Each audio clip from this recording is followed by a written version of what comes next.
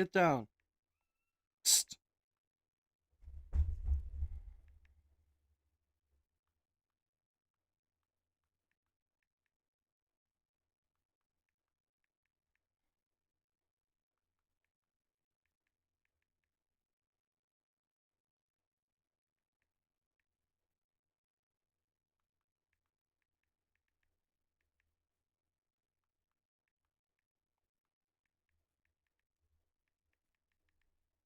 God dang it.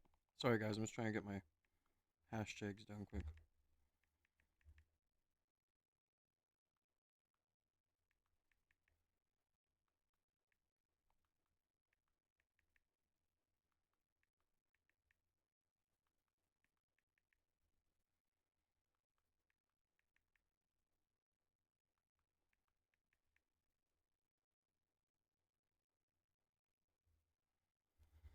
All right. So, yesterday's Candace stream was crazy. So, today, what we're going to do is we're going to take down notes. And then I'm going to be doing hella research on a lot of the stuff she's talking about on here. I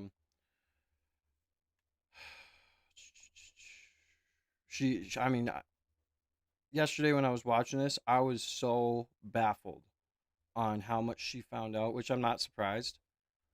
But this return stream yesterday was wild, like just wild. And so today, I got my notebook. We're gonna be kind of writing down things because I'm gonna be doing some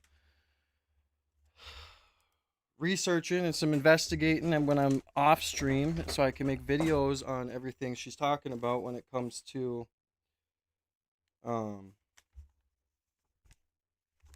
what she talked about. It's crazy.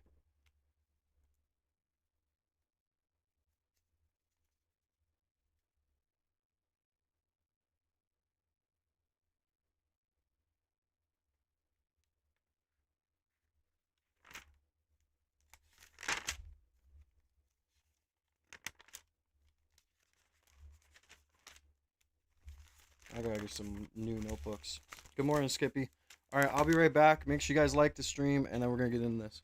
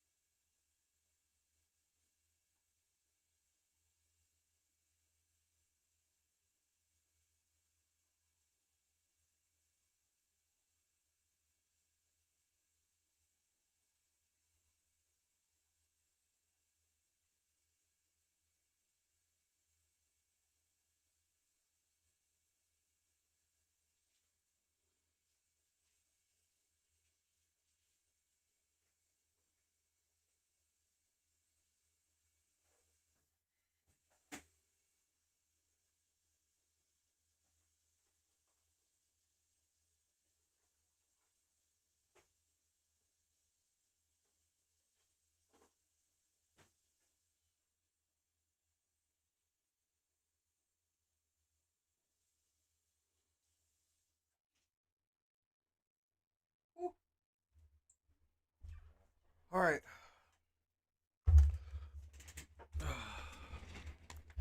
Sorry, I had to brush my teeth quick. I had forgotten. So make sure you guys double tap that screen. Let's get the likes up right away. Let's start.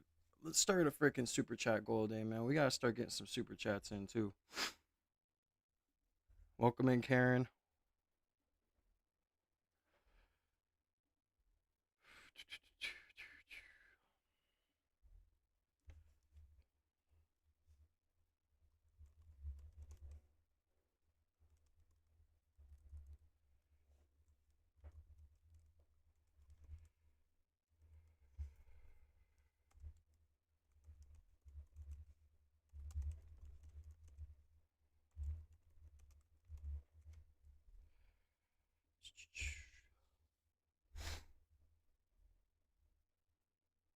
Yeah, I just had to. I'm sorry you're sick with the flu. I hope you feel better. We're about to get into some interesting stuff today, so you won't regret watching this. Yeah, I had to take a shower as soon as I got home from dropping the girls off. I've just been grinding, man. Oh,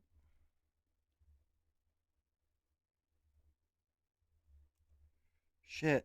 I just fucked that all up, too.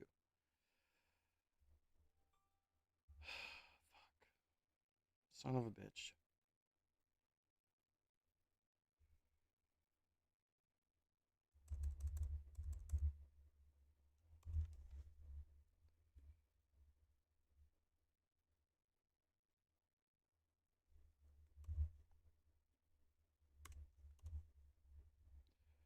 Let's do this. There we go. Gotta hate when I accidentally push wrong buttons. Oh well.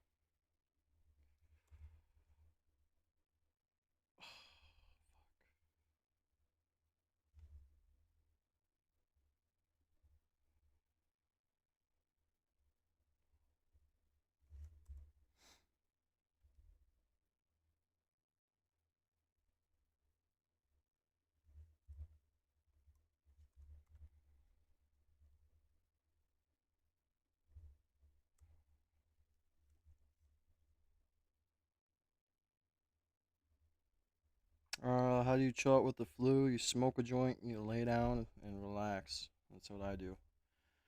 Fuck, last time I was like influenza and strep throat. I was out, bro, but I was chilling. Oh, that water's nice and cold. I love it when it's nice and cold like that. All right. Where is my. Oh, there's my pen. All right, awesome. I'll have to get back up again. All right. So, again, yesterday, Candace's stream was wild, okay? It was like. Yeah.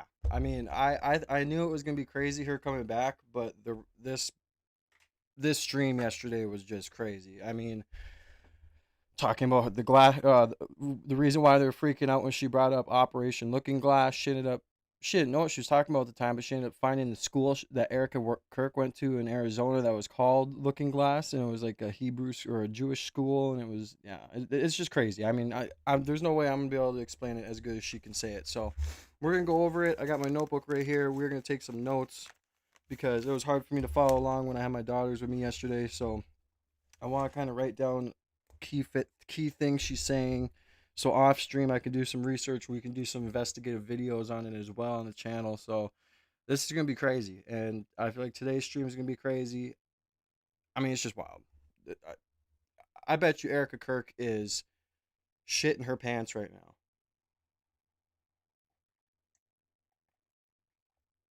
Well, I hope you feel better, Karen. God bless you. But yeah, let's get into it, man. Let's not waste any time. If you guys want to support your boy, make sure you guys hit the subscribe button. We are at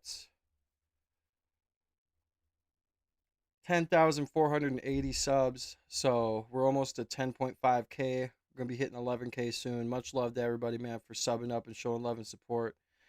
Make sure you guys, if you haven't already, make sure you hit the subscribe button with notification bell. Double tap the screen, show some love and support. If you want to go further, feel free to super chat to your boy. Help support your boy through super chat. Any big donos, go to the pinned comment and go to the link there. Um, that instead of taking 30% of your super chat, they only take like 5, I think. So, but yeah, let's get into it, man. This is gonna be crazy.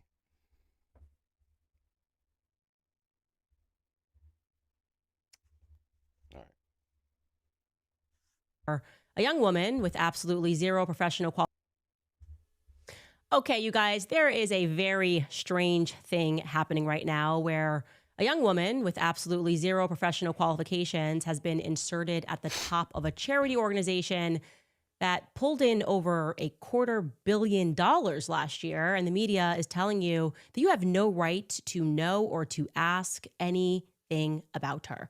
The argument being made is that her husband was murdered. Therefore, she has a right to assume the position.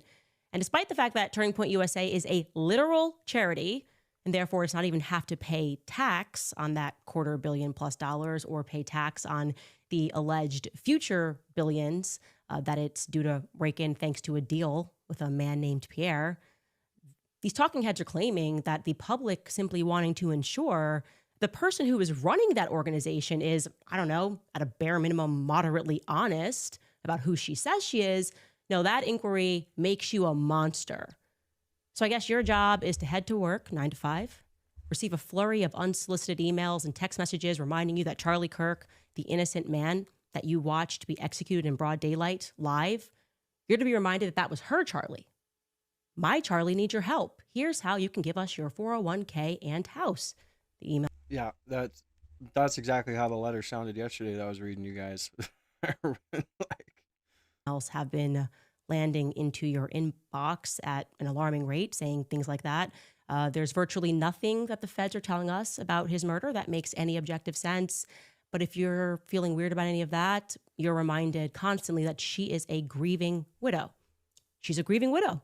yeah, when Trump said in his State of the Union speech that he hates the attacks against Erika Kirk and that she's a good person and that none of it's true. It's like, yeah, you're just I mean, this is just a top of the food chain operation, dude. Like, yeah. That sentence, in my opinion, is this year's Trust the Science. She's a grieving widow.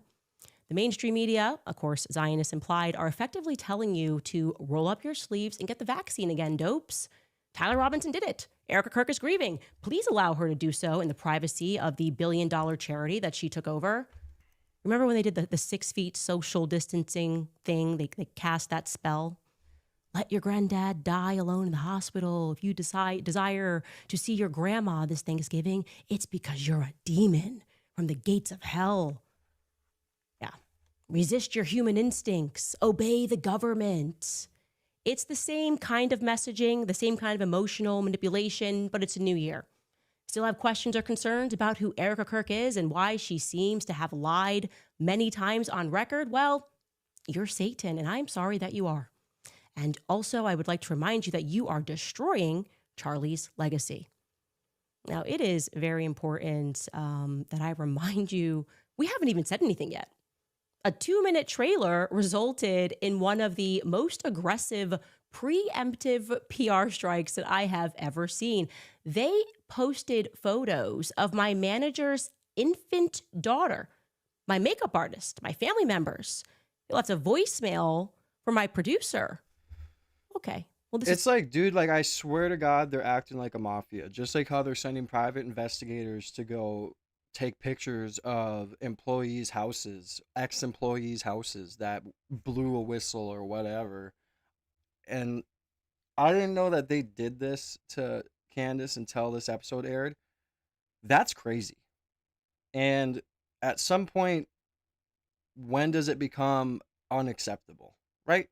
Like, when does it become to be like they're going a bit too far? Right? Right? When's it going to be like, yeah, I get it, Erika. You lost Charlie, but you guys are acting like a fucking mob.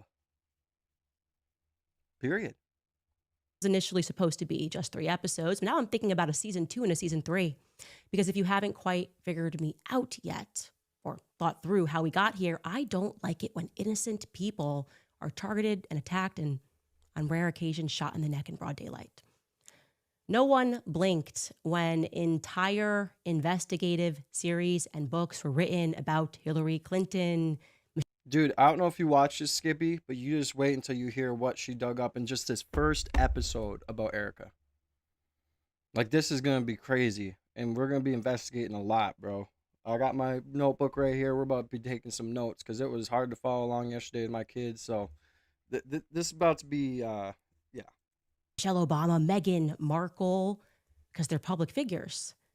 I've effectively endured 10 years in politics with nonstop exposés and investigations into my background, but we're told Erika is somehow untouchable.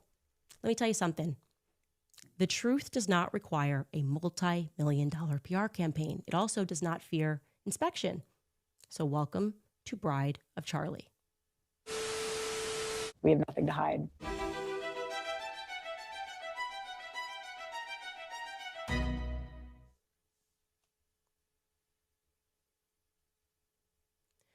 Where should we begin in this story? I think maybe with just a blanket statement, something is not right with Erika Kirk. And despite a most aggressive influence campaign, which at one point even included a signed letter from the Secretary of Treasury assuring us that Turning Point is above board, amazing organization, and despite, in addition to that, a flurry of homosexual men making over dramatic videos about sheer evil. No, not mass murdering children, sheer evil, investigating someone at the helm of $1 billion company. Despite all of that, the public remains unconvinced that she is simply a grieving widow, because she isn't simply a grieving widow. She's also the CEO and chairman of an organization. In fact, during our preparation for this series, an investigative journalist named Elizabeth Lane went viral on X because what she authored about Erika was brilliant. It just was objectively brilliant. It gave voice to what millions of people worldwide were feeling, but didn't exactly know how to express. And I'm going to read you her words in their entirety because I think it's very important, okay? Elizabeth Lane wrote, "I'm going to be blunt. I have reached the point where I find Erika Kirk to be deeply disturbing, not because of rumors or gossip, but because of consistent, observable patterns of behavior. To be clear, everything I say in this post is my opinion. I am not claiming this is a fact. I am saying this is what I think Erika Kirk is. I come from the world of acting and modeling. I have spent years around social climbers, opportunists, Dude, Candace, I don't know what's up with you in this episode, but I can hear your like lips smacking, your tongue smacking, dude. image curators, and people who treat relationships like ladders. That is why I left that world. Most of these people are shallow and harmless. A few are dangerous. Erika falls into the latter category not because she is just ambitious, but because of how calculated and performative her ambition appears to be. I believe she may be a psychopath. What stands out immediately is the reaction that she provokes in other people, which is very common with psychopaths. Across the board, including people who support her publicly, the private reaction is the same. It's, I can't watch her. It's not a criticism, it's just a physical discomfort. People turn off interviews because the presentation feels artificial to the point of being unbearable. Let me explain. That kind of response does not happen accidentally and does not happen often.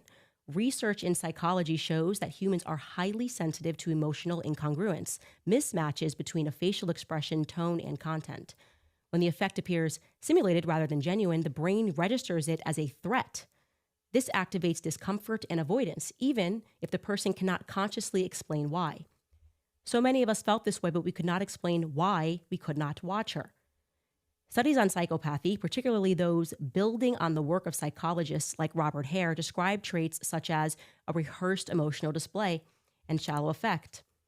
These traits can create what observers experience as an uncanny interpersonal dynamic. The discomfort arises, and people want to shut it off because most people rarely encounter extreme affective mimicry in everyday life. So the brain struggles to categorize what it is detecting. Erika is attractive enough, and she had every tool in her possession to sell this organically, except for one thing: emotion. The entire story of what happened could have helped her sell this fully. She really would have been the last person on earth to be a suspect, if not for the FBI's terrible mistakes, Turning Point USA's lies, and her very fake performance. Plenty of attractive, ambitious women move through media spaces without triggering that response, even though we know what they are. This is about something else, an extreme disconnect between presentation that she puts out and the perceived authenticity. Erika is not the archetype of a model actress seeking money and fame and then settling into a quiet life with a wealthy, good-looking husband.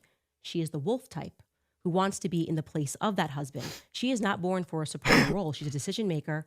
She appears to pursue proximity to power, moving fluidly between television, nonprofits, branding opportunities, and ideological spaces that maximize her exposure. Her previous partners are guys that women like her would date: muscular, jacked, good-looking. Even though they are not people with huge potential, they are all somewhat established. They are good stepping stones until the right person shows up. Now, looking at her previous partners, I would say that Charlie probably was not her type visually, but he was exactly what she was looking for in a man. Dude, this is crazy when she's right when you listen to this, because I was trying to put it in the words yesterday about how I felt about her or TPUSA in general, but this is a very good tweet on her, because this is exactly right. I mean, and this is what a lot of women do, dude. And this is like nowadays society is women use men as stepping stones. But then you've got psychopaths like Erica, who are potentially CIA, potentially, you know, groomed to be like this her whole life, And it's just so obvious. And this is such a good tweet. I'm sorry to interrupt, but yeah. Anyone that's new to the channel, make sure you guys hit the subscribe button, double tap the screen. We always try and see how many likes we can get within the first 60 minutes. We're at 21 minutes right now. We always try and hit 100 likes, but it looks like the algorithm's changing for me a bit as the time zones or the time changes are happening. So it is what it is, man. Um, so yeah, I don't know. Just support the channel, man. Hit the subscribe button, double tap the screen, show some love and support. But yeah, this is why you would never involve your wife with your business. Like if I was Charlie and I got with Erica, it would have been you're just gonna raise the kids and you're gonna reap the benefits of how hard I work, but you're never gonna be in my business. You know what I mean? Because then you got situations like this where she potentially sees a way out of a relationship she doesn't want to be in, or she potentially sees that she could now take what you have because you're bringing her into this world, and she's seeing it all. She's thinking she has power. I mean, even the whistleblower said that Erika Kirk was acting like she was the boss before Charlie was even killed, right? Potential to be a great power. What Erika was looking for is the same thing Hillary Clinton was looking for when she met Bill. She recognized that Bill Clinton was her ticket to power, the power that she could control, and she was right. She realized that she could create a great brand out of him and herself, and they still are a brand, the Clintons. No one in this world can say that those two love each other. They are a brand that works. That's why she's sticking around despite Epstein and Lewinsky. Also, if you think Bill is the decision maker there, you must have never been in close proximity to the Clintons. She moves the game. She is the decision maker. Erika saw a brand with Charlie. Yeah, some of these relationships are just for PR, right? Like how she's saying that, it works. It just works, but she's the decision maker. Like, I bet you at home they don't even touch each other. I bet you they don't even fucking show affection to each other no more. You got to wonder how these people act. And to me, you got to be a psychopath to be in these kind of relationships, because if I'm in a relationship, I want to be able to love my partner. I want to be able to have my partner be loyal to me, and I want to be able to reap the benefits of a good relationship. When you're in this type of relationship, you ain't reaping no good benefits. It's going to be toxic throughout the whole thing. She also saw that Charlie could one day become president of the United States if he wanted to. Charlie had the ear of the most powerful segment of any society, students. He was going to be a very important player in politics, and she was not missing that ride. What is striking is how completely her public identity reshapes itself after that relationship begins. The aesthetic, the tone, the values, the presentation all change. Overnight, the persona shifts into the role that best suits Charlie's world: a devoted Christian, modest, a supportive housewife. That kind of rapid adaptation is quite impressive for a usual person, but not for a psychopath because they do it all the time. In my head, the story goes like this. For a moment, it works. She becomes the wife of a rising political figure with access to donors, institutions, and national platforms. At that point, the ceiling isn't social media influence, it's empire building, foundations, global reach, a legacy, a brand, the Kirks. It's obvious that Charlie listens to her, whether it's about donors or the trajectory of Turning Point USA. The most influential figure in any mentally healthy man's life is going to be his wife. She's going to be the biggest influence, and that is just how it is. That is why you need to pick your partner wisely. And everything was going well until Charlie began making decisions based on conscience rather than expansion and money. And it's crazy to think too, because if Erika Kirk was his handler, or like she was put into his life, because I gotta get one of those keyboard spray things or whatever, air spray things. It's crazy to think because in this episode, Candace even says, and I never thought she'd say it, but she said that there should be a paternity test done on the kids, basically. And you just kind of got to wonder how set up it all was. And it's kind of crazy to think when you dive deep into your mind about it, how set up things can get and how you don't even know. Like, did Charlie even know? Did he have an idea? Or was he kind of involved with it? It's just, when you think about all the conspiracies like I do, and your mind is just consistently running a million miles a minute like mine is, you kind of can't help but think like, damn, like you kind of try and evaluate everything else in the world. It's just crazy how things can be. It's just wild. He turns down money. He refuses to play dirty politics. I am assuming someone like Erika, who married into this because she had a vision for this brand, would not be very happy about that. The life she appears to have signed up for, the power couple, expanding influence, historical relevance, was collapsing into something else entirely: domesticity, housewife, kids, and now Charlie refusing to accept the money that can make him a global power. A supporting role instead of center stage is not her thing. Her husband died a few days ago, and she walks onto the stage as if she was born there. It comes naturally to her. She knows it and she wants it. Just days after her husband's death, she was already laying out ambitious plans for the company over Zoom. It's obvious she was always deeply involved in the business and knew exactly where to pick up when her turn came. What people struggle to watch, what makes the screen unbearable, is not grief. It's the absence of emotional continuity. Performances can be learned. Trust me, as a former actress, I can speak to that. But emotion cannot be improvised or mimicked if you've never experienced it. That's why I think we are dealing with a psychopath who has never really experienced these emotions and does not know how to play them. And audiences feel it instantly. It's fake. Again, this is just my opinion. It's a good place to start. It is a good place to start because there are a lot of things that Elizabeth said there that I think I am going to be able to prove, adapting her personality to suit the people that she meets, the lies that she tells. I've done a lot of work here speaking to ex-boyfriends, speaking to old classmates. I really wanted to get a sense of who Erika was. And also, in a word, yes, I concur. There is something about her. I don't know any single personality in the media or politics that has had the same effect that Erika has had on people worldwide. She's a rare bird, okay? She has actually managed to unify the left and the right on a single perspective. Think about that, how amazing that is. Say what you will about Hillary Clinton, but she had a true following on the left, right? It was a bloody match back in 2016.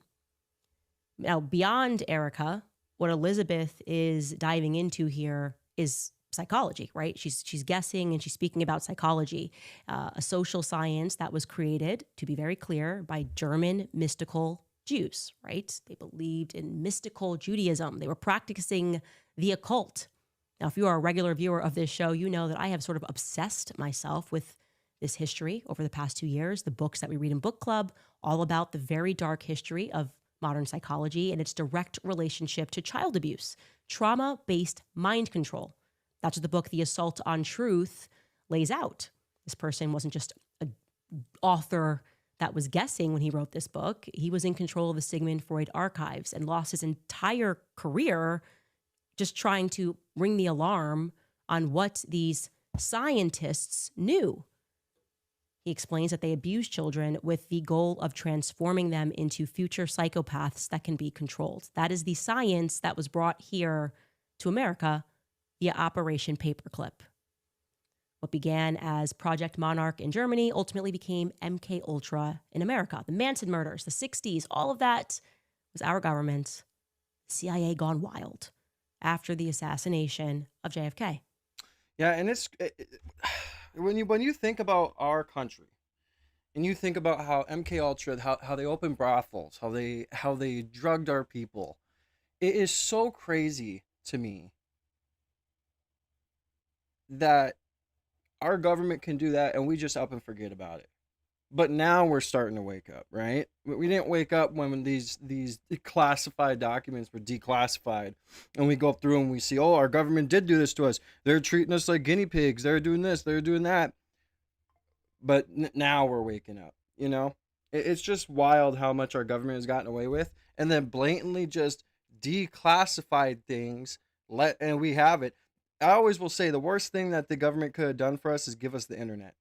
Because now that's why we're woken up. Now that's why we are the way we are, right? It's just wild to me how far they have gotten and how far they have came without any sort of backlash. For drugging and experimenting upon citizens with the explicit goal of controlling minds, social engineering, making people get into a formation. These are indisputable and historical facts. This brought forth the dawn of serial killers in America, too many of them with curious ties to the military. Yeah, MK Ultra was a military-grade program. Truthfully, behind every unthinkable crime is a deranged psychologist and a prescription cabinet. If you think that MK Ultra ever stopped, I hope that the Epstein files and the stunning defense of the Epstein files from our quote-unquote elites helped to shatter that illusion. All right, yesterday this is pretty much where I picked up on at with my kids after I got home from picking up my daughter from school. So everything from here I have to listen to and I have to take notes on. So let's listen, guys. Everybody who's new to the channel, welcome. Welcome to the See Me Now family. Make sure you guys hit the subscribe button with the notification bell.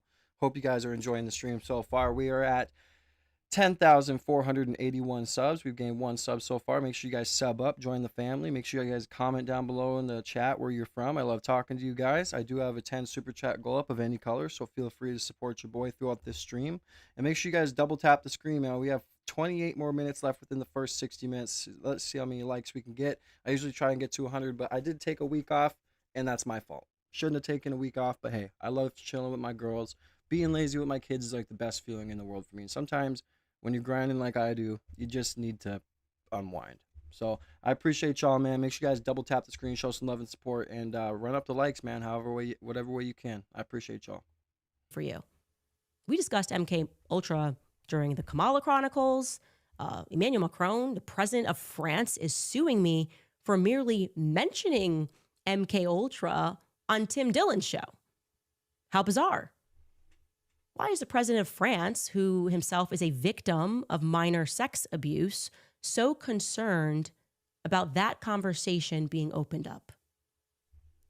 Independent study into Sigmund Freud and what he and his colleagues were doing in Vienna is crucial for you to understand what is going on in this world and the way that the world works, okay? Now, pivoting back to Erika and her story, I will tell you my personal opinion and my experience with her.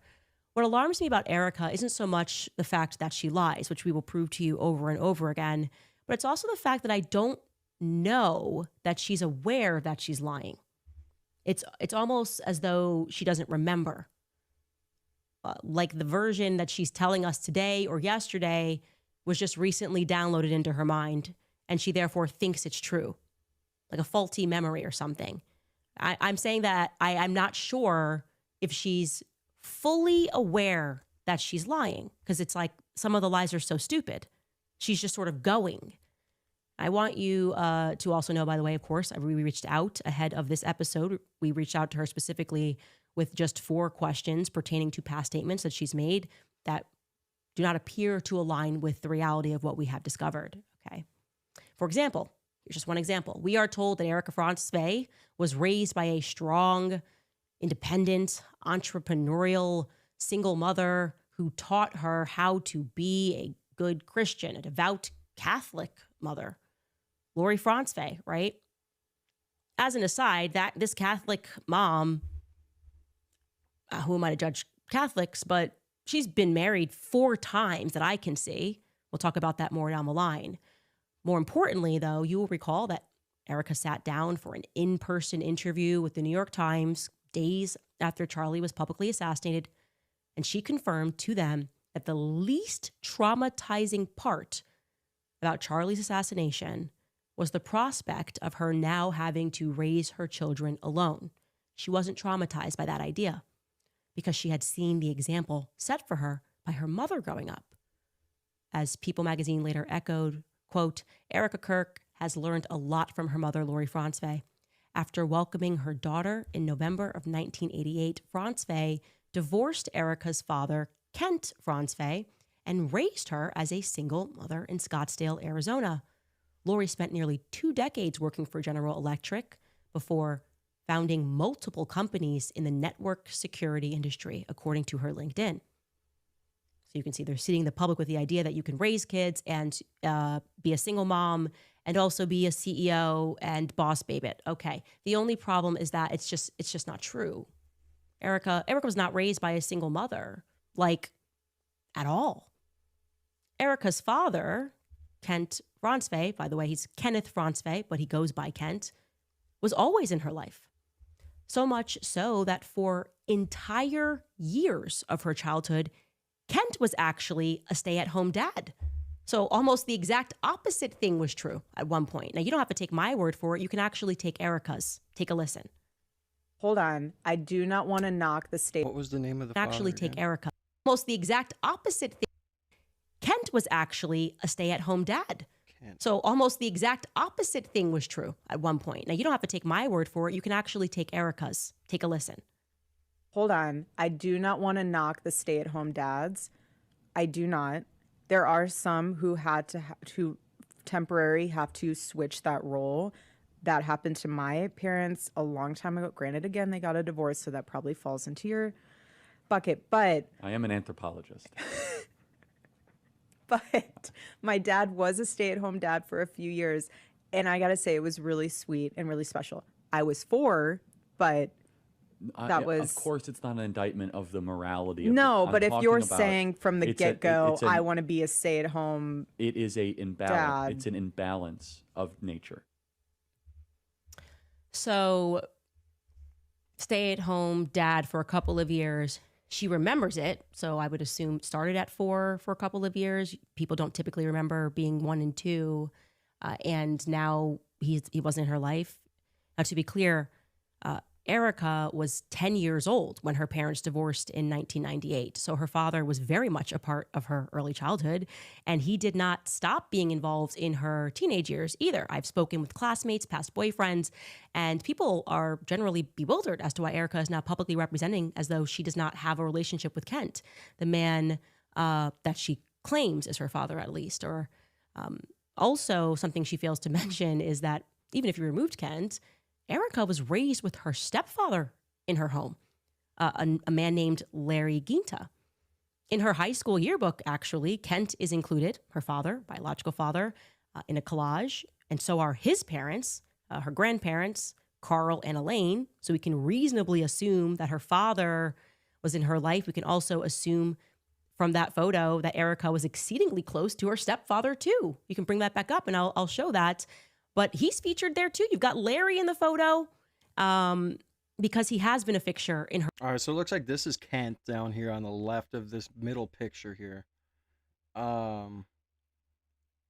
These must be her grandparents here. Damn, dude, I can't believe, like, Candace is just a goat when it comes to getting stuff, dude. Like, I can't imagine how much more how crazy this series is gonna get. But this first episode is wild. But we're going to take our time throughout this reacting to it and getting information because I want to do my part on getting like the right stuff to investigate on because I will be dropping investigative videos on it. Gives me something to do and something interesting to look up. Her life since before her parents' divorce was ever finalized, because both he and his son are also in the collage. I confirmed with classmates Larry and Lori were together since Erika's elementary school days. In other words, Erika grew up in a situation that is now termed as a bonus dad. Both her biological father and her stepfather figure were present and all living in and around the Scottsdale area. So why this little Make sure you guys run up those likes, man. Double tap the screen, show some love and support. Let's try and get in the algorithm today. public misrepresentation? I would be super offended if I was a stay-at-home dad and then suddenly you've got someone saying, it was all alone. My mom did it all by herself. Now, you will see throughout this investigation that there are a lot of little wrinkles like this in Erika's story.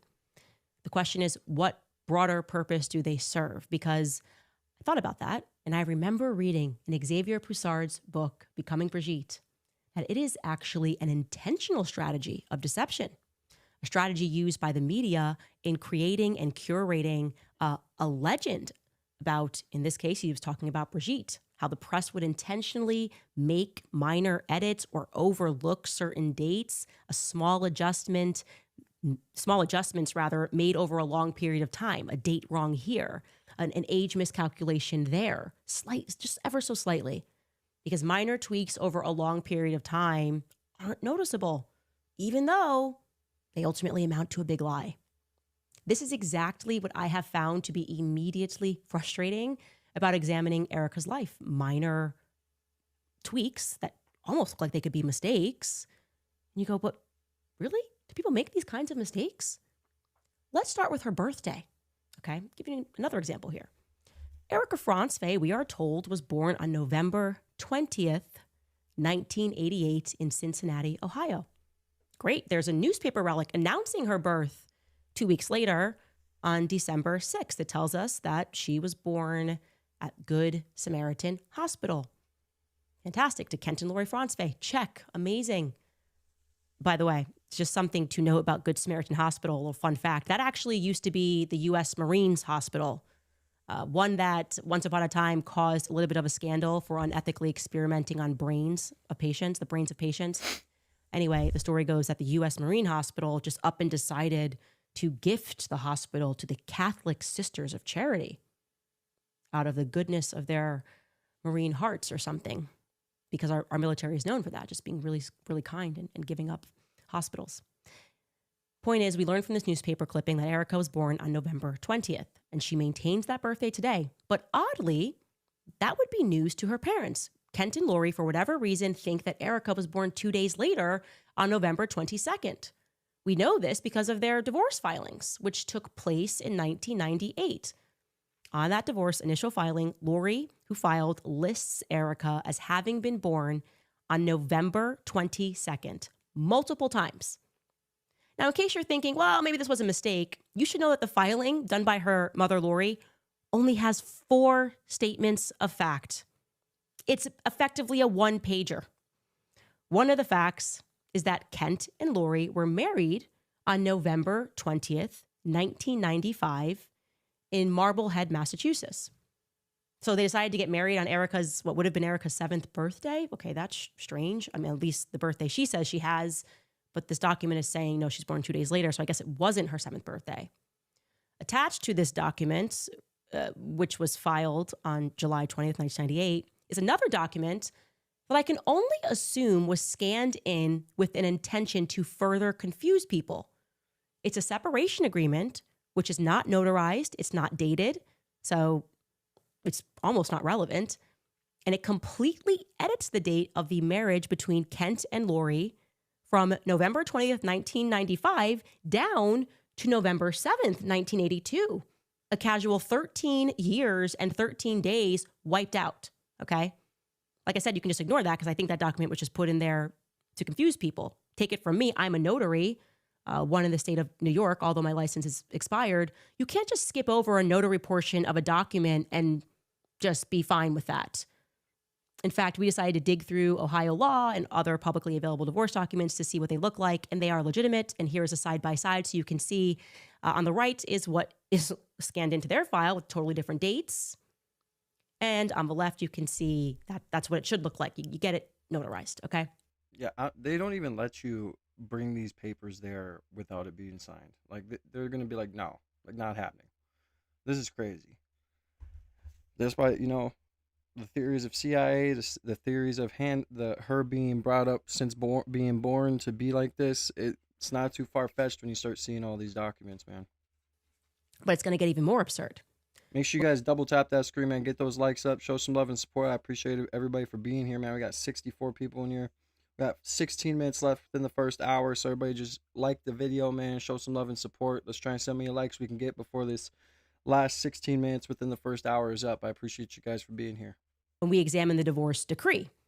So for the uninitiated, the first document is just the filing. I, Lori, am pursuing a divorce, and here are the facts. And now what comes after that is the decree or the final judgment, okay?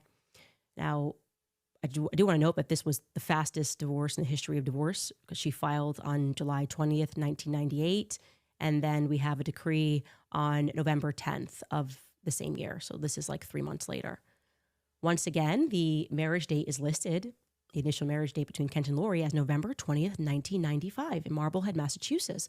But oddly, you can see that somebody just went in and tried to edit that date by hand afterward, adjusting the wedding date down this time to 1985, not 1982, hoping, I guess, that no one would catch that.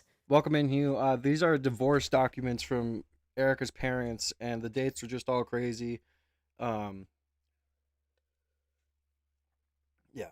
it's just wild. This is crazy, and it's about to get crazier. But so they basically on this one tried to right here.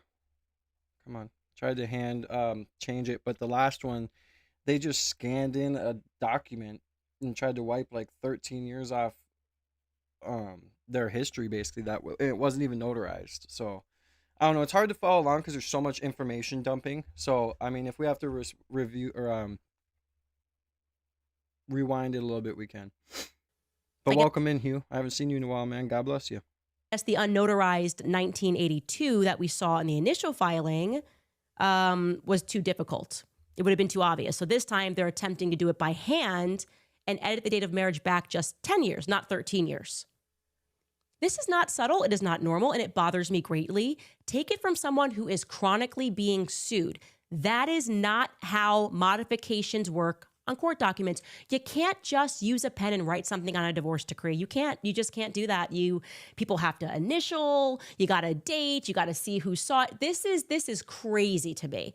My suspicion, and again, this is just a general suspicion, is that this was done after the fact. Maybe someone had a friend down at the county clerk who was responsible for scanning those docs into the system, and they just kind of did that. Yeah, that's the only way, dude, because these clerks, at least, I guess I'm only 26. I'm a youngin'. I don't know, maybe back then it was easier to persuade people to do something, but that's the only way, dude. Like, it is wild. She's right. This is not real life. You can't just, a clerk won't just scan in a document that's supposed to be notarized for a official divorce and just scan it in like that.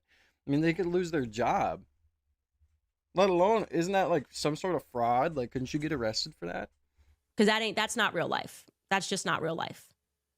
And once again, that has another casually added separation agreement, which is still not notarized, with an entirely different date of marriage. And the crazy part is that the separation agreement, in that separation agreement, Kent Francevey is waiving his rights to an attorney with no notary present. He just agrees that Lori's lawyer can represent him on everything. So what are we to discern from this? We are at 4 different plausible marriage dates between Kent and Lori Francevey across 2 documents. I should also add that And no man's ever going for that. I'm sure that there was some sort of intimidation going there. You know what I mean? not find a single trace of their alleged marriage in Marblehead, Massachusetts. Doesn't mean that it doesn't exist, but I couldn't find it across any date. And Marblehead, I would like to know, is certainly an interesting town to pick because it's the recognized birthplace of the Marine Corps. We're going to keep hearing the Marines coming up throughout this entire story. We're just laying the groundwork here. Now, I should note, to be responsible here, that there are divorce-related documents that are available in Ohio online that we simply are not allowed to have access to. Like, people have privacy. That makes sense. So it's entirely plausible that they went in and fixed these glaring errors that for some reason a judge, we're supposed to believe a judge signed off on this many wacky different dates. Yeah, that's the thing. Like, I agree, Karen, you can get it done, but the thing is the judge. Like, the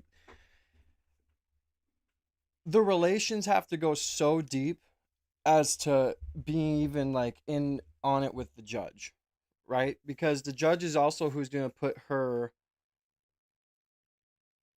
put his or her job on the line by signing off on this divorce, with unnotarized documents, with hand edited papers, completely unprofessional. And I'm sure it could get done, but you have to at least, like, you gotta wonder also why are, like, if they do have these relations, why do they have these relations? How do they have these relations? You know what I mean? How do they have this kind of power? And she's gonna keep explaining it, but it's just very interesting. Shout out to Shaheem. Jesus Christ is coming. This is the loving warning of eternity is real and hell is real. If you're breathing right now, God has given you time to repent and turn to Jesus. Today is the day of salvation. God bless you. Thank you for coming in here and saying that. I love seeing that instead of hate like earlier, but it's all good, man. God bless you. But the point here is just to demonstrate to you how even the most mundane Make sure you guys double tap that screen, man. We have 10 minutes left within the first hour. Can we see how many likes we can get, please? I know I took a week off to chill with my girls, but damn, there was no school. What do you expect me to do? Show some love. About Erika's life are frustrating to verify. And that's just an appetizer, my friends. Because then we received a very interesting email from Sweden. Yeah, my Sweden fans, what's up? What's up, Sweden? And it led me to even more questions about Erika's paternity. We are going to be right back after a break. All right, you guys, some good news. Thanks to you last year, day that there's no baby on an image. Chances for. I also want to speak to you guys about credit on users with credit behavior and your Offer applies to new kick the score below. With credit card that is designed just for zero, just more and interest. Take back by visiting /Candace. Okay, so we obviously cannot go so far as to Appreciate you, Hugh. suggest that Lori, Loretta, Abbas, Stanley, Wallstad, Franzwey was openly committing fraud. We can't say that. What we can confirm to you, however, is that if she was doing that, breaking the law and committing fraud is something that Lori's family is kind of historically known for. Dude, I literally just now noticed that your name is Humongous D. Out of all the time of you following me and commenting on my videos, this is the first time I literally just now noticed that's what your name is, bro.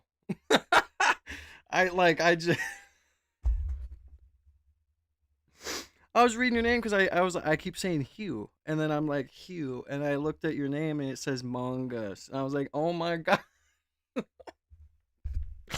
Oh Jesus. Kind of arrived into this country doing just that. You see, Lori Franzwey, like I said, was born Loretta Abbas. She was named after her Syrian grandmother, Loretta Abbas. I want to sear into your mind right now that the Abbas family history is steeped in gambling and casinos. All about gambling and casinos specifically.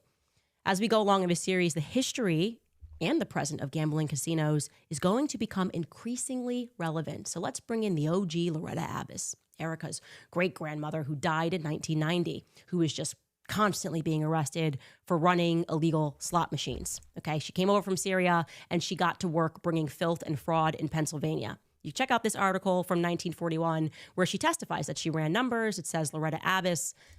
Oh my god, look at my hand, how it cramps, dude. My middle finger is crooked. See that? I literally have to freaking not what you think. Bro, I'm sorry, but I read your name. I'm like, bro, this is the first time I'm like seeing this. All right, I got to get her grandma's name written down quick. Loretta Abbas. All right, appreciate it. Of Washington, Thomas Roberts, whatever, testified that they All right, Command Shift 4.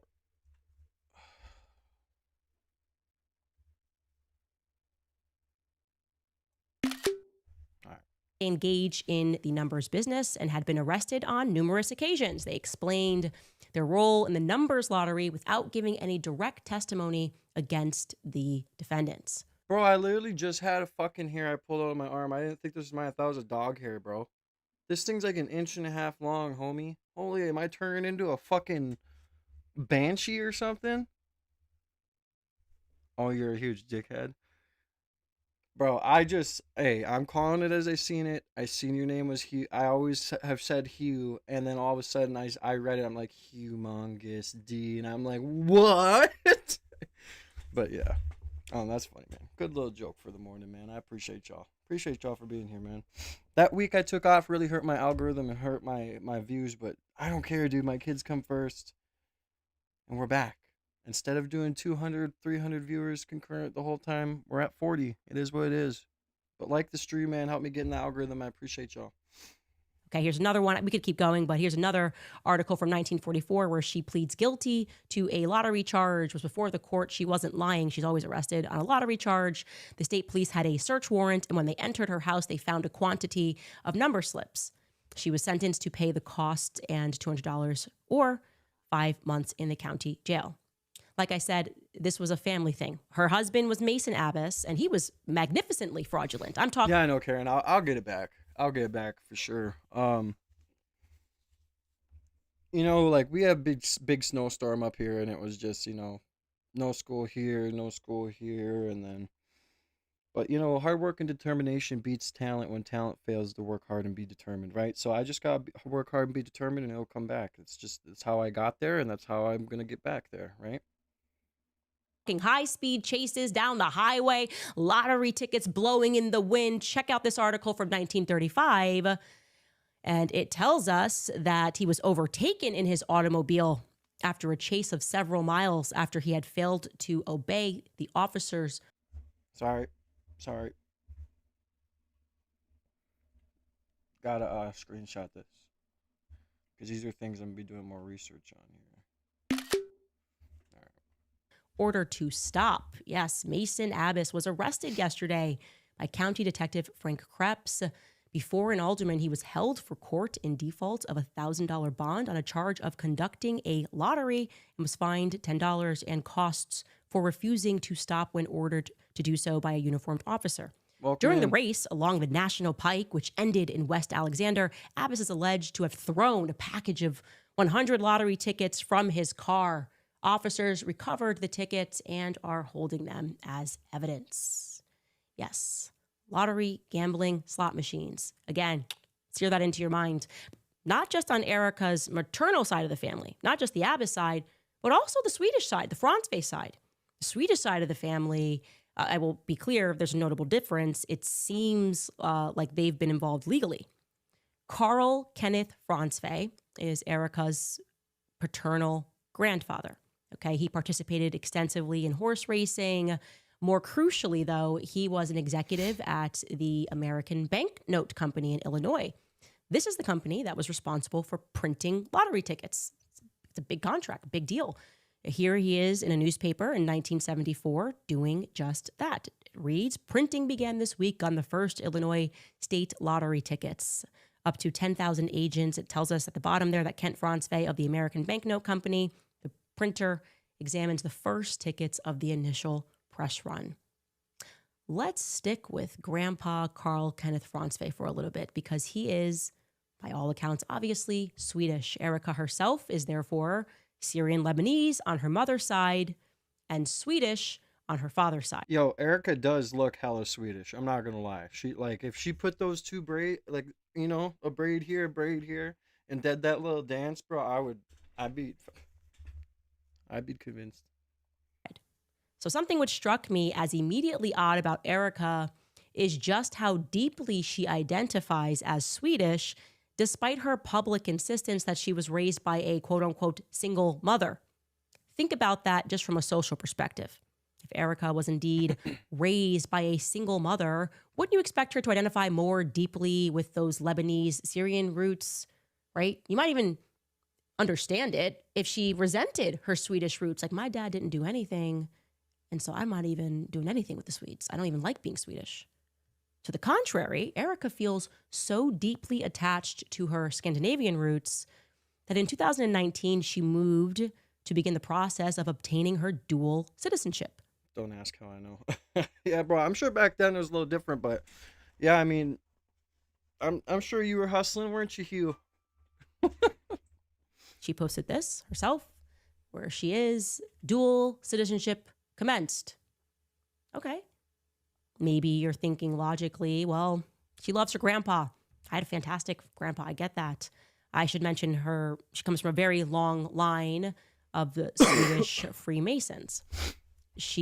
Much love to everybody that's in here, man. Make sure you guys double tap that screen, get the likes up, show some love and support. Let's try and get in the algorithm today. We're going to really take these notes down, and we're really going to try and get this investigation going on all these other things. I'm sure I'm not as good as these other people like Ian Carroll and all this other shit. I don't have a team, it's just me. But this is why we are taking notes and we are screenshotting things, and your boy's going to be doing some research and dropping some more videos, so stay looking out for that. So hit this subscribe button with the notification bell, show some love and support. Make sure you guys double tap that screen. Let's try and hit 100 likes. We just need 79 more beautiful people to double tap that screen so we can get to 100 likes. I would greatly appreciate it. We are back on the horse, riding strong. We've been consistent since Tuesday. Much love to everybody, man. He definitively was close to her grandfather. We know this because she posts about him many, many times over the years, referring to him affectionately as her Morfar. Saw this over and over again. You just see posts of him on how much she loves him. She even mentioned her grandmother there. That's his wife. Okay, hold on. These are many, many different Erika Kirk posts. Sorry, guys. I am taking screenshots. Because I am going to examine them after the stream. So, Morfar. Farfar. It sounds like that guy off Shrek. That little king guy when he's talking. For some reason, that's what it makes me think of. Farfar. Farfar. Elaine, and she Zeus is looking at me like, what the fuck, bro? What are you saying? As she is my angel in heaven, but I usually call her More. So that's her More. Morfar and her More. Show you another post, just her grandfather, where she's gonna talk about reflecting upon losing him in 2016. She's posting this, and she again is going to address him as her Morfar. This appears to Do you think that Charlie Kirk ever thought to look back on her old posts? Or you think he was just like, ah, fuck it, I'm a trust her? You know? Do you ever think he thought to investigate her? Or did he just say fuck it? be another wrinkle. You see, I Yeah, anyone know the Muffin Man? Yeah, right?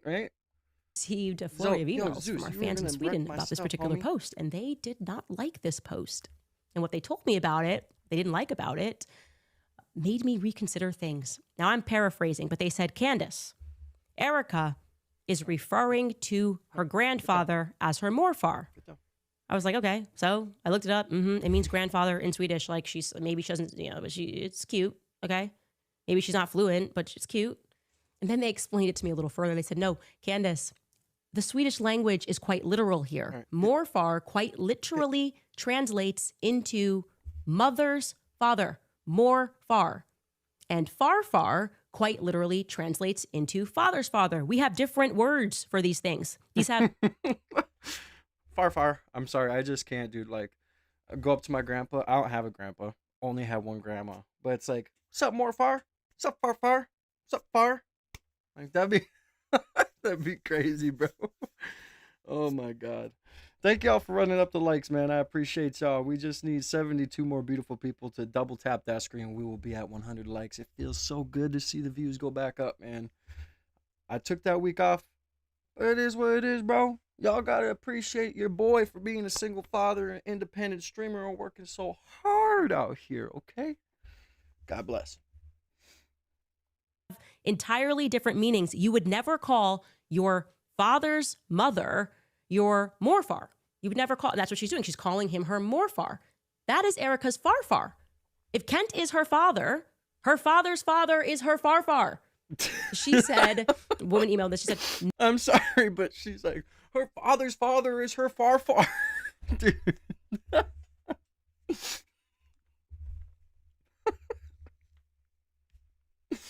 I'm sorry, but who else finds that funny, dude? Like, that's not right. Her father's father is her far. Welcome in, Danielle. Much love. no Swedish grandfather would ever allow you to refer to him as Morfar if he was not actually your Morfar, okay? If he was your Farfar, he'd say, very cute, I'm your Farfar. Let's get that straight. This would be something akin to Lord being Farfar. Yeah, someone's there it is. grandfather and allowing them to call you uncle. It's just wrong. It's just wrong. Words have meaning. So why is her very Swedish grandfather, so Swedish, this line of Freemasons, Masons Swedish, allowing Erika to call him my mother's father? Lori's father? No, that's not Lori's father. What's going on here? This is an incredibly interesting wrinkle, which brings us to a point where we should introduce you to the family tree so you can just kind of see what's going on here, because this All right, this is something I wanted to screenshot as well. Just give me a second. I was watching this on my TV last night, or I already would have done it, right? All right. Yeah, she's gonna get in how she's connected with the Rothsteins too, which we all know who they're connected to. So thank y'all for running up the likes, man. We just need 67 more beautiful people to double tap the screen, or if double tap doesn't work, hit the 3 dots in the top right corner and hit the like button that way. But also, most importantly, hit the subscribe button, man. Join the family. Join the coolest fucking community on YouTube. We're at 10,483 subs, man. On the road to 20K. Let's go. Show some love and support, man. Farfar scandal troubles me deeply. Is Erika lying? Is she You could these days. Yeah. Don't misgender your grandpa. mistaking? Is she making a mistake at all? Or is she accidentally actually trying to tell us the truth? Let's take a look at some other interesting tidbits. On March 21st of 2019, Erika... Marsh. Did she just say Marsh or did she say March? It's March, honey. Interesting tidbits. On March 21st On of Marsh. 2019, She did say Erika Marsh. visits with Charlie. She's in Jerusalem with Charlie, what is known as Zion's Gate in Jerusalem. She posts a picture with a pretty curious caption. It reads in part, meet Darla, a Romanian Jew that now calls Israel home. She was sitting by my family's dedication sign for restoring the Zion Gate in Jerusalem. Oh. What? Why is Erika describing the Zion's Gate as her family's dedication?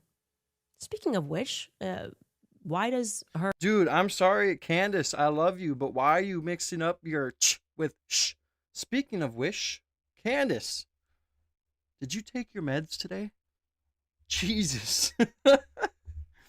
Sorry, guys, I'm like so ADD today. I took my meds. That's what's making me ADD. Her one-time roommate, Nicole Rothstein, allege that half of their family, referring to her and Erika's family, is Jewish. Doesn't make sense. She also claimed that Charlie's after Charlie's assassination, that Erika, she was online going back and forth with people, that Erika was her best friend and her cousin. Nicole Rothstein said this. Now, I want to be clear, the Rothstein family, the Zion's Gate is their dedication. Nicole wouldn't be lying if she posted that it was her family's dedication, but Erika? Also, how did Erika and Nicole Rothstein get so close? Remember. No, you guys don't understand. She is cooking right now. Dude, she's cooking. Like, she's exposing so much. I can't imagine what these next episodes are going to have behind them, because she exposed a lot in this one. That's why I'm taking notes, taking screenshots, because I'm about to be researching too. But it's like, if you guys are following along, yeah. Erika presents that she was raised by a single mother on the Lebanese side. If Erika is telling the truth about her paternity, then Nicole Rothstein, I want you to understand who this would be to her. Nicole Rothstein, it's going to sound ridiculous, but this is in my opinion, this should be all she talks about. This should be what she talks about. Not only because Charlie was her best friend, or one of her best friends, she's obviously going to be consumed in this investigation. And, you know, back when she met with Erika in Nashville, right? I said it on stream. I said there's going to be two ways this goes. She either gets compromised and she slows down, or she sees that shit's not right and she goes full steam ahead. And for a while there, I was like, oh no, she might be slowing down. But no, she's going full steam ahead. And what she reveals in this episode is going to be crazy to you guys, let alone what she reveals in this next episode. That's why I'm taking notes, because we all got to investigate it. In my opinion, she's making history right now by Charlie being one of the most influential people who got publicly assassinated, one of the biggest political assassinations since John F. Kennedy, and she's investigating the cover-up of it, because our federal government doesn't even try to. And to me, she's making history by going against they just, like she said, they just made $250 million last year. You know, she's going up against this big company. She's going up against Erika, and I think she's making history. She's like, no, we're not going to enjoy this Fed slop narrative. We're going to fucking investigate, and we're going to find the truth. Period. Reality, if Erika's telling the truth. Make sure you guys double tap that screen, man. We just need 57 more beautiful people to double tap that screen. If the double tap doesn't work, hit the three dots on the top right corner of your screen and hit the like button. That way, show some love and support. Welcome in everybody that's new to the stream. I hope you guys are enjoying it. Hope you guys are enjoying your boy, because I keep rambling. It is what it is. Much love to y'all, man. Welcome to the See Me Now family. Oh. Nicole Rothstein would be Erika's father's, sister's, husband's, previous knick-knack. Get the fuck out of here. Wife's daughter's daughter. In other words, zero blood relation, not even kind of related. Kind of crazy you would even call each other cousins. People do that. It's cool. It's my cousin. It's my cousin. Okay, cool. Erika goes a little further, though. Erika also posted a lovely tribute to Alan Appreciate Rothstein, you, Arrows. Welcome to Nicole's the family. father, online. She calls him Uncle. Uncle? Whoa. If Erika's telling the truth about who her parents are, to Erika, that would be her father's sister's husband's previous wife's daughter's husband. Suffice it to say, again, absolutely zero blood relation, and yet Erika is extraordinarily close to him as well. Now, we can show you on the family chart just how removed this is. It's insane. Okay, we actually couldn't even fit it. It's so far removed. So you got her. Shit. Is this a different one? Hold on. All right. This is going to be taking so long to look into, but it is what it is. Thank God Candace did her week's worth of work so we can kind of get ahead. Aunt, Carla, is married to a guy named Jack, but Jack was also previously married to somebody else, which you see there named Edna. And this is Edna and Jack's line. This has nothing to do with Erika Franzwe. Again, how did she get so close to these people? Why is she referring to them as her family and declaring that Zion's Gate, which is actually their family's dedication, which has nothing to do with her Aunt Carla, why is she saying that that's her family's dedication? That makes no sense. I'm struck by this. I'm struck by this. We could imagine how it could make sense. Now, again, we're imagining here. We're trying to make sense of the things that Erika is saying. I could imagine a very easy way it could actually make sense. Her closeness to the Rothsteins, her dedication to Jerusalem, if and only if we take Erika literally when she says Morfar. Welcome in, Chandra. Let's assume that Grandpa Carl is indeed her mother's father. That would mean, well, obviously, Lori's wouldn't be her mother. It would also mean that Kent, just by nature of him being a man, is not her father. We're looking for her mother's father. So we have to start looking at Kent's siblings that are females. That would give us only 3 options. We can bring this back up. One of Kent's sisters would be my first pick. Again, we're in conspiracy land here, but I'd go with Carla because she's married to Jack Solomon, and that is Jack Solomon's dedication. Carla wasn't even married to Jack until 2002.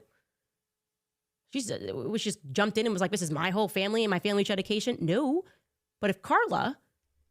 Appreciate y'all for running up the likes, man. 49 more beautiful people. Just need to double tap that screen so we can get to 100 likes.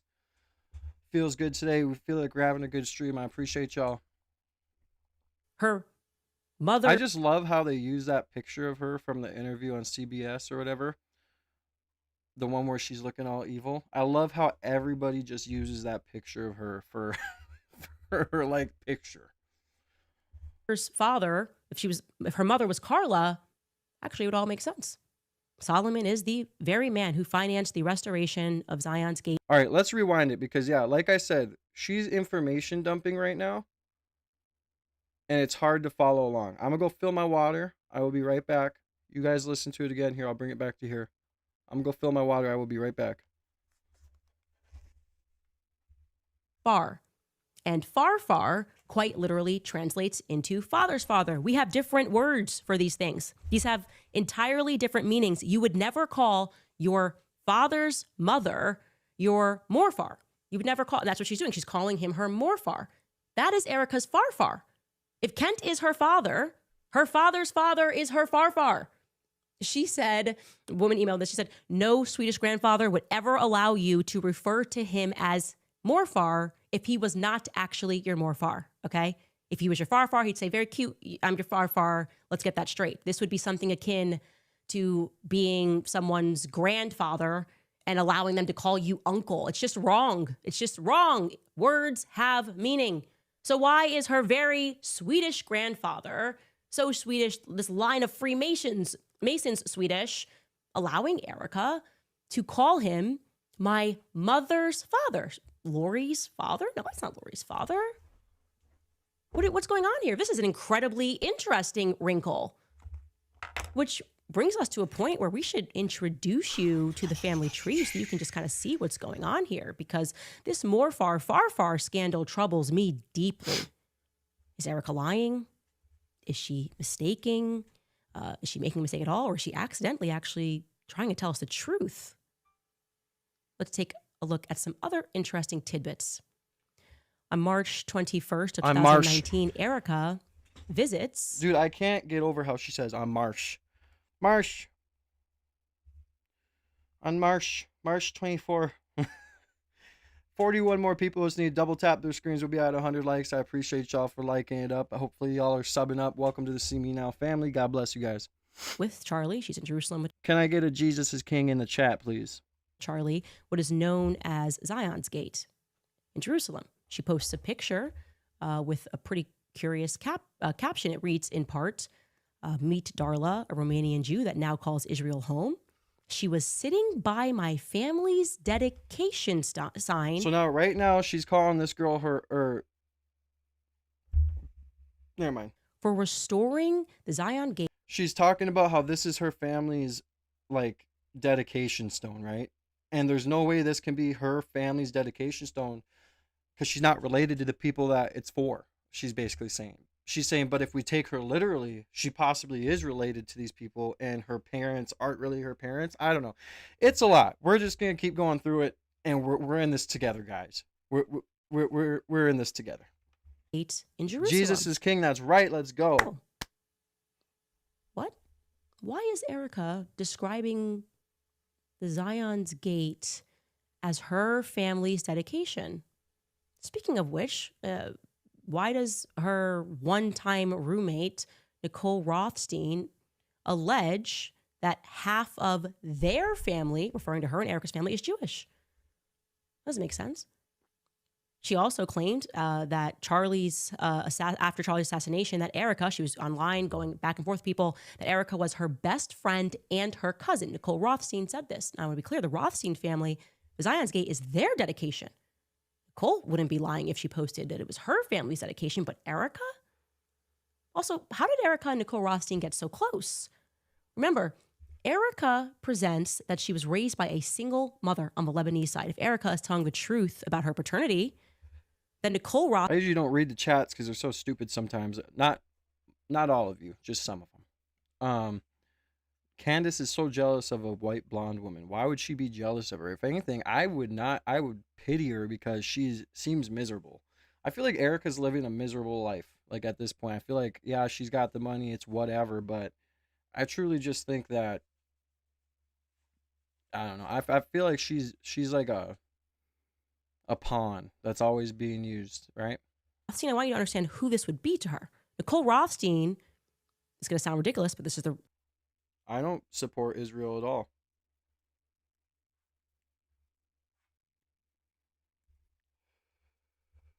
reality, if Erika's telling the truth. Hugh, she's just investigating all the lies that she says, right? So it's going to turn into she's lied about her whole life. She's lying now. This is why she's lying, and she's proven it, right? Rothstein would be Erika's father's sister's husband's previous wife's daughter's daughter. In other words, zero blood relation, not even What'd she just say? and her cousin. Bro, it's like she's Eminem on Rap God, spitting fucking bars too fast. I can't even listen to him. I have to rewind a million times. Nicole Rothstein said this. Now, I want to be clear, the Rothstein family, the Zion's Gate is their dedication. Nicole wouldn't be lying if she posted that it was her family's dedication, but Erika? That's right, Mark. Also, how did Erika and Nicole Rothstein get so close? Remember, Erika presents that she was raised by a single mother on the Lebanese side. If Erika is telling the truth about her paternity, then Nicole Rothstein, I want you to understand who this would be to her. Nicole Rothstein, it's going to sound ridiculous, but this is the reality, if Erika's telling the truth. Nicole Rothstein would be Erika's father's sister's husband's previous wife's daughter's daughter. In other words, zero blood relation, not even kind of related. Kind of crazy you would even call each other cousins. People do that. It's cool. It's my cousin. It's my cousin. Okay, cool. Erika goes a little further, though. Erika also posted a lovely tribute to Alan Rothstein, Nicole's father, online. She calls him Uncle. Uncle? Whoa, whoa, whoa. If Erika's telling the truth. See, now here's where she says, well, we're going to take, if we take her by her word, then this is how it could possibly be, right? She's calling this guy Uncle. And this is apparently Uncle Alan Rothstein or something. I don't fucking know. About who her parents are. To Erika, that would be her father's sister's husband's previous wife's daughter's husband. Suffice it to say, again, absolutely zero blood relation, and yet Erika is extraordinarily close to him as well. Now, we can show you on the family chart just how removed this is. It's insane. Okay, but we actually couldn't even fit it. It's so far removed. So you got her aunt, Carla, is married to a guy named Jack, but Jack was also previously married to somebody else, which you see there named Edna. And this is Edna and Jack's line. This has nothing to do with Erika Franzwe. Again, how did she get so close to these people? Why is she referring to them as her family and declaring that Zion's Gate, which is actually their family's dedication, which has nothing to do with her Aunt Carla, why is she saying that that's her family's dedication? That makes no sense. I'm struck by this. We could imagine how it could make sense. Now, again, we're imagining here. We're trying to make sense of the things that Erika is saying. I could imagine a very easy way it could actually make sense. Her closeness to the Rothsteins, her dedication to Jerusalem, if and only if we take Erika literally when she says Morfar. Let's assume that Grandpa Carl is indeed her mother's father. That would mean, well, obviously, Lori's wouldn't be her mother. So note to everybody who's trying to follow along, right? So now she's saying if we take her literally, we go back to the Instagram post that we just screenshotted. They're not here.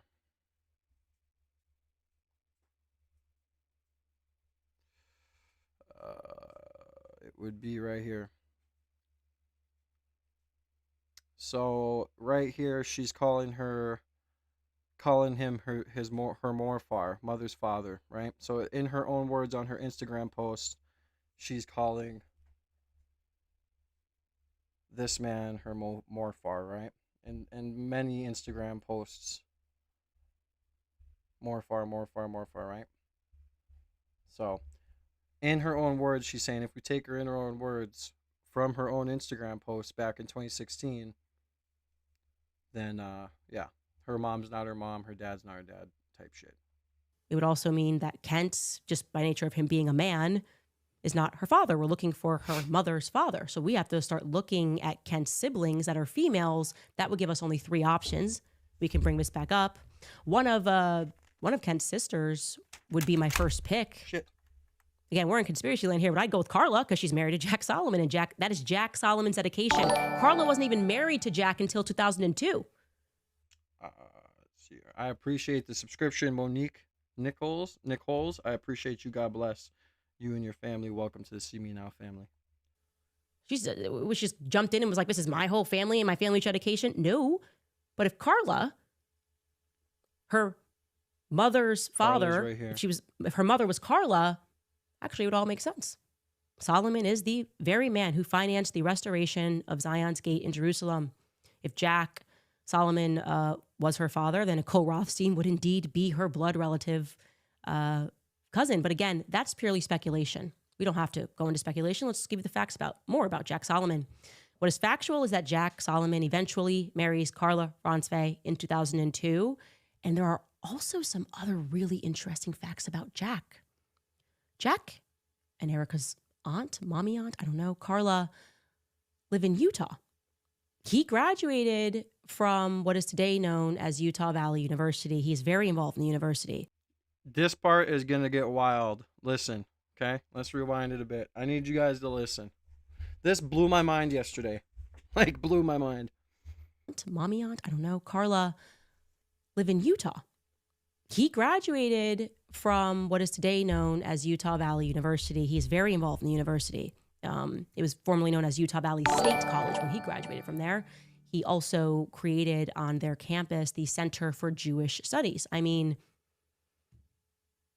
at the very least, you'd think with all of the money that he poured into that university, he might be able to call someone to get us more footage of Tyler Robinson.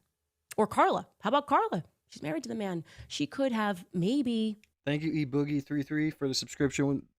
God bless you and your family. Welcome to See Me Now family. Yeah, this is crazy. If this is true, and she is related to these people, this just goes even more into how this could be a fucking cover-up, right? Like, if she's really related to these people, welcome in, Stacy. Good morning. Much love. This is wild. Okay? This would be the reason why they picked Utah Valley University for this to happen at. Right? In my imagination, made it to the hospital when Charlie was shot and killed. I mean, why did none of them make it to the hospital? They're all so nearby. She still lives in Utah. This happened in their backyard. Their family has a lot of power at UVU. Why not Auntie Carla rather than Stacy Sheridan accompanying you onto Air Force Two? Hold on one second. Sorry. Carla relation to UV. Sorry. All right, let's go. As your husband's body is escorted to Arizona. Jack Solomon was also a professor at BYU in political science.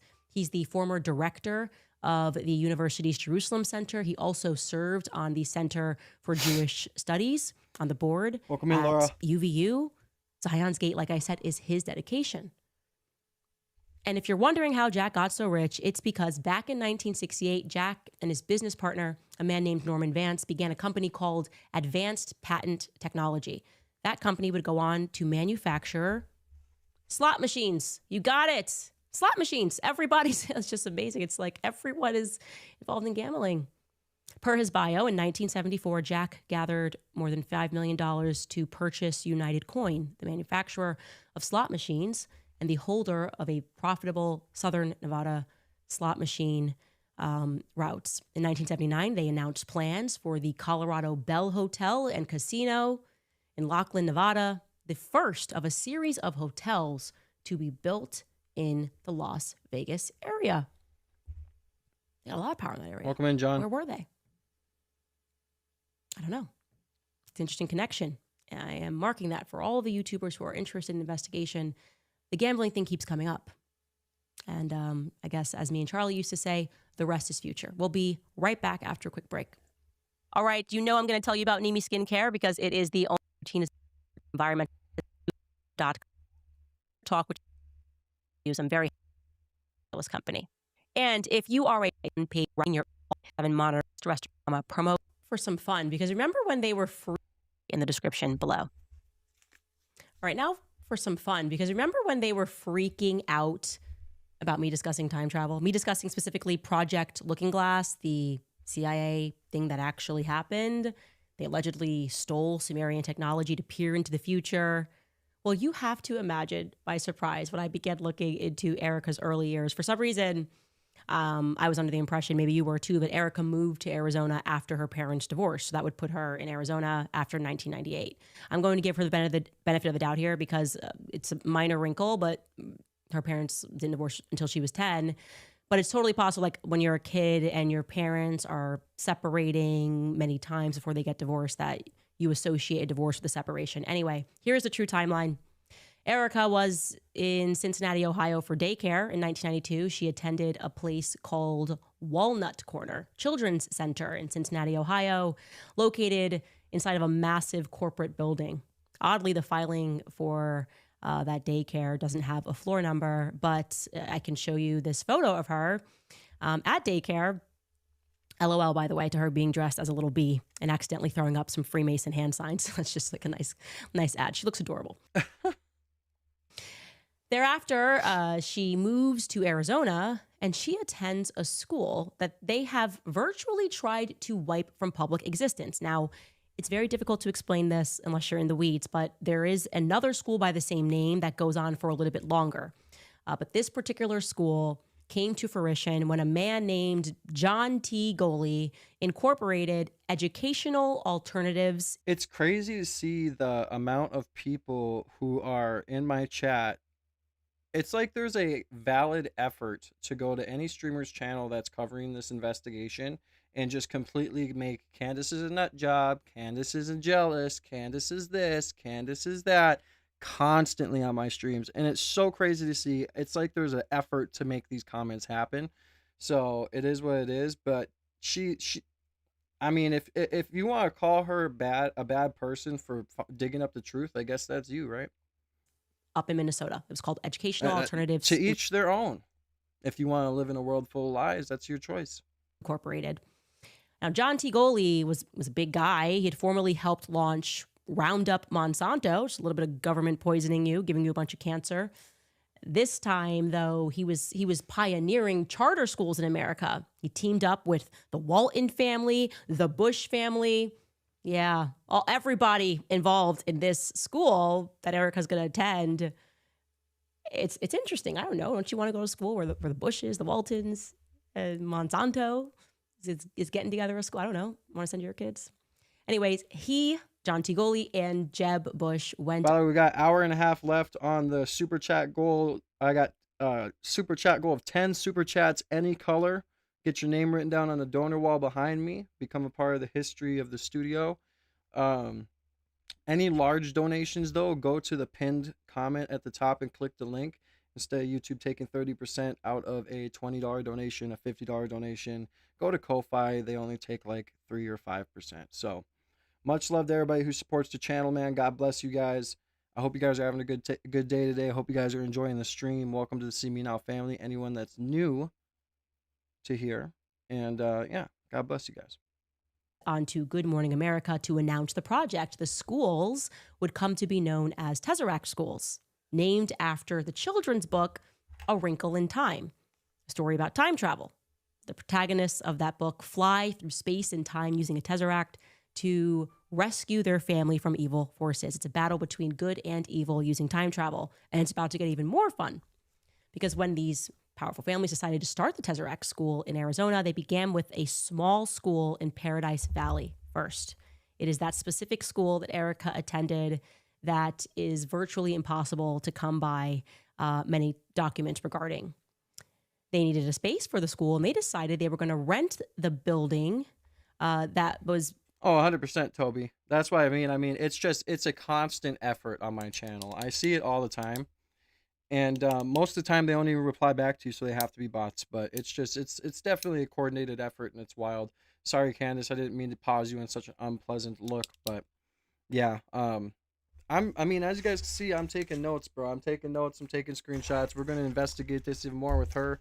You know, I'm not as good as an investigator as she is, but we're gonna get it done, man. 30 more beautiful people. Just need to double tap the screen, like the stream, show some love and support so we can get past 100 likes. I appreciate every single one of you guys for being here. Much love. Owned by a Jewish school. Forgive my terrible Hebrew, but the school, I kid you not, was called Gan Yaladim Looking Glass School. It's like... Okay, hold on. I gotta try and spell that. I'm probably gonna misspell it. So Gan Yaladim Looking Glass School. Okay, sorry. Why do I hate Israel? Actually, my last name would determine, or would hint that I could possibly be an Ashkenazi Jewish man, but I've never practiced that. I grew up a Christian. I didn't really have a religion forced on me at all, but I just grew up believing in Christianity. You know what I mean? Is what it is. I feel like out of everything, Jesus is the King of all kings, and Israel and the Jewish people who read the Talmud do not agree with that. They think that he's burning in human excrement, and we could never be the same. So it is what it is. I don't hate the Israeli people. I don't hate the Jewish people. There's a lot of Jewish people I do know that are good people, but it's the people who are at the top, the elites, the people who control Israel, who are the bad people, right? We have completely different ideologies. And if you look at the world today, the world actually tries to use the actual Bible as the script for how the world is run, right? Like, we're following the Bible right now. So, I mean, you know.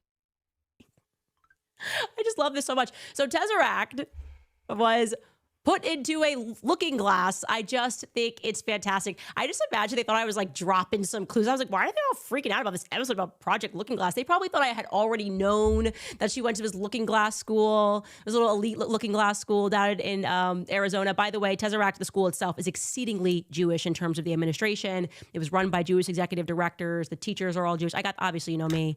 I'm nosy. I tracked down the yearbooks. I mean, I was working really hard while I was off. And I can show you that Erika was at school.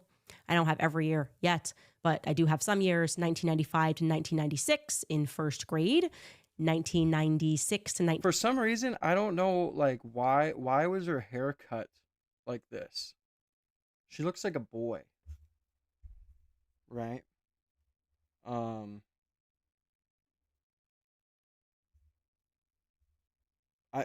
The next few pictures of her whatever this is called, yearbook, definitely I don't know, it just it's weird. She looks like a boy. 1997 in second grade and 1997 to 1998, which is her in third grade.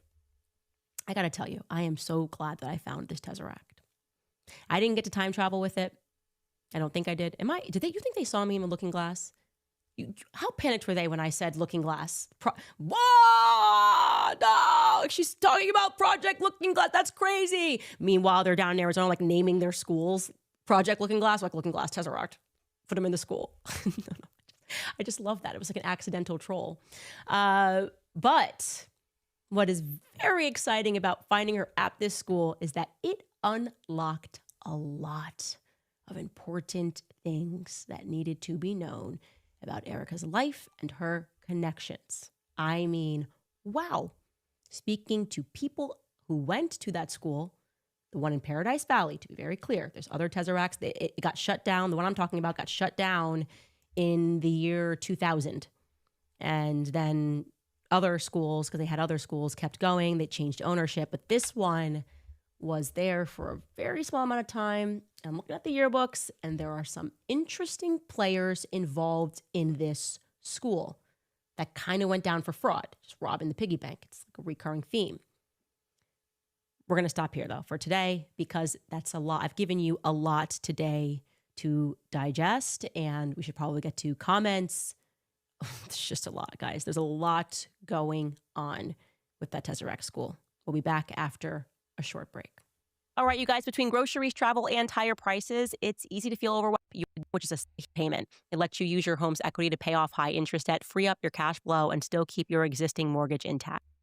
Again, because maybe you owe. We're gonna have to go over the Clintons' testimony too, dude. And Bill Gates folded. Bill Gates apologized for his relations with Epstein.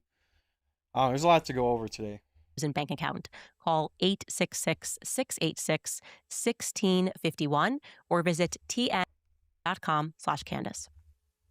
The more far scandal. I see you guys in the chat. Why is it so fun to say? Also, why aren't we doing that? It's so, like, we should be saying that. We want to say that now. I want to adopt that. I want to say that's my far. That's my more far. Like, that just makes sense. I hate having to explain that's my mother's fault. It's like, why can't we just call it my far? That's my far. That's my more far. Anyways, you guys are killing it over there. Far, man. That far. 13 more beautiful people just need to like the stream. We'll be at 100 likes. I appreciate you guys for running it up today. Where are we at on subscribers? Let's see. Before we finish this stream here. 10,483 subs, man. Make sure you guys sub up, show some love and support. Oh, I gotta sign back in, damn it. Okay, hold on. We'll just finish this.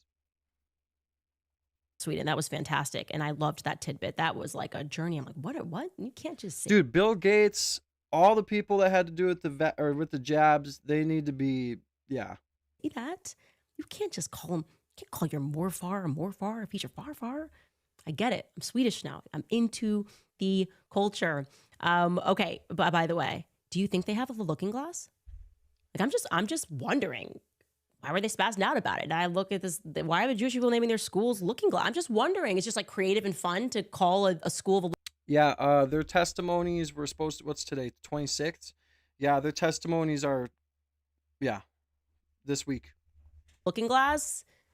I'm just saying, just asking questions. I'm just asking questions. Welcome in, Rachel. It's still legal.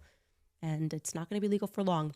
Okay, Jenny writes in the comment section, you are loved and supported by many. Christ is king.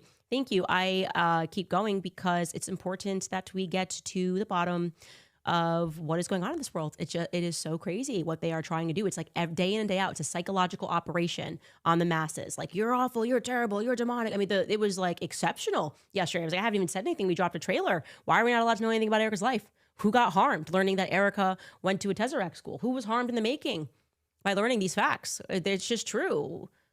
I didn't accuse her of killing Charlie Kirk. I'm telling you who this person is because she's at the helm of this company. It might be relevant to know whether or not she's telling us the truth about her background at all. And thus far, and as we get further into the story, you will see that she's not, or she's misremembering. I don't know.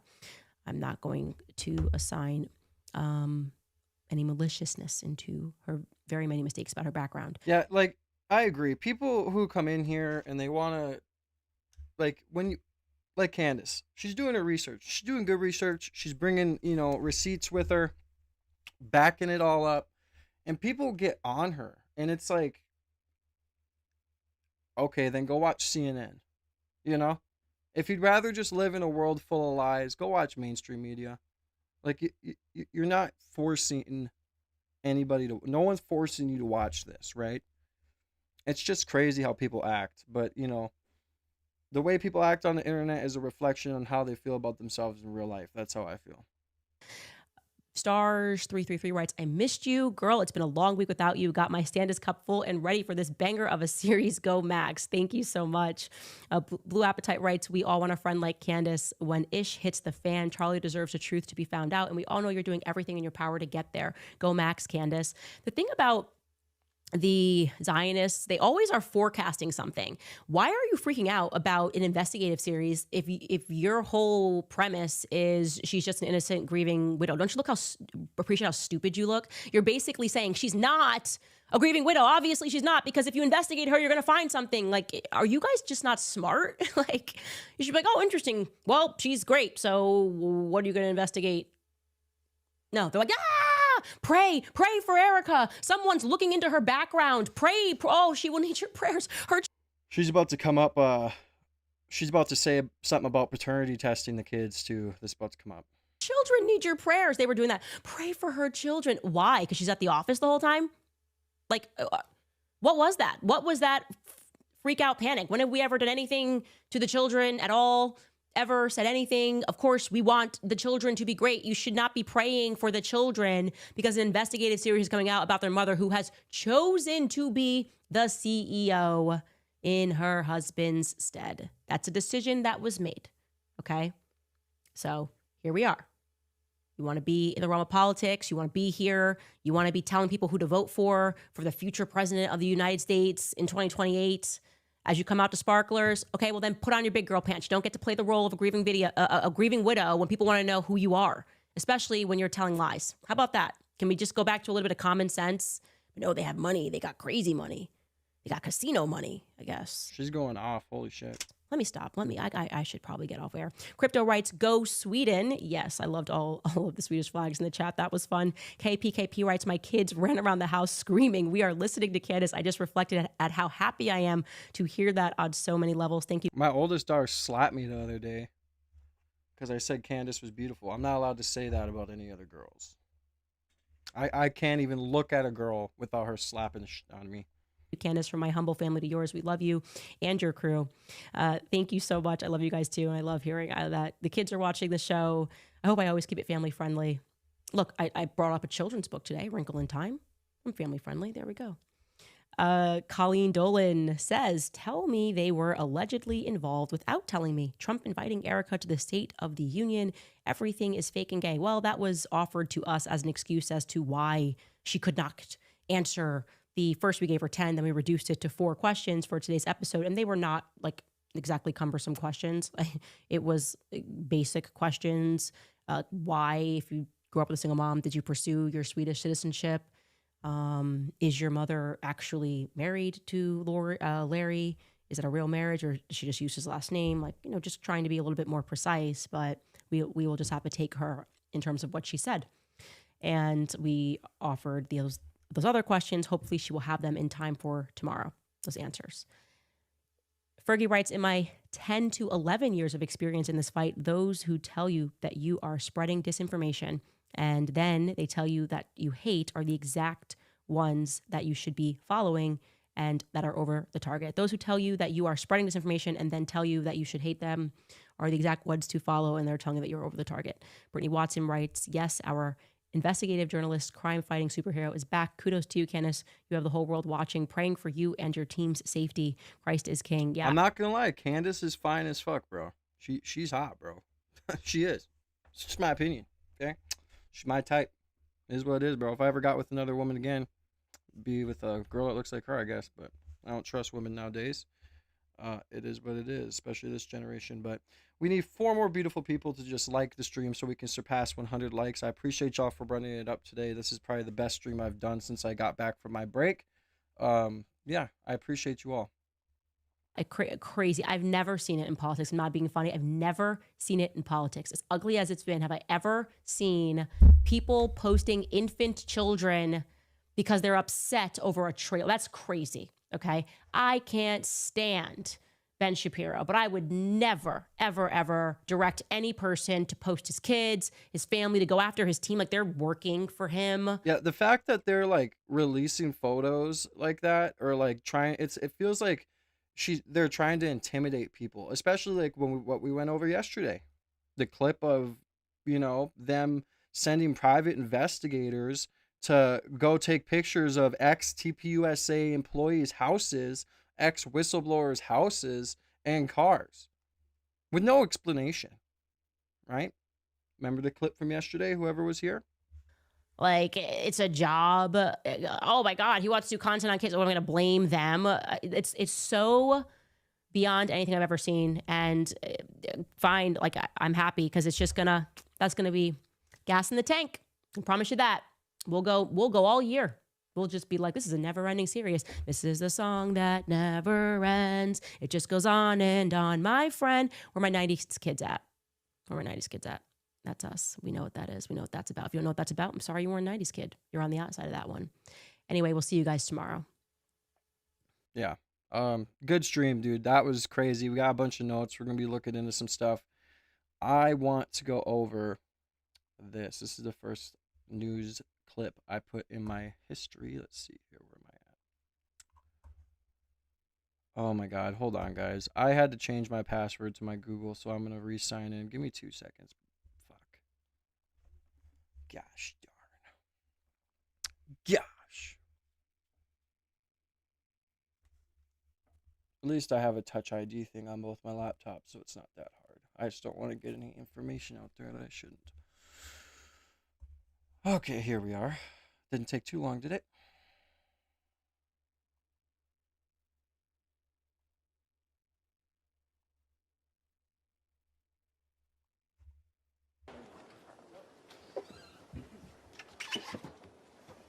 Dude, Bill Clinton looks so old nowadays, bro. Like he looks like he's still trying to go that island, I gotta get new headphones.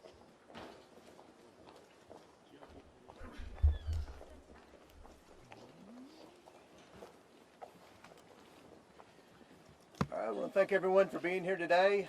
Just want to go back on a timeline of how we got. Appreciate you guys for the 102 likes, man. God bless you guys. Thank you for running it up. You guys are awesome. Today was an awesome stream. I really want to know how many freaking subs we're at, right? Oh, we gained over 20 subs, man. I appreciate you guys. See how we're just going up continuously? January 30th, we were at 9,798 subs. January 31st, we surpassed 10K. We are running it up, you guys. You guys are the best, man. I got the best community on YouTube. Out here several months ago during a subcommittee hearing of oversight, there was a motion made by Democrat member Summer Lee to subpoena the certain documents.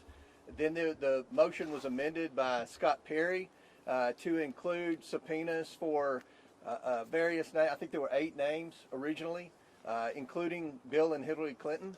Everyone that was included in that subpoena has already either been interviewed by the Oversight Committee or sent in a statement that they had never met Epstein and had no knowledge of the investigation, except the Clintons. We worked for 6 months to get the Clintons to come in, and then they acted like they were going to come in, and then they didn't show up. And obviously we moved to hold the Clintons in contempt. And I think one thing that surprised the Clintons, they assumed the Democrats on the committee would vote in a partisan manner and not vote to hold the Clintons in contempt. And what they learned was a majority of the Democrats on the committee either voted to hold the Clintons in contempt or voted present. And I think I really, when it comes to the Democrats, I'm very hard on them. I'm very I don't believe in much of the ideology. Some of it I do. I'm an independent. That's how I am. But I must say, I respect the Democrats for doing that. Okay?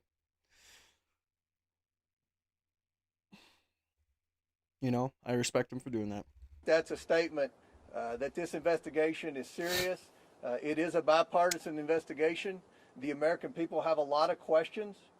To my knowledge, the Clintons haven't answered very many, if any, questions about their knowledge or involvement with Epstein and Maxwell.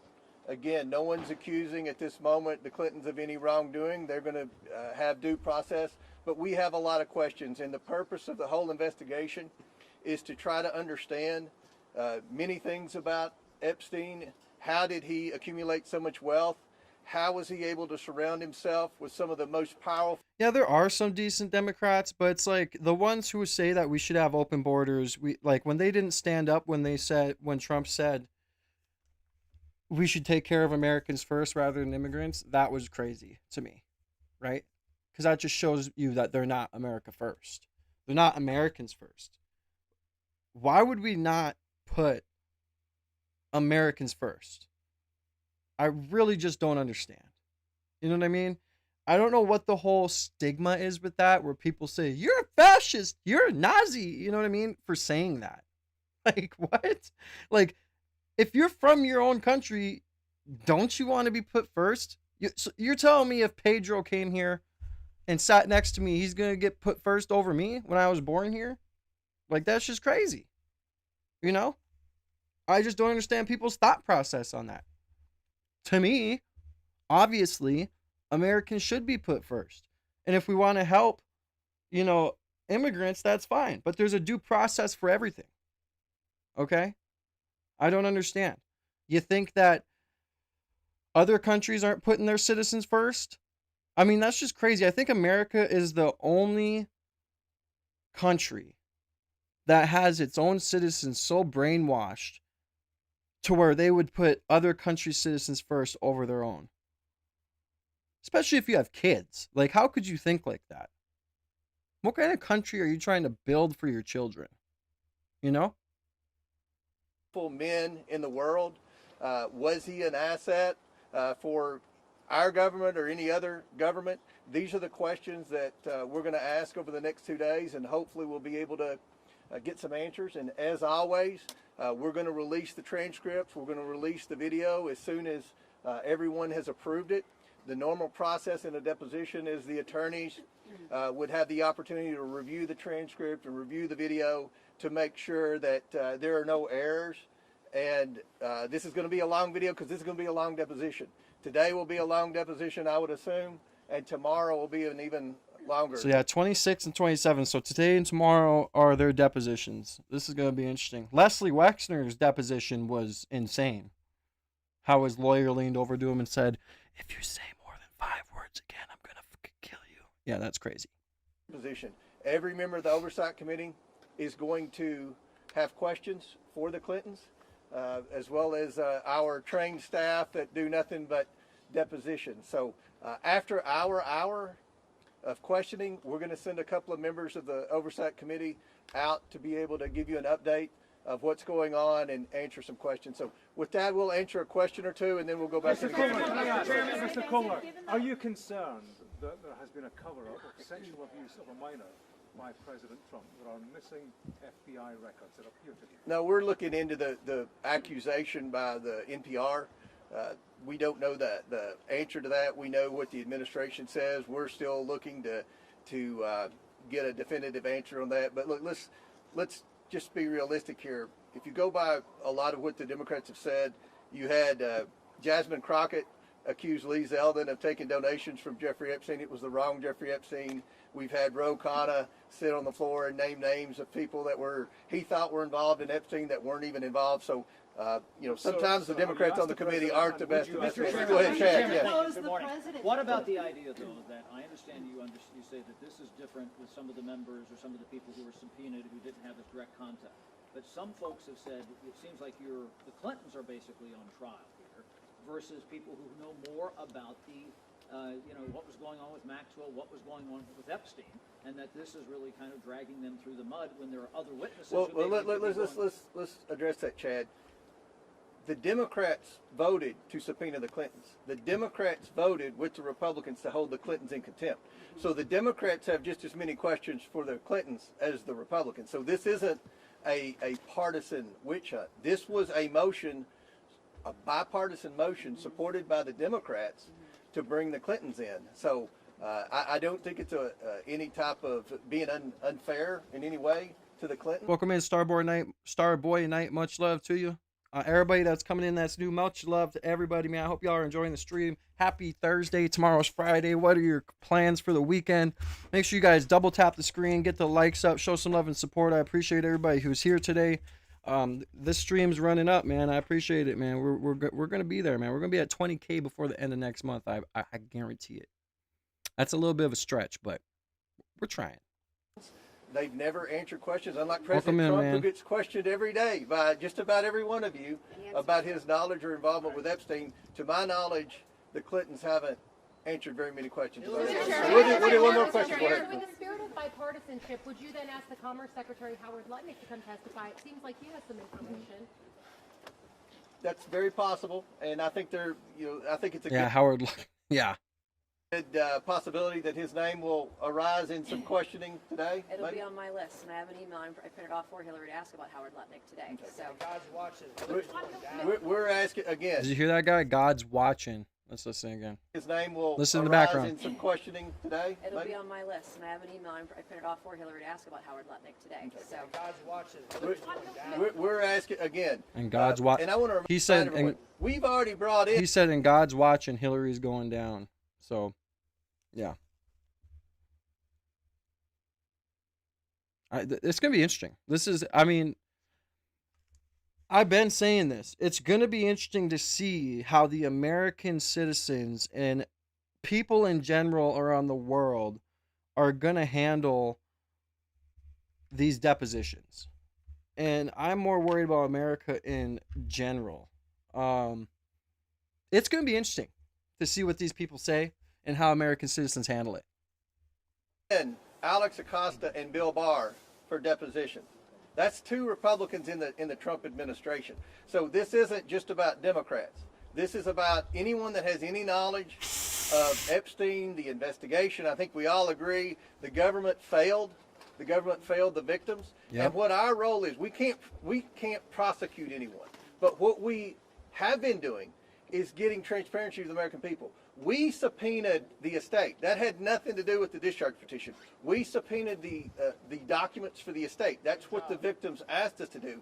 And what you're seeing is there is accountability finally happening. You've seen at least a dozen very powerful people, men and women, who have already resigned, many in disgrace from their board positions.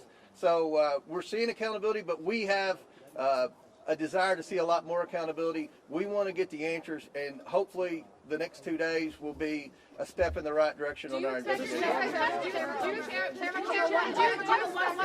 One more, and then he keeps saying one more. What a good guy, though. He did another question. Hillary Clinton has said she has no links to Jeffrey Epstein. She doesn't recall meeting him. So what specific information do you believe she has that warrants her testimony? Well, you'll see. I mean, we're going to ask a lot of questions, but with respect to when you look at all the co-conspirators, and we've all seen the unredacted documents, Maxwell was the main co-conspirator. No one brought more women in and lied to more women about what was going to happen with their involvement with Jeffrey Epstein than Ghislaine Maxwell. We know that obviously Maxwell was a guest at Chelsea Clinton's wedding. There weren't many people that went to that wedding. So again, we're not accusing Hillary Clinton of wrongdoing. We know that Jeffrey Epstein said many times in emails that he was the first person to raise money for the Clinton Initiative, the Clinton Foundation, that he solicited money at some of his properties for the Clinton Foundation. Again, that's not saying anything's illegal, but there are a lot of questions pertaining to Secretary Clinton with respect to Epstein and his involvement in the Clinton Initiative and her relationship with Ghislaine Maxwell. So we'll come out every hour when we get finished, and different members will update you and answer any questions. Thank you all. When Clinton's forced to go to Washington and taxpayers spent more money than demonic. Thank you. Someone says something about demonic. God, I wish I could hear some of these people better. Finished, and different members will update you and answer any questions. Thank you all. When Clinton's forced to go to Washington and taxpayers spent more money than demonic. Thank you. So he said they're too lazy and demonic. That's what that one guy said. Doesn't seem like Hillary's even freaking here, he said. You can tell people out here are very, very frustrated and very, very impatient for this shit to go down. And I agree. I agree with everything that, you know.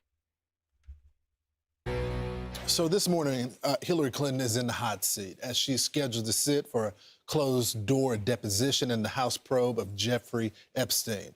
Tomorrow is Bill Clinton's turn. He's the first former president ever compelled to testify in a congressional investigation against his will, as they risk being held in contempt if they don't cooperate. Fox News contributor and best-selling author of Rage in the... Make sure you guys keep running up those likes, man. I appreciate everybody for showing support today. You guys are the best. Let's see where we're at for subs, man. We're past, oh yeah, we're at 10.5K, man.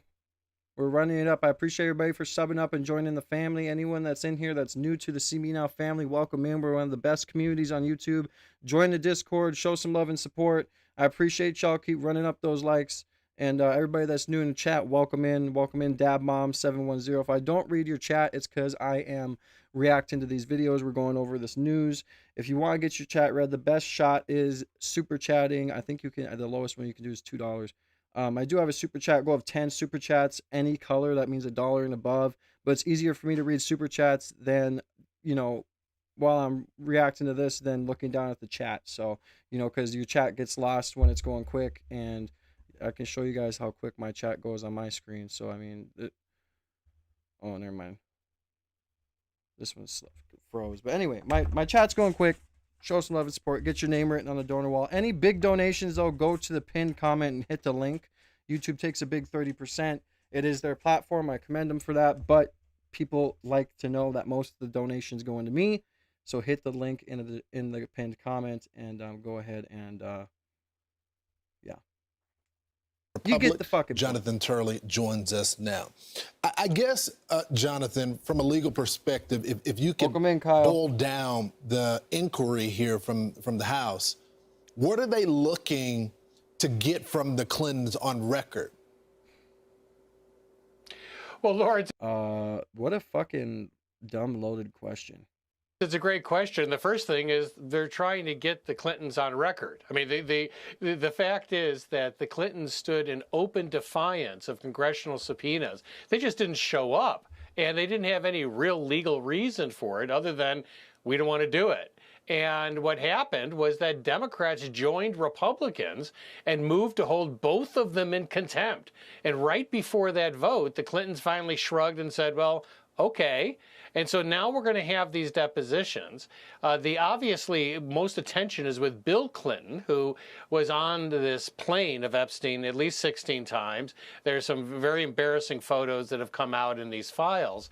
But today, Hillary Clinton. Dude, Epstein has a big painting on his wall of Bill Clinton in a red dress.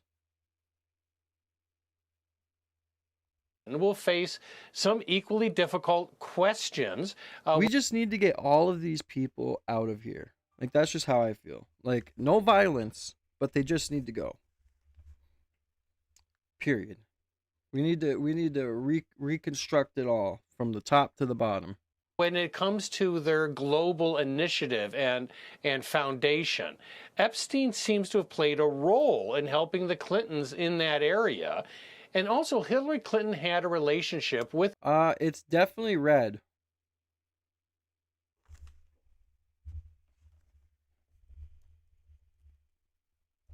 Let's look here.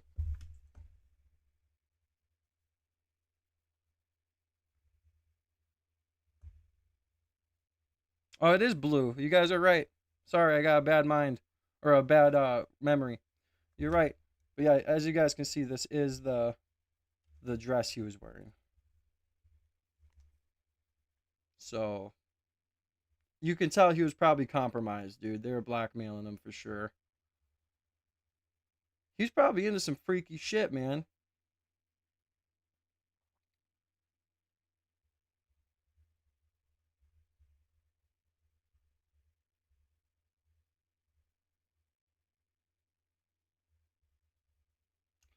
Yeah, I don't know.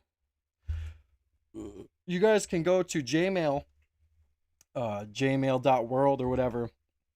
This is kind of like a simulation of Jeffrey Epstein's Facebook, but it's basically just giving you all the people that he's associated with and giving you pictures, giving you messages.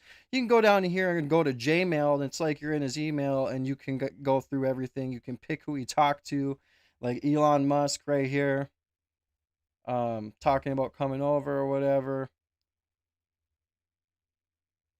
Ehud Barak, Peter Thiel.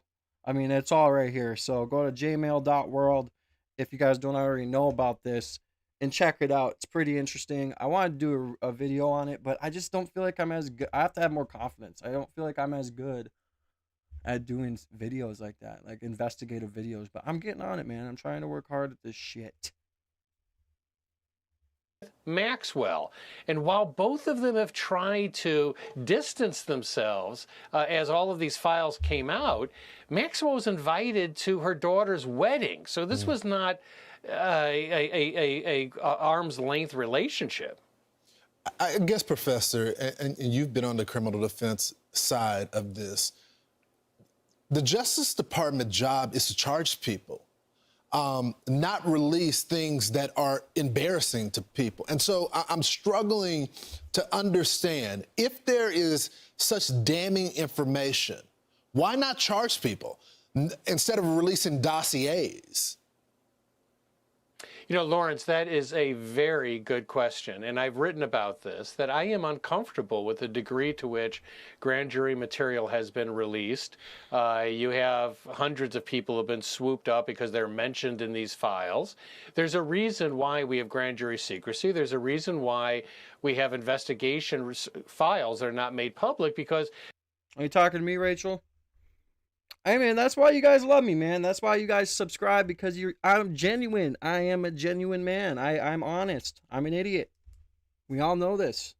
That's why I say I'm a comedian that's been off my meds for weeks. Don't believe a word I say, even if it could be proven true. But that's, whatever. Whatever. All right. You sort of vacuum up a huge amount of stuff, and it can create this public trial without a real chance to defend yourself in court. The Clintons have not been charged. They've not been, the committee is not accusing them of criminal conduct. But they are going to be looking at how Epstein did what he did for so long. He had very powerful friends, and he was able to escape serious repercussions for much of this period. And they're going to ask the Clintons about that, when they knew about these allegations, what they did about it, and also how they may have used Epstein's connections for their own benefit. So with the 30 seconds I have left, Professor, do you think the issue with the Epstein files is statute of limitations? What is preventing? Is there a lack of evidence why they haven't charged people? Because, I just worry about the system of government that is okay with releasing information without the charges. Is it just a precedent thing going on right here where they don't have enough? That's exactly right, Lawrence. And if you take Bill Clinton... Yeah, that's a good question. A very good question. Why are they releasing these without, filing charges? And, it's because everybody's implicated.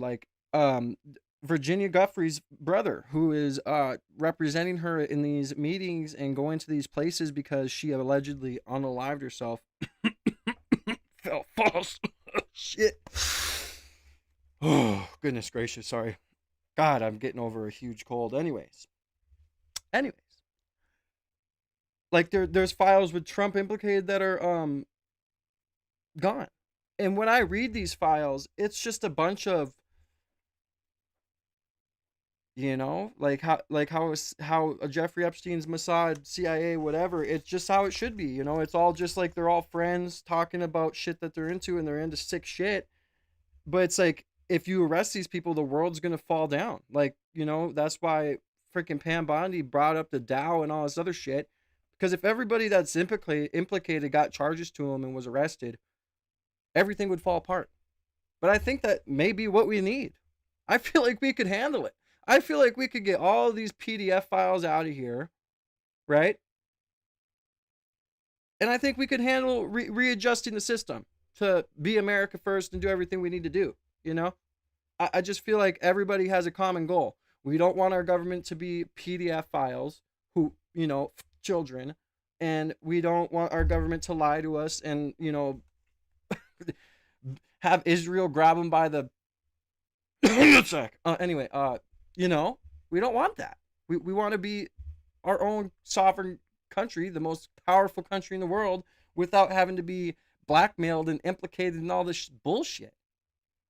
Is a good example. You've got these pictures and hot tubs and these many flights records showing him with Epstein, but there's no direct evidence that he was involved with any of these underage girls, and that's the last. Appreciate you, Rowan Moiser 8603. I love this channel. I appreciate you. Lack of evidence that stopped a lot of investigators. Copy that. Professor, thank you so much for all that knowledge. Thank you, Lauren. I'm Steve Ducey. I'm Brian Kilmeade. And I'm Ainsley Earhart. And click here to subscribe. Made by Democrat member Summer Lee to subpoena the certain documents. You're watching The Legal Breakdown. Glenn, we have a bloodbath at the FBI at the hands of Kash Patel. Can you explain what he just did? There are growing questions this hour about dozens of records that appear to be missing from the Epstein files. According to a CNN review, those records in question are FBI. Hey, to all you people who don't want the truth, here we go. We're watching CNN. Here we go. Witness interviews, and 3 of the missing interviews are related to a woman who accused both Jeffrey Epstein and President Trump of sexually assaulting her decades ago. The top Democrat on the Oversight Committee is Virginia Guffrey's brother, who's still representing her, like I said, is saying that there's files missing. You know, you're right. I think you're dead on. We need to let fall apart. The entire world economy seems to be run by PDF files. 100%. I just think, like, when we seen, okay, so go back to when we seen the protests in England. Remember when there was that drone footage of how many people were outside? It was like 1 million. Like, they said it was a couple 100,000, but it was like 1 million people. Those people were protesting and then they went back home. Imagine if that many people came outside and wanted to change everything, like in Bulgaria. You really think that there's more of us than them. And I truly just think that eventually, like I keep saying, I said it yesterday, it's going to be very interesting to see where we are in the next 10 years with how society sees these people now and how we react to the truth. Because I feel like there's a big change coming. 100%. And there's going to be no stopping it. If couple million people got together, that we're all like-minded, like if we all would just unite and quit being so divided because they like to put these ideas in our head that we should be able to chop each other's off and all this other shit. If we would just be united and have common sense, we could do it. But I'm not calling for violence. I'm calling for people being arrested. Maybe a little virus. I'm sorry. Oh, wait. I said a little virus. Sorry. God, I really do. Like, seriously, this cough is terrible. among those expressing concern. I went to the DOJ file search room yesterday to look for these documents that are in the manifest document. Dude, there's more guns than citizens in America. Like, there's no way they'd nuke us. Like, I feel like at some point there's going to be a point where we pressure them to where they step down, like in Bulgaria. Because I'm sorry, but you nuke us. If they nuke us, they nuke themselves. And maybe they would do that. Maybe they'd be like, fuck it, we lost the game. We're just going to reset it, right? But I just truly think that the Great Awakening and the want for change is growing. And I feel as if, you know, there's this energy in America and around the world of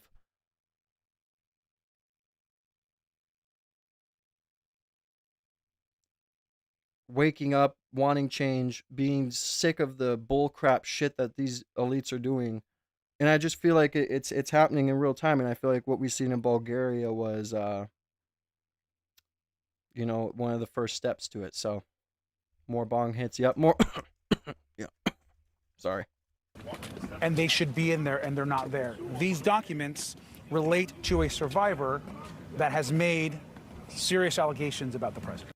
What's important now, And they're talking about Virginia Giuffre, because Virginia Giuffre's brothers came out and said that there is missing documents that should be in the Epstein files that aren't. the DOJ explained to us why were those documents removed. CNN's Kara Scannell joins us now. So, Kara, what more do we know about the specifics of these documents? Well, Erika, But even if you're pushed out of power, Zach, it doesn't matter.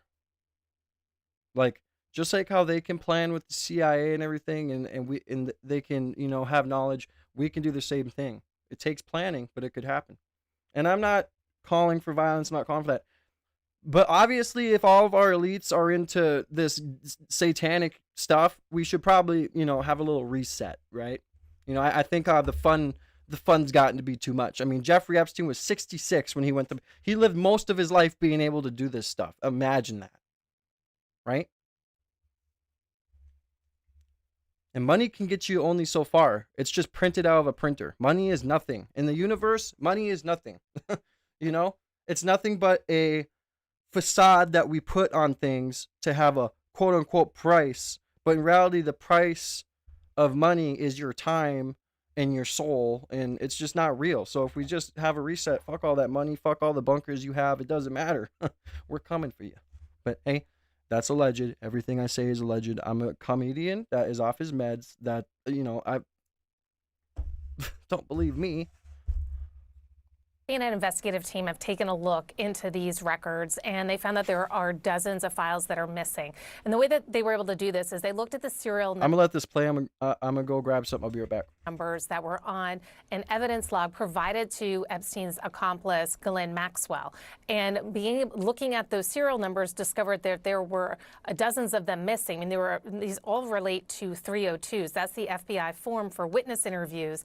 And there are 325 included on that list, but there are 90 of them missing. And within those 90 that are missing includes 3 from a woman who said that she was sexually assaulted by Jeffrey Epstein going back to when she was as young as 13 years old. And she also made an allegation that she was sexually assaulted by Donald Trump in the 1980s. Now, we went to the White House with this. They said that these are false allegations and it's just sensationalist.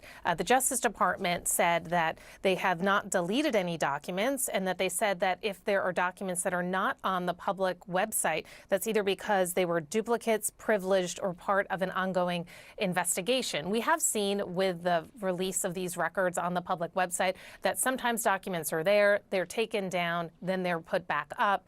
It's unclear if there is any process that is underway related to these specific documents and these allegations against Donald Trump. Donald Trump, though, has not been accused of any wrongdoing. He's not been investigated for any wrongdoing. And it's unclear what happened to these specific allegations by this woman who spoke with investigators in 2019. There was another record in the files, a summary from the FBI about a number of these salacious allegations, and it said that one person claimed abuse by Trump but refused to cooperate. So if that is that same person, it could be that they just reached a dead end. But of course, Democrats are calling foul, as they have repeatedly, about the Justice Department's process of publicizing. I'm looking at myself in the camera, and it's like, bro, I'm almost 300 pounds, bro. And I'm starting to cut weight for summer, but when I lean out, dude, I'm gonna be huge. It's like the biggest I've ever been in my life. The records that are required under the law and redactions that they have taken. Hours after this story broke today, the Justice Department responded to questions. Dude, this reporter, Trump hates this girl, dude, with like a passion. Of where these documents are, saying, as with all documents flagged by the public, the department is currently reviewing files within that category of production. Should any document be found to have been improperly tagged in the review process and is responsive to the act, meaning the law that forced them to publish all of this, the department will, of course, publish it consistent with that law. My source tonight is California Congressman Dave Min, who is a Democrat on the House. Hey, man, we keep running up the likes. I really appreciate it. 75 more beautiful people. Just need to double tap the screen and we can be at 200 likes. I appreciate every single one of you guys for showing love and support today. welcome to the See Me Now family. If you're just rolling through, you're just scrolling through, hit the subscribe button, join the family, join one of the best communities on YouTube. We're live Monday through Friday, 9 to 9:30 to about 1 to 1:30, depending on how much videos I have to do, whatever. But show some love and support. Oversight Committee, and thank you for being here. When you hear that response from the Justice Department, do you believe that's sufficient? Dude, like, why would you always want your eyebrows like this, bro? Like, I wonder if she was born like this or if she styles it like this, right? And why does this guy on the side look sad? Probably because he's on CNN.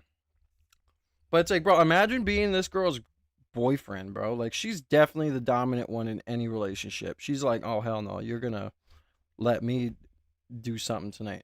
Megan. Oh, sorry. I was talking about my friend Megan. But yeah. Thanks so much for having me, Caitlin. And the answer is no, it's not. They are not responding to the law. And at this point, I think it appears clearer and clearer every day that they are knowingly violating and willfully violating the law that we passed, that Donald Trump signed into law, requiring them to turn over every responsive document.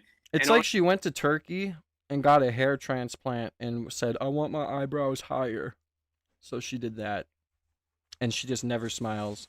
I want to be clear, just to clarify two things that I think you alluded to. One, Donald Trump is accused of sexually assaulting a child in those memos that you mentioned. Two, that it's not just a few dozen documents that are not being turned over. Fully half of the documents that we're aware of, some 3 million documents, have not been turned over by the DOJ. They claim they fully responded. And yet we've found over and over again, and I can tell you that oversight Democratic staff have confirmed what you have found, that these documents are missing. They were not turned over, even though they were very clearly responsive to the questions that we asked. And this appears to be part of a very broad cover-up. And you may remember back to last May when Pam Bondi reportedly told Donald Trump he was in the Epstein files. After that, there were a lot of reports that DOJ attorneys were being asked to go redact documents, to hide documents, to remove documents from the files that had Donald Trump's name. So we're definitely continuing to look at this, but it appears that the DOJ is willfully violating. I feel like she'd be hot if she could make her eyebrows go down, right? But I feel like, you know, the consistent raised eyebrows, like, these got to be some muscles she grew or something. She got to be in the mirror like this every day, like, I gotta look better on camera. I need my eyebrows raised, you know, like, relax, sweetie, put them down, you know? Violating the law. Yeah, and of course, an interview or a witness statement, it doesn't mean that it happened. I mean, you can read through these documents, Yep. There's a lot in there. But in terms of what should be published in accordance with the law that you passed, and these haven't been, I mean, do you believe that they're intentionally breaking I don't know, Rachel. There's no Adam's apple right here, so I think it is a girl. that law, or do you think it's because, which is what we've heard from DOJ, they had so much to publish, it was such a compressed time frame, that's the issue here? Yeah. And so just to give you a quick heads up on my background, I was a federal enforcement attorney to start my career at the SEC. I have spent many, many hours doing this type of document review and management and looking things through. And at this point, I do not believe that this is just a delay in turning the documents over. The fact that so many Donald Trump related documents have not been turned over, that his name's been repeatedly redacted, matches a lot of the reports that we heard that they were trying to cover this up. And at this point, I think, look, everybody's entitled to their day in court, whether that's Donald Trump, Elon Musk, Les Wexner, anybody else. But the fact is that everything here looks like the DOJ is, again, under the direction of Pam Bondi, the AG, willfully trying to hide a lot of what's happening right now. Starting us off, Republican member of the House Oversight Committee, Congresswoman Ana Paulina Luna. Congresswoman, thank you for joining me this evening. I mean, you have heard likely the Department of Justice saying that they are looking into whether the files mentioning President Trump were improperly removed. Do you trust them? Quote, "We got you," spelled with a U, the letter. That's what the governor of the U.S. Virgin Islands told Jeffrey Epstein just months before Epstein's arrest in 2019. And obviously, of course, more than a decade after he was already convicted of soliciting a minor for prostitution back in 2008. Newly released Justice Department documents show that as regulators investigated unauthorized construction on one of Epstein's 2 private islands, issuing stop work orders and weighing potential fines, Epstein appealed directly to the island's governor for help. Text messages uncovered by K-Files show Governor Albert Bryan Jr. telling Epstein he had asked one of the regulators to, quote, hold everything until speaking with him, and later sought the recusal of the commissioner overseeing the dispute. K-Files' Andrew Kaczynski joins me now. And, you know, Andrew, this is so important as we get to the heart of Jeffrey Epstein and how he had the power and money that he had and how he wielded it and this entire circle. So this gets to the influence and how he wielded it. What do these messages reveal? Yeah, and you hit it right there. These messages, they offer a rare window into how Epstein operated in the U.S. Virgin Islands, where he leveraged his wealth, business footprint, and promises of investment to try to influence local officials. Now, I want to give people a little background here. Epstein had deep roots in the Virgin Islands. He bought his private island, Little St. James, in the 1990s. He later expanded. You can see them both there. He later expanded his footprint in 2016 and purchased neighboring Great St. James. And the permits show that. So is this Florida right here? Holy shit, that's a big snow pusher. Hold on. Is this Florida right here? He had plans to build. Yeah, you guys chill out in the comments. Docks, roads. I know I don't make it any better, but residencies and other development. And this is where these texts with the governor come into play. Now, by December 2018, regulators were scrutinizing construction on Great St. James. The Virginian Islands Department of Planning and Natural Resources had issued a stop work order and began reviewing potential violations. Epstein then reaches out directly to then the newly elected governor, Democrat Albert Bryan Jr. Look at this exchange between the two. Epstein complained about potential fines, and Bryan said he spoke to John Pierre Orel, that is the commissioner of the department, who they're calling JP in these texts, and he asked him, Bryan said he had asked him to, quote, hold everything until he and the attorney spoke to me. Later, Epstein complains that the same commissioner, JP, was, quote, going after me in the press, to which Bryan responded that he had asked the commissioner to recuse himself. And then in another subsequent message, Bryan wrote, I asked him to recuse himself and concede on all previous permit requests. Now, the documents don't show whether any enforcement decisions were ultimately changed. All right, bro, we're going to get into how Bill Clinton folded like a piece of fucking paper. Embattled Microsoft co-founder Bill Gates has undergone a stunning fall from grace as of late, after stunning revelations from the Epstein files drop. From the billionaire's recent embarrassing admissions of his extramarital... Dude, my dog literally just sits here with his head on my lap, and he doesn't move. And he just sits here, waiting for a pet. Just fucking fiending for me to pet him.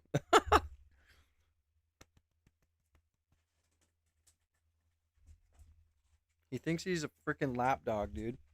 You can't lay on my table, homie. affairs. To resurface reports about his conduct in the workplace, here are Bill Gates' biggest scandals from over the years. Gates first met Epstein in 2011, which was after the financier's Florida conviction for procuring a child for prostitution, and continued to socialize with him, seemingly ignoring concerns raised by his then-wife, Melinda French Gates. Gates came clean to staffers at his foundation on February 24th, telling them that she, quote, was always kind of skeptical about the Epstein thing, according to the Wall Street Journal. Nonetheless, he admitted he flew on a private plane with... Yeah, no, I don't like CNN either, but they're kind of like the only news group I see in that posted there's missing files. Obviously Fox isn't going to do it, but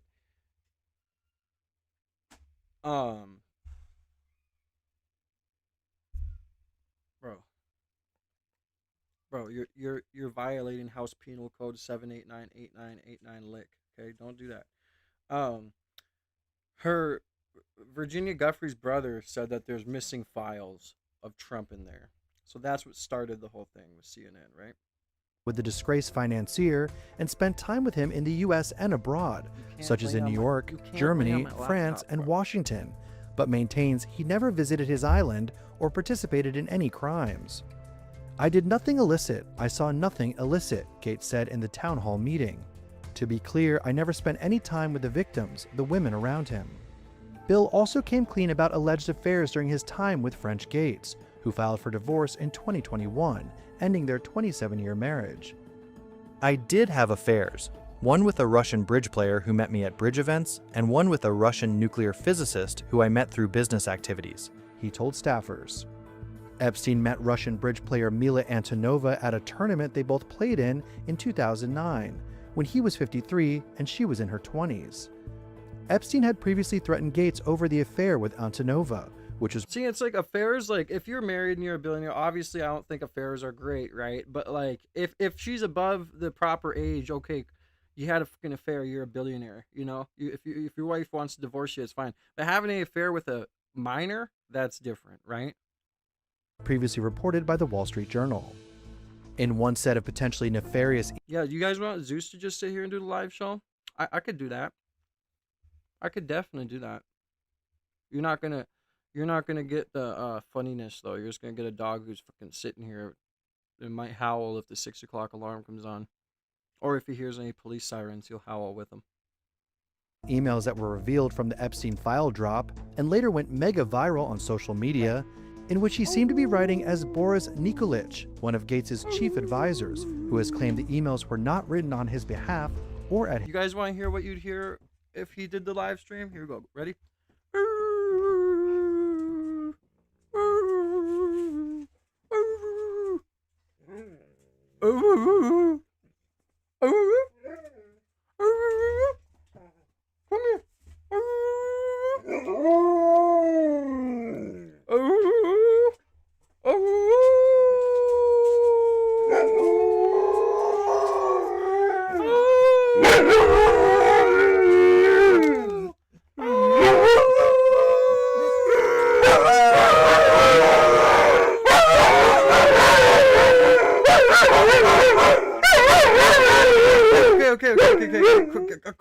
Okay.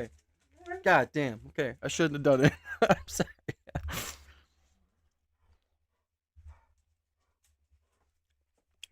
That's what you'd hear. That's how he talks. So, there you go. You got your daily dose of Zeus and Cain. His request. The email tried to suggest that Bill had asked Nikolic to provide him with drugs to treat STDs, a consequence of his, quote, sex with Russian girls, as well as antibiotics to secretly give his wife Melinda as a cover-up. A Gates spokesperson rejected the disturbing claims as completely false, and that it was proof the now deceased pedophile was out to entrap and defame his celebrity friends. Whoa, it's PDF file, brother. Don't get me demonetized. I'm not New York Post. Bleep that, YouTube. Melinda Gates has cited Bill's meetings with Epstein as a major reason for the rupture of their marriage, saying the relationship deeply troubled her. That same year of his divorce, in 2021, reports emerged that the Microsoft co-founder had resigned from the company's board due to an investigation into an alleged romantic relationship with a female employee that was deemed inappropriate, according to the Wall Street Journal. According to anonymous sources cited by the outlet, man, for a while, if you want to hear about Erika Kirk, you gotta rewind, bro. Go back to the first segment of the stream. The investigation began in 2019 after a Microsoft engineer alleged she had a sexual relationship with Gates over the years. An unnamed spokeswoman for Gates had acknowledged an affair from the early 2000s, which ended amicably, but said Gates' decision to transition off the board was in no way related. The New York Times had also reported that Gates had developed a reputation for questionable conduct in work-related settings. The outlet reported that, according to sources with direct knowledge, on multiple occasions, Gates had made advances on female workers of Microsoft and the Bill and Melinda Gates Foundation. Gates had claimed that his relationship with Epstein was one he regretted every minute of, and after such a massive public fallout, it's easy to see why.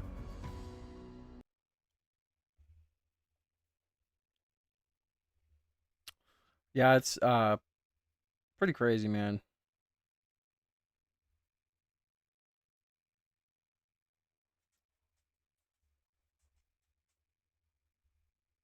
I'm just trying to find his apology. Did he have a apology video? Well, Jeffrey, in retrospect, I was foolish to spend any time with him. The Journal previously reported on Gates's ties to Jeffrey Epstein, including that Epstein threatened Gates over an affair he had. The two met a few times, Gates says, to discuss philanthropy. Do you think, looking back at that moment, Philanthropy, that you were being played? Well, Jeffrey, in retrospect, I was foolish to spend any time with him, and he sort of, got time with various people by spending time with other people. So yes, I think I was quite stupid. I thought it would help me with global health philanthropy. In fact, it failed to do that. Dude, global health. You're the same person who got on stage and said we need to reduce the world's reproduction rate by 80%. That you're going to come out with vaccines to do that. You literally said that on stage. And no, it's not alleged. No, I'm not off my meds on this one. You're on video, bro. 4K. You're against humanity. Bill Gates is against humanity. And let me tell you, from someone that grew up hustling and grew up and got out of that life, when you're in that life and you get to in the mix with people that are doing, that you guys all have, invested interest, you're going to know things about him. You're going to know, you guys are going to tell each other things. That's how it works. You're not just going to do business with them that's worth millions or billions of dollars and not fucking, hey bro, you want to come over on my island? And it's just so stupid how these people think they can lie to us, and we're just going to digest it, right? And it's just a huge mistake. Has it made you more wary of connections? Definitely. Yeah. Are you kidding? Well, Jeffrey, in retrospect, I was foolish to spend any time with him. Oh, yeah, I heard that. Let's. Trapmore gang, it might have just happened, the unthinkable. Someone has finally... God. Thing, but I'm sorry. All right? I'm sorry I didn't do with Russian women, but apologizes to staff over Jeffrey Epstein ties. Now, I've seen this before, okay? It's this very, very... Bill Gates is 70? Holy shit. Strange kind of thing of just like, I didn't do anything. So Bill Gates, 70, told staffers at his foundation on Tuesday that he flew on a private jet to the disgraced financier and spent time with him in the U.S. and abroad and didn't participate in any crime, according to the Wall Street Journal. Quote, I did nothing illicit. I saw nothing illicit, Gates said in the town hall meeting. Quote, to be clear, I never spent any time with the victims, the women or the women around them.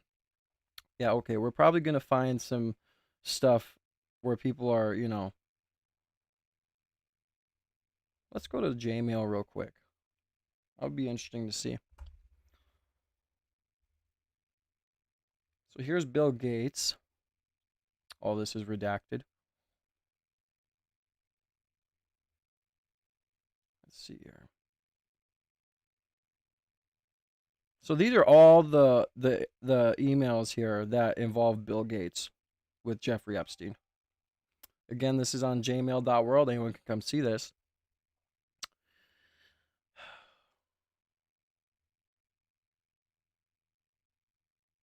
Let's see here. So, right here, I painfully watched the Balance and Raise video. He never once used the word taxes. He left out description in Brooks' car. I mean, obviously they had, fucking ties to each other, right? Where's Bill Gates at here? So redacted, probably a victim. Redacted again, probably a victim. Here's him with Prince Andrew or whatever the hell his name was.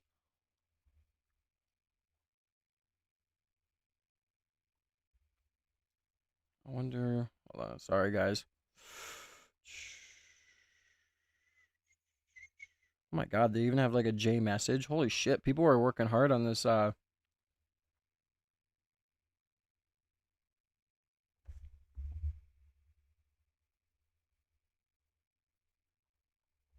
the site.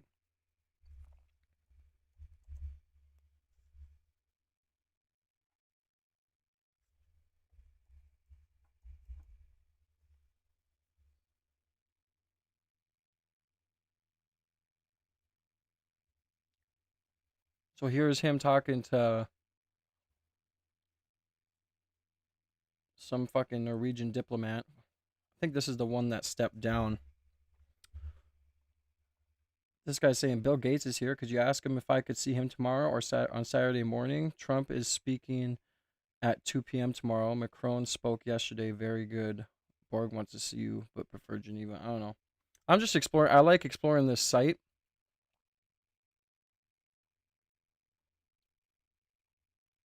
Because it's just very interesting to see everything, right?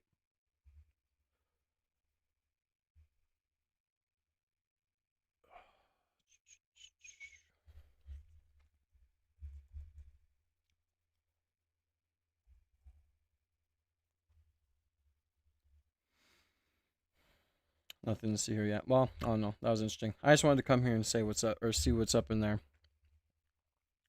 But yeah, I mean, it's just wild.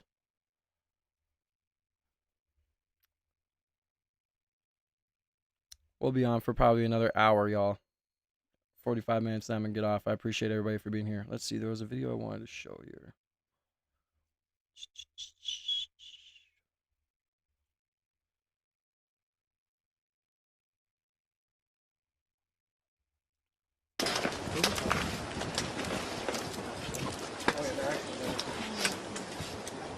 Well, good morning, everyone. My name is Robert Garcia. I am the ranking member for the Oversight Democrats. We're here today, of course, for 2 days of depositions of both Secretary Clinton and former President. I'm going to let this play. I'm going to go grab some coffee real quick, y'all. President Bill Clinton. So I'm going to have some general comments. We will actually be back out here to answer any questions once we've actually started the depositions, but we wanted to make some brief comments right now, and then we'll go ahead and go in and start. Let me just begin by saying that Oversight Democrats, from day one, we have said that we want to talk to anyone, any person with information about Jeffrey Epstein, about his crimes, about how he was able to get so much wealth.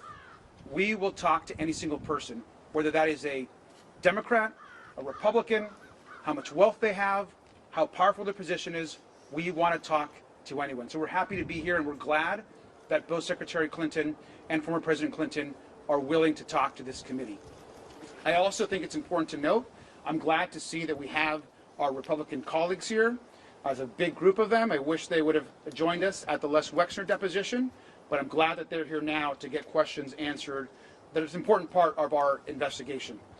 Let me just add that as it relates to Secretary Clinton, who's here today, she has been very clear. She's never met Jeffrey Epstein. We have no evidence of her having any interactions with Mr. Epstein. And so I think that's important to note as we walk into this deposition. But I also want to say, which I think is very important, that at this very moment, the Department of Justice continues to lead a White House cover-up. And we're going to be demanding... I had to grab a piece of Swiss cheese, if anyone knows about that, bro. Fuck, Swiss cheese is so good. I'm random, I know. Hey, but that's why you guys love me. Fuck. What other streamer just gets off camera to go fill coffee and then grab a piece of Swiss cheese? Only me, fool. He stole billions from Wexner. 100%. Make sure you guys keep double tapping that screen. Anyone that's new to the stream, welcome in. Welcome to the See Me Now family. We're at 136 likes. That means we just need 64 more likes. 64 more beautiful people. So need to double tap that screen so we can get to 200 likes. I appreciate everybody for being here today and helping me run it up. Make sure you guys know I am back. I took that week off, but I am back. So I expect you to be here every day. You understand me? All right, let's go. Even over these next few days, that the remaining files that have not been released get released to the public.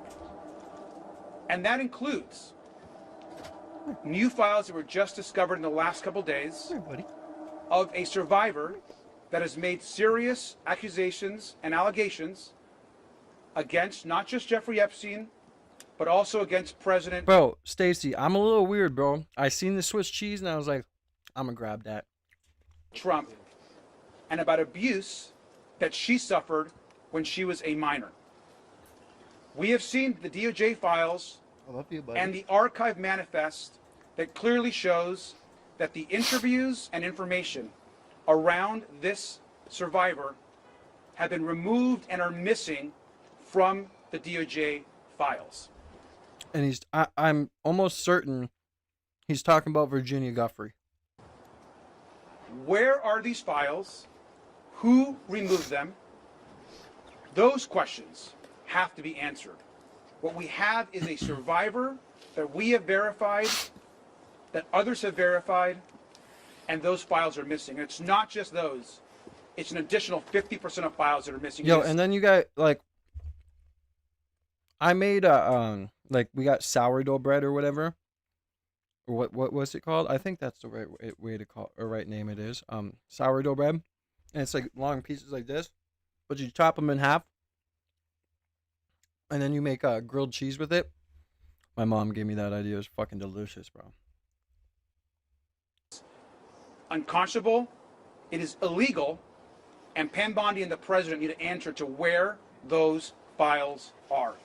And that's going to Now they're talking about Virginia Guffrey. continue to drive our work, not just today, but every single day until we get justice for the survivors. I'm going to have some of our members here make a few comments as well. Thank you. It is abundantly clear that this is the most egregious cover-up in American history. The recent reporting by the New York Times, NPR, and other... Hey guys, we got 19 minutes left on the 10 super chat goal. If anyone wants to help me achieve my goal of 10 super chats, any color, that means $1 and above. Help support your boy. Help me be able to do this Monday through Friday, 9 to 1 p.m. And help me continue to be able to help me by continuing to support this channel. And I greatly appreciate it. But any big donos, go to the pinned comment and click the link to Ko-Fi.com because they only take like 5%, right?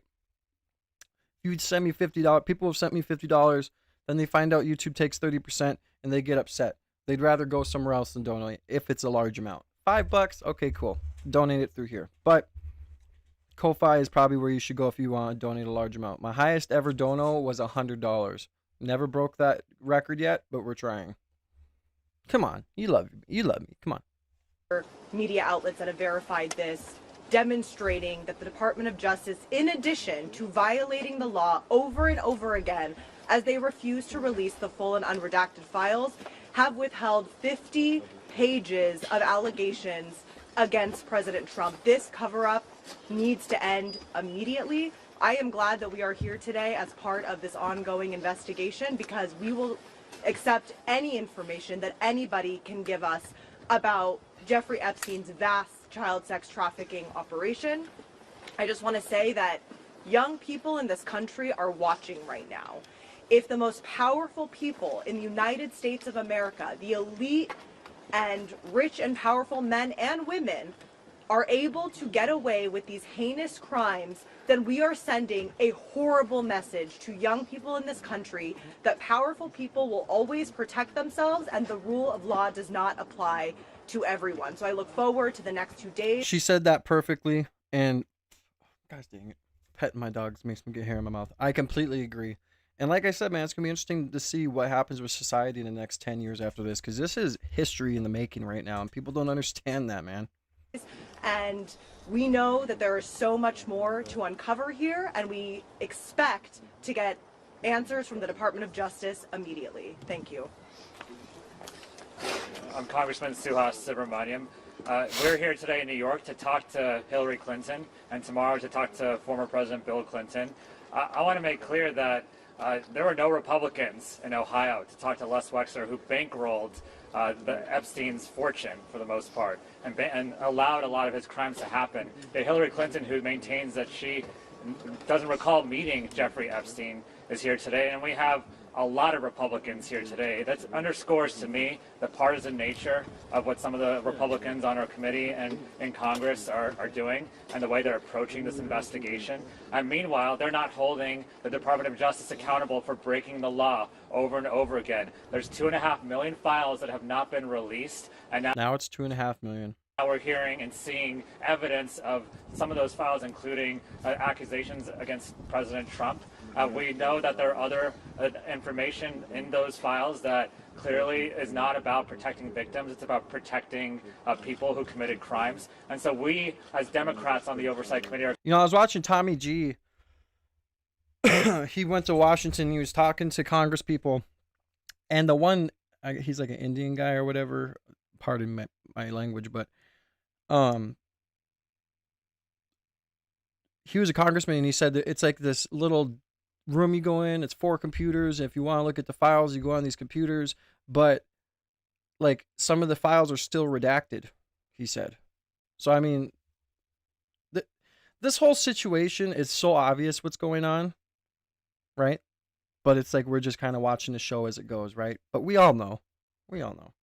And continue to approach this investigation in a nonpartisan way, because all we want is the truth, and we want justice for the survivors, and we want to make sure this never happens again, no matter how rich and powerful the perpetrators are. Thank you. Speaking of rich and powerful, how come Thank the you. Clintons weren't enforced? I'm James Walkinshaw from Virginia. We are here today to continue our investigation into Jeffrey Epstein's crimes, and it's important to note, and as others have said, there is no indication, zero, zip, zilch, nada, that Secretary Clinton had any knowledge of Epstein's crimes. She submitted a sworn statement that she never met Jeffrey Epstein, and my fear is... It's a lie. Dude, whoever this reporter is that's in the background, I fuck with him, bro. Past few videos we've been watching at these speaking things right here, that guy is very vocal, and I appreciate that.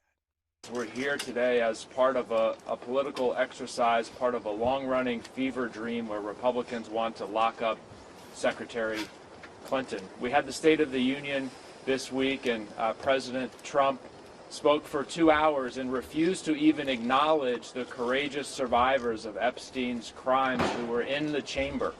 He wouldn't even address the issue. His attorney general refuses to even meet with the survivors. So we want to conduct a serious bipartisan investigation. I'm glad that President Clinton will sit down with us tomorrow and answer questions about his relationship with Jeffrey Epstein. But I wanted to come today to ensure that this is a serious... Yo, stuck in Reno 1.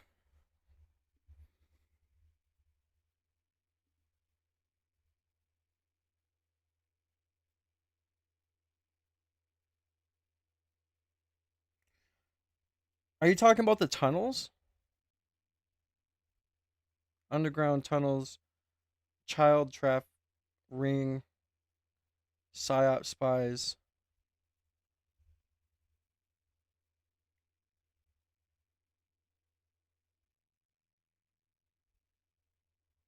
I'm gonna have to do some research on that. Thank you for commenting that. Exercise, a serious investigation, and not a political or partisan one. Thank you. Why weren't the Clintons made to go to Washington to testify? I'll answer that. I'll answer that question. So let me... Yo, that guy is like alpha. Is that guy the GOAT, guys? I think that guy's the GOAT. I think so, right? Why weren't they made to go to Washington? Dude, this guy is based. I think I might have to get this guy's number. Let me go ahead and we're going to... Yeah, underneath the museum. Yeah, I'm gonna look it up for sure. Stuck in Reno. Welcome to the See Me Now family. You're in the right motherfucking place. One or two questions. Let me just also say, I think today also sets a precedent. So 12 minutes left on my 10 super chat goal. Help me reach my 10 super chat goal. Any color, so that means $1 and above. 10 super chats, any color, $1 and above. Help support the channel so I can continue to do this Monday through Friday from 9 a.m. to 1:30 p.m. God bless you guys. Any big donations, hit the pinned comment and go click the link so YouTube doesn't take a brutal 30%. Get your name written down on the donor wall behind me and become one of the hundreds of names that are over here. God bless. To be very clear that we have said from day one that we want to talk to former President Bill Clinton. And the other person we want to talk to is current President Donald Trump. And so we should be very clear that now that we're going to hear from former President Clinton, I hope that Chairman Comer and the Republicans will join us in demanding that the person who actually appears more times in the files than the former president, who we want to speak with, is President Donald Trump. And so let's get President Trump in front of our committee What to did you answer say? the I'm questions. sorry, y'all. And so let's get President Trump. I hope that Chairman Comer and the Republicans will join us in demanding that the person who actually appears more times in the files than the former president, who we want to speak with, is President Donald Trump. And so let's get President Trump in front of our committee to answer the questions that are being asked across this country, from survivors and from those who have been brutally attacked and raped, sometimes as children. Let's release the files and answer one or two questions. Thank you. So should the Clintons have come forward sooner to testify and be deposed in front of the committee? And also, what are the discussions with Republicans about bringing other administration officials like Lutnick, who are mentioned in these files, before lawmakers? We want to hear from Howard Lutnick. Howard Lutnick, of course, said that he'd stopped communicating with Epstein, our Commerce Secretary, then goes on to visit Epstein's island, communicate with him, go into business with him, all of which was not disclosed. He should not be the Commerce Secretary right now. As it relates to the questions about the location was selected by Republicans. The majority controls where and how these depositions are done. We want to continue hearing from folks. Just a question. What could they possibly ask Hillary Clinton all day?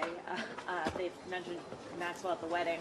And what questions, you said you're happy to talk to anyone. What questions do you have for Hillary Clinton, given that she said she has no connection? We're gonna give the Secretary an opportunity to clarify any questions that Republicans might have, that we might have. Look, if she has any information that could be helpful to the investigation, we want to hear that. And so we're going to find out here. And we'll report back what's actually being asked. But broadly speaking, anyone that has any information, whether they're Republicans or Democrats, we want a nonpartisan investigation. And that's going to include ensuring that President Trump comes before our committee. Yes. Do you have questions about the Clinton Global Initiative and the fundraising involved? There's going to be questions asked about that. So thank you very much. We'll come back out. Thank you. Thank you.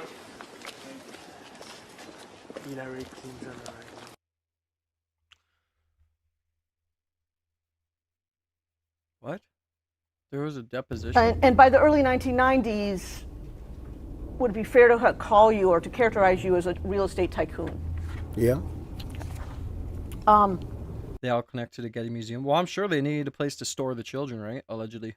59 more beautiful people just need to double tap that screen and like the stream so we can get to 200 likes. I appreciate every single one of you that are in here. God bless you guys. I have the best community on YouTube, and I stand by that. The feeling of gratitude is the best feeling in the world. And every single time I get on stream, I just love it. When I'm away from the stream, I miss it because we are a family, and it's just so awesome every day, like clockwork, to be here and be able to, be together and search for truth. It's awesome to be here. God bless. Trump Tower on Fifth Avenue, that was completed in 1983? Around that time, yes. And when did you move into the your So this was in 2022, guys. Penthouse apartment there? Maybe a year later. And that remained your primary residence until you were elected president, correct? Yeah, I hear, Hugh, you know, it's probably just their way of getting them into the deposition, like duplicating documents and stuff.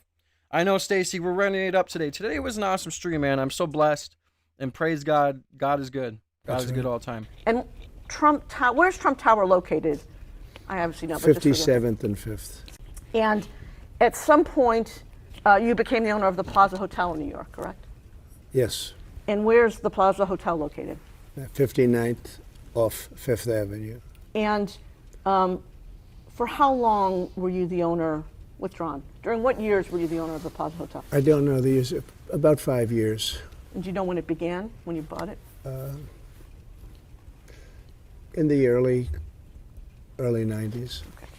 Now, in the 80s and 90s, is it fair to say you had a busy social life? I don't know. I mean, it's a fucking billionaire, no shit. You know what I mean? Like,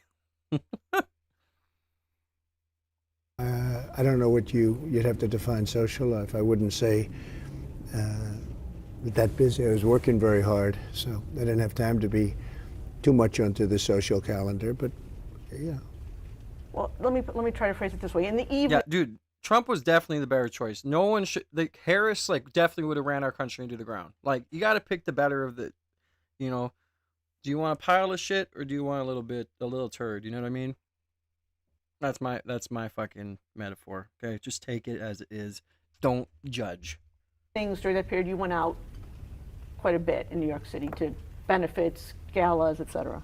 It's just election year theatrics. A lot of charity events, yes, but I don't think that much. No. So, in the period, in the 80s and 90s, we've already discussed you would go to benefits and parties, and Is it fair to say that a lot of those parties, there would be a, or benefits, there would be kind of a photography line either at the beginning or throughout the event?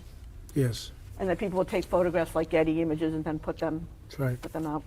And this is another Getty Images printout, and is it fair to say that this document indicates that you were the Grand Marshal of the New York City Veterans Day Parade on November 10, 1995 in New York City? Yes, Similarly true that during this same period you made appearances on television, correct? yes.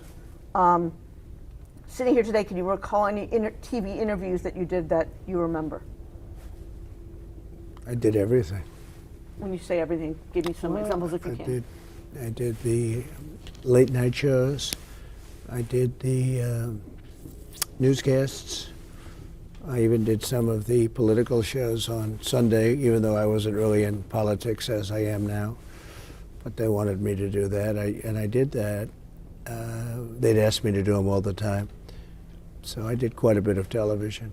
I think you already answered this question, but just so the record is clear, did you watch the program Good Morning America from time to time in this period of the late 1980s through the mid 1990s? A little bit, Did you appear on the Today Show during this period? yes. Same question, did you watch the Today Show during this period? A little bit. During this period, did you have any friends in the television industry, who worked in the television industry? Probably. But I wasn't much involved at that point in the television industry, but I probably did. Anyone come to mind right now? Maybe Bob Wright. Who was Bob Wright? He was the head of NBC, I think, at that time. What about Roger Ailes? When did you become friends with Roger Later, Ailes? Approximately? during the, more in the 7-8 year ago period. What years were you married to your first wife, Ivana Trump? So, And as you guys know, his first wife, he buried at Mar-a-Lago. I think that's the property. So he doesn't have to pay property tax there because it's now considered a gravesite. about 78 to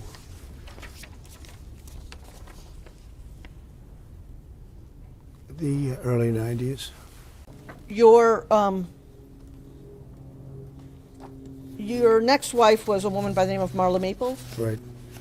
And sitting here today, do you recall what years you were married to Ms. Maples?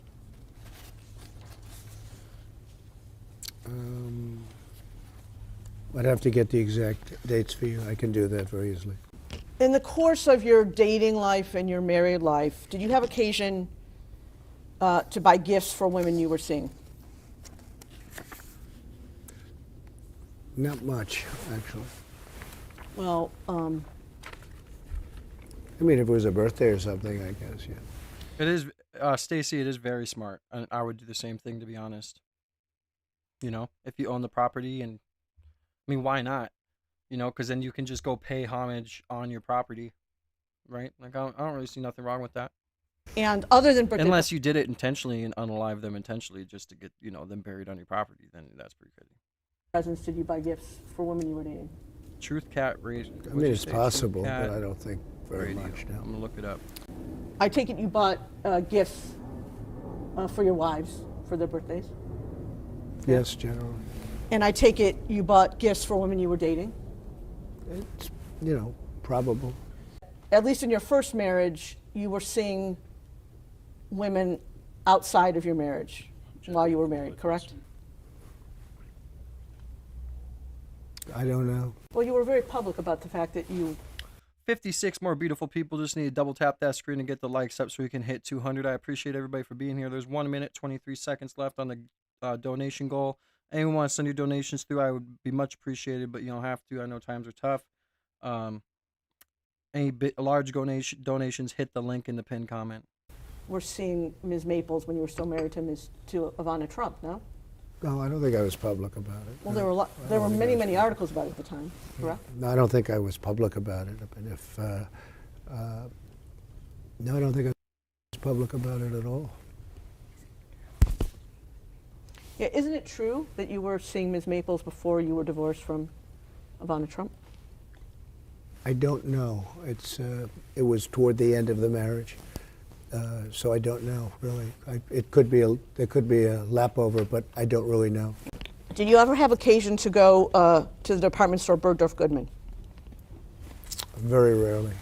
You say very rarely. Can you give me more detail? How rarely? I mean, almost, for me, almost never. I would very rarely go there. When you went there, what do you recall No, this isn't live. This is a previous deposition that happened in 2022, October 19th. shopping for? I don't know. It's possible I was there, but I don't know that I ever shopped there for myself. So when you shop, I'm gonna let this play. I'll be right back. I am going to put the play speed up though, because this is 48 minutes long, guys. So. for the stuff, to the extent you went there, you were shopping. Oh, not that high though. Holy shit! Sound like they're on crack. We'll put it to like 115. That's good. For others? I don't think I ever shopped for others. All right, It's possible that one or both of my wives shopped there a little bit, but I don't remember ever buying something for myself at Bergdorf Goodman. I went there very seldom, almost if ever. Then let's limit it to Bergdorf's. Bergdorf's was pretty close to Trump Tower and very close to the Plaza Hotel, correct? That's right. I'm handing you a document that's been marked as DJT 18. It bears the Bates range Carroll 24378 through 24385. You have that in front of you? Yeah. Sitting here today, do you recognize this document? No. I will represent to you that this is the excerpt from Ms. Carroll's book that was published in New York Magazine originally online, on June 21, 2019. Okay. At any point in time, did you read this article? Excuse me? Did you ever read this article, this document? No, I don't believe I did. I'm handing you a book. It's marked as DJT 19. It's a book by E. Jean Carroll. It says, "What Do We Need Men For?" And if you look at the publication date, it says first edition, July 2019. Do you have that? You have that book in front of you. Sitting here today, sir, have you ever read either this book in its entirety or any portion of this book? No, never have. I've never seen the book. Okay. You responded publicly to Ms. Carroll's allegations on the same day that the excerpt was published in New York Magazine, which was June 21, 2019, correct? I think so.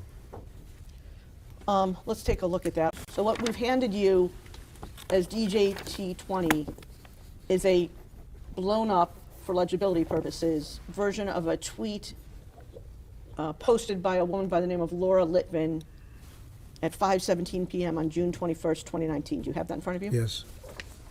The statement that is in this tweet, is this a statement that you gave? I mean, essentially, that's what I said. Yeah. If you could read that statement into the record. It says, statement from President Donald J. Trump. Regarding the, quote, story, unquote, by E. Jean Carroll, claiming she once encountered me at Bergdorf Goodman 23 years ago, I've never met this person in my life. She is trying to sell a new book that should indicate her motivation. It should be sold in the fiction section. Shame on those who make up false stories of assault to try to get publicity for themselves or sell a book or carry out a political agenda, like Julie Swetnick, who falsely accused Justice Brett Kavanaugh. It's just as bad for people to... I feel that because, you know, that's what my ex did. You know, people like to falsely accuse people, bro.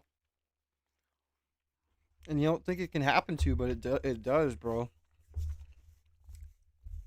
You never know what people's ulterior motives are. Sorry, I'm just a little chilly, so I had to get a sweater. I'm starting to get a little bit of the munchies too.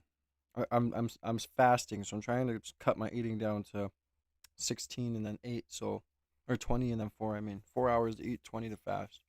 Believe it, particularly when there is zero evidence. Worse still, for a dying publication to try to prop itself up by peddling fake news. It's an epidemic. Ms. Carroll and New York Magazine, no pictures, no surveillance, no videos, no reports, no sales attendants around, question mark. I would like to thank Bergdorf Goodman for confirming they have no video footage of any such incident because it never happened.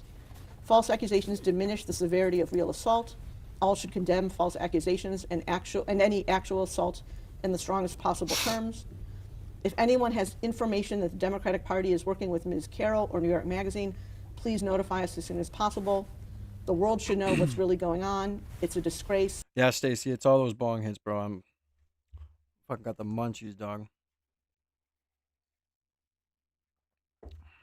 Couple Cheez-Its just to get something in my stomach. And people should pay dearly for such false accusations. See, that's what you have in front of you? Yeah. And I think you've already confirmed that this is a statement that you gave to someone on your staff to give to the press. Yeah. Let's mark as DJT21, a document bearing the base. I need smarter trolls. Yeah, I had a troll earlier telling me that I took a week off. He said don't use your kids as an excuse, or your YouTube as an excuse to be away from your kids. I bet you're a bad father and you're a bad human. He told me earlier, and I'm like, I have my kids full time. Like, what are you talking about? You know, like people just deflect on YouTube, and it's crazy. Range. DJT21, this is the next one, right? DJ21, a document bearing the Bates range MP 1795 through MP, I've got it. Yeah. Through MP 1807. You have it in front of you? Yeah. And these are statements that were put out when you were President of the United States? Yeah. And if you look at the top email, kind of the address of the email, it says under that, remarks by President Trump before. Extra toasty Cheez-Its are good. I like the smoked Gouda ones. I don't know, there's a lot of different Cheez-Its I like. I like the bacon and white cheddar ones. Yo, you want to know what's good? Is getting beef jerky. Make sure it's soft. You get beef jerky, you take Cheez-Its, and you put a Cheez-It on top of a piece of beef jerky, and on the bottom make a little sandwich. Oh, it's so good, bro. I'm not gonna lie, bro. It's good. And Brian, yes, I know that food's not the best for you, but hey, it is what it is, bro. I try and eat healthy on most of my other stuff. Trust me, I have to take dyes out of my kids' diets because my youngest daughter has reactive airway disease or whatever, asthma, and so like I really do watch all that stuff. Trust me. Marine One departure. But there's some sections on Marine that One stuff is where a you just helicopter? can't help it. Yes. And if you look where it shows you speaking about halfway or 2/3 of the way down the document, it says, the very first thing you say, so we're going to Camp David. Yes. So am I correct in interpreting this as this is a statement you made while boarding or getting on to Marine One? Looks like it. Here's the mouse killer. Here's the hero. If you guys don't know about it, go check my video out. New Year, To new go to Camp mouse. David. It looks like it. Okay. Let's go now to the third statement, which we're going to mark as, this one I can do, DJ222.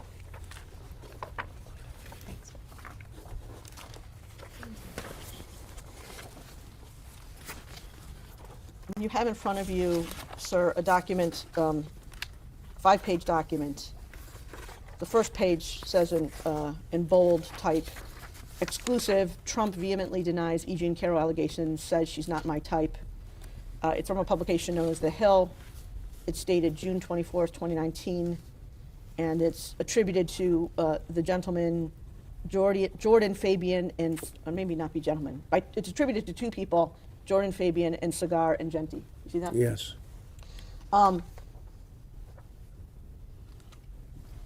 So this is 2 days after the last statement we're looking at, which was on June 22nd. Do you recall having an interview with reporters from The Hill on June 24th, 2019? Vaguely, yes. And do you recall where that interview took place? I think it was in the Oval Office. And you're quoted just below that paragraph as saying as follows, and this one I'll read. I'll say it with great respect. Yep, Number Rachel, one, it is. she's not my type. Number two, it never happened. It never happened, okay? And then the reporters say, the president said while seated behind the Resolute desk in the Oval Office.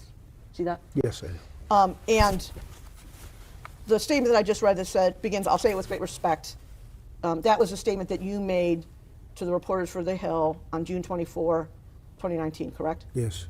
And same set of questions. I take it, sir, that you stand by that statement today? Yes, I do. So before you made your statements that it never happened in 2019. Yeah, if anyone's wondering what I'm talking about when I said that he's the mouse hero, go on to my videos on my channel, and it's called New Year, New Mouse. And a mouse fell from the ceiling onto my computer right here, and I had a total meltdown, and I got my cat and threw it at the mouse, and he took it, ate it, and I don't know where it's at. To this day. Did you or anyone on your staff reach out to anyone at Bergdorf Goodman? Okay, can I go to Walmart in a little bit? All right, sweet. Thank you. Drive safe. I didn't have to reach out to anybody because it didn't happen.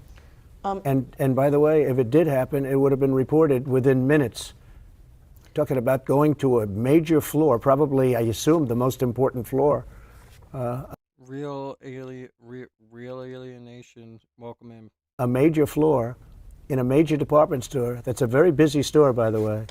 And checkout counters and everything else. And I would be in there. I mean, it's the most ridiculous, disgusting story. It was just made up.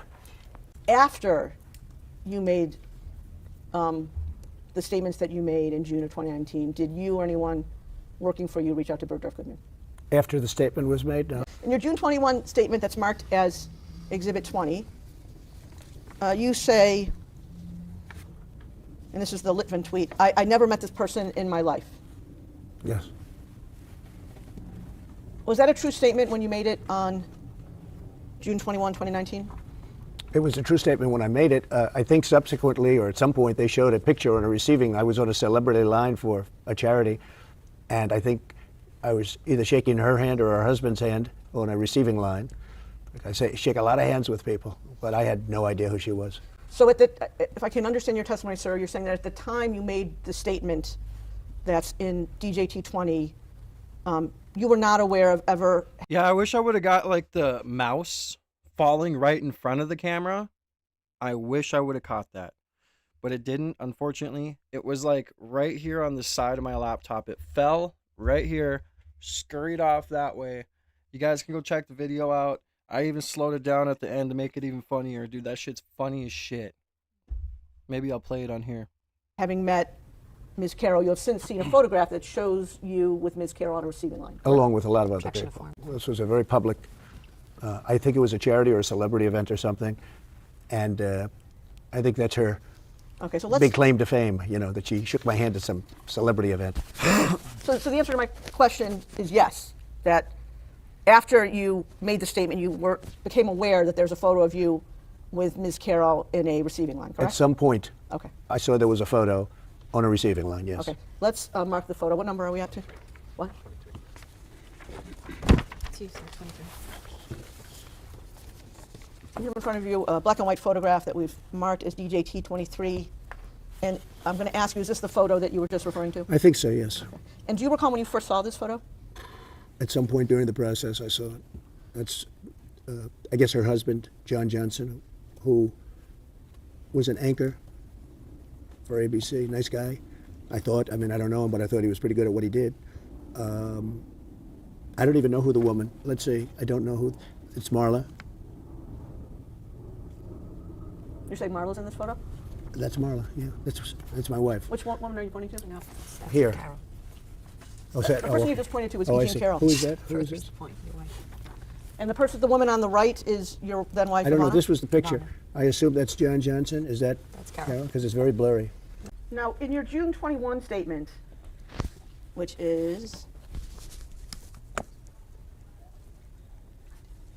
DJT 20, you said that Ms. Carroll was trying to sell a new book, and that you said shame on those who make up false stories of assault to try to get publicity for themselves or sell a book. Yeah. That's right. Before you made that... All right, you fuckers. We'll take a couple seconds just to take a laugh real quick, okay? Just a couple seconds will do.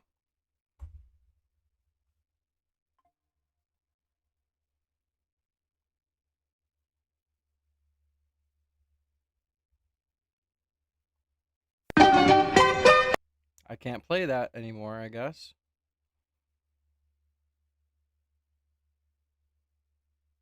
All right, here we go. I look like I'm a special needs kid, but here we go. Afraid one's gonna jump out of this hole on top of me, bro. I knew it was gonna happen.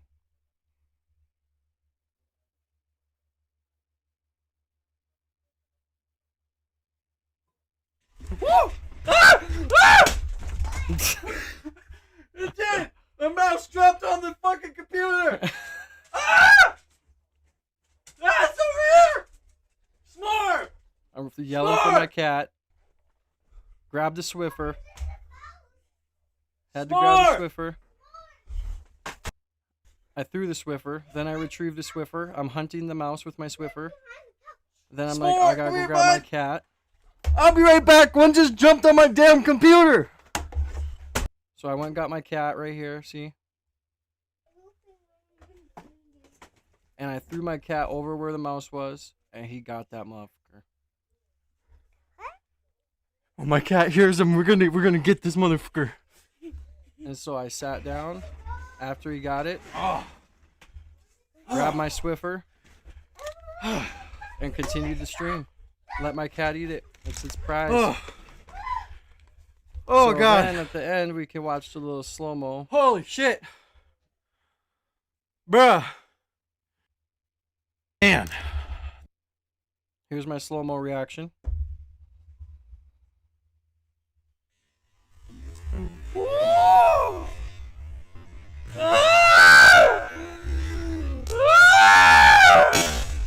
I threw my headphones straight on the floor, bro. It's over. And then you can hear me in slow motion say, "It did! A mouse jumped on the fucking computer!"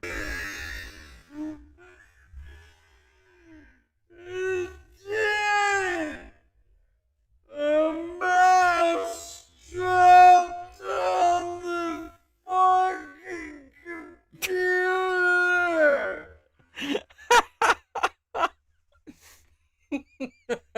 I even said on there, I was like, man, I just screamed like a little girl in front of the whole world. I don't even care. I was like, woo! Like, I was freaking out. I grabbed the Swiffer. Oh, man, it was over, bro. It was over. If you want to watch the full video, man, go check it out on my channel, man. That shit was hilarious. Statement, did you have any knowledge, one way or the other, of the financial arrangements between Ms. Carroll and the publisher of her book? Hey, I'm unapologetically myself, okay? If you got a problem with me screaming like a little girl because a mouse literally tried to assassinate me by getting a high point of contact on me, then he messed up and fell and ran away and his plan was foiled, bro, I literally am unapologetic. I screamed. I'll do it again. If one dropped right here again, I'd be like, oh! You know? No. Did you even know who her publisher was? No. I'm peeing my Had you ever seen pants. her book? Well, I'm glad I could give you guys a little laugh. Correct. No. Did you know anything about Ms. Carroll's financial situation?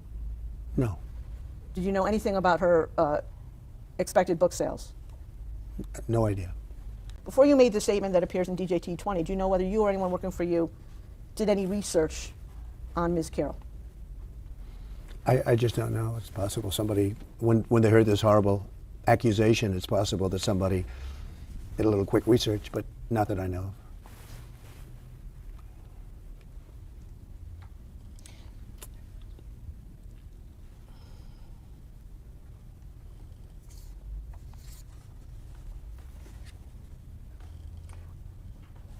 Another thing that you say in your June 21 statement is that...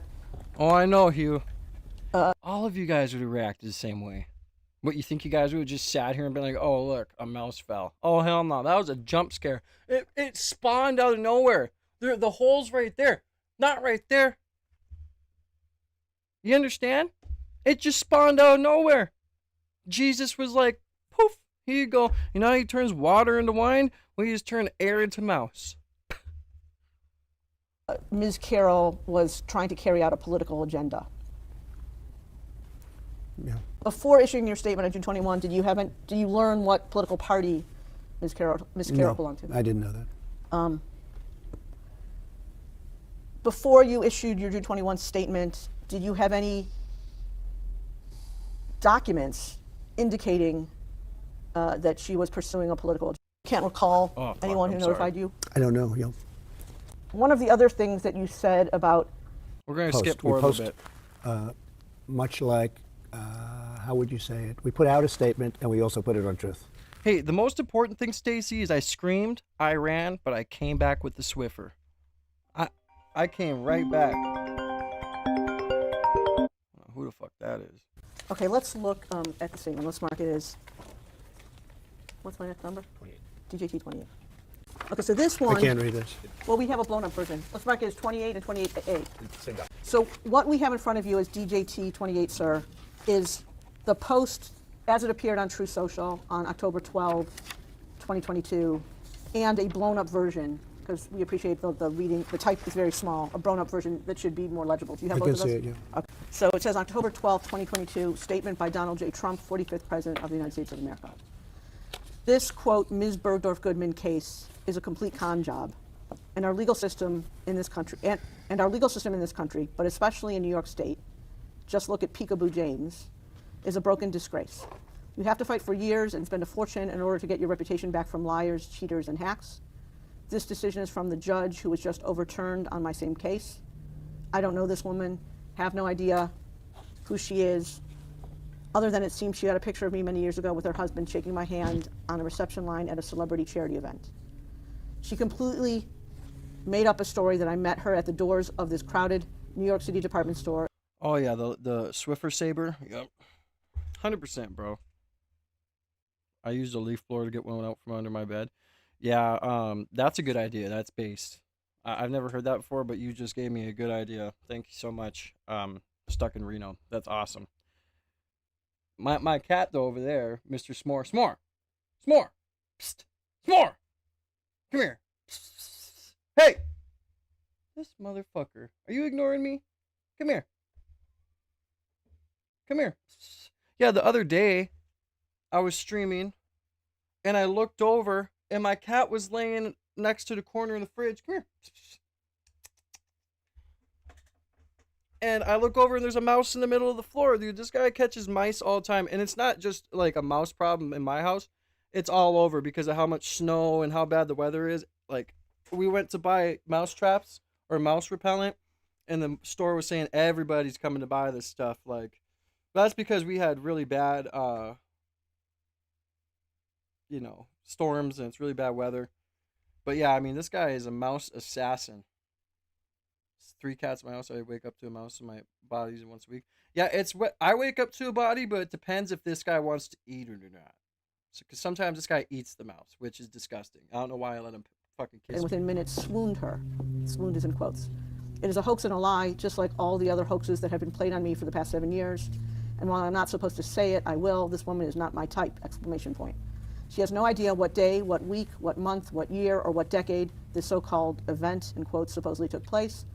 The reason she doesn't know is because it never happened, and she doesn't want to get caught up with details or facts that could be proven wrong. Don't attack If me. you watch Anderson Cooper's interview with her, where she was do promoting it. a really crummy book, you will see that it is a complete scam. She changed her story from beginning to end after the commercial break to suit the purposes of CNN and Andy Cooper. Our justice system is broken, along with almost everything else in our country. What are you doing? Her lawyer is a political operative and Cuomo Calm crony down, fool. who goes around telling people that the way to beat Trump is to sue him all over the place. She is suing me on numerous frivolous cases, just like this one, and the court system does nothing to stop it. In the meantime, and for the record, Eugene Carroll is not telling the truth, is a woman I had nothing to do with, didn't know, and would have no interest in knowing her if I ever had the chance. Now all I have to do is go through years more of legal nonsense in order to clear my name of her and her lawyer's phony attacks on me. This can only happen to, quote, in quotes, Trump, exclamation point. Did I read that correctly? Great statement. True. And now that you've heard it again and you have it in front of you, you're again confirmed that you wrote the whole thing yourself. I wrote it all myself. All myself. Now, at the beginning of your post, the reference Ms. Bergdorf-Goodman is a reference to Ms. Carroll, right? That's right. So hard. Now, when you say in here, I don't know this woman and have no idea who she is, even though you're using the present tense, you're referring back to your knowledge as of when she first made the allegation. I still don't know this woman. I think she's a whack job. Bro, what is going on with that cat, bro? Yeah, you don't mess with him, bro. He either is loving, he's laying right here right now like, just pet me. He's either loving or he's freaking trying to murder me. Damn. That was rough. I'm gonna be on for about another 10 minutes and then I'm gonna get off, y'all. I appreciate everybody for sticking with me today, man. Much love to everybody, man. This was an awesome stream today. I have no idea. I don't know anything about this woman other than what I read in stories and what I hear. I know nothing about her. Okay, well, I guess the distinction I'm trying to make, sir, is that when the allegation came out in 2019, you said I think think at your testimony you had no idea who she was. So I still don't. Well, today you at least know that she's a plaintiff in a case suing you, correct? Oh, yes, that I know. But I know nothing about her. I think she's sick, mentally sick. Okay. You say in this post, you use a strange word which I want to ask you about. You say she completely made up a story that I met her at the doors of this crowded New York City department store and within minutes swooned her. Do you see that? Yeah. What is swoon for me? That would be a word, maybe accurate or not, having to do with talking to her and talking to her to do an act that she said happened, which didn't happen. And it's a nicer word than the word that starts with an F.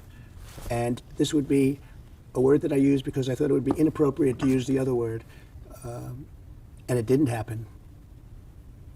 Okay, I was curious when I read this, so I looked up the word swoon in the dictionary. And under the dictionary, it means to faint with extreme emotion. That's not what you meant. Yeah, you gotta be very careful with that, Rachel. But you know, when you live in a place like I do, having cats is kind of necessary, especially if you know, fuck. I should just pick my webcam up and show you my deck right now and how much snow is out here.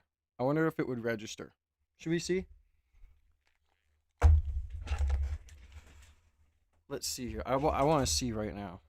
Let's see if I can zoom this in. All right. I'm right here, fool. This fucking camera. Come here. Follow me. Come here. Over here. Yep, come here. Come a little closer.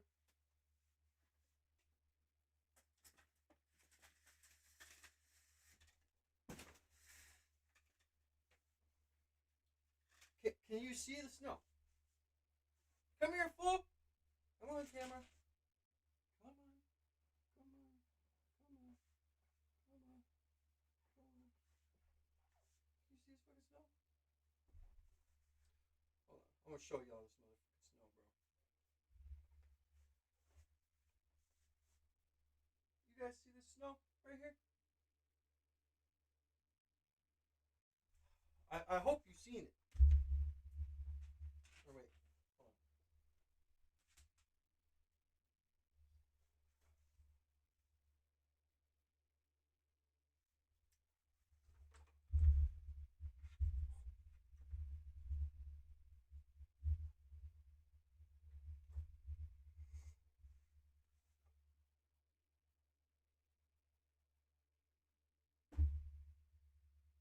This fucking camera. Fucking camera. Did you see it? Did you see the snow? I couldn't tell. I just doxed myself.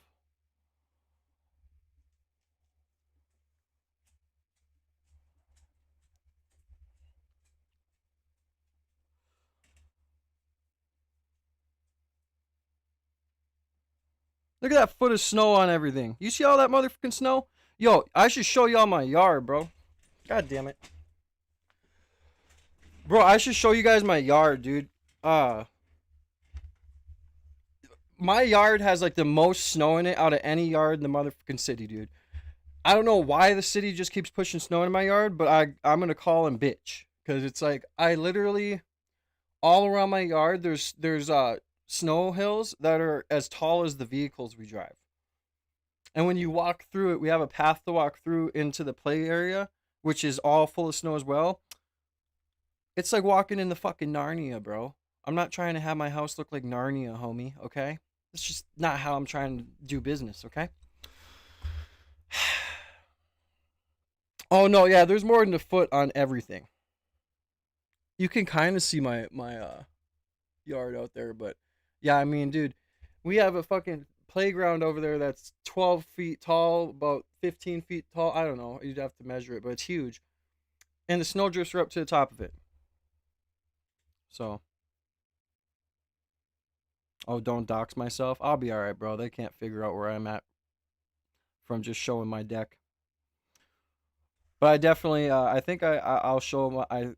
I showed outside in a previous video, didn't I?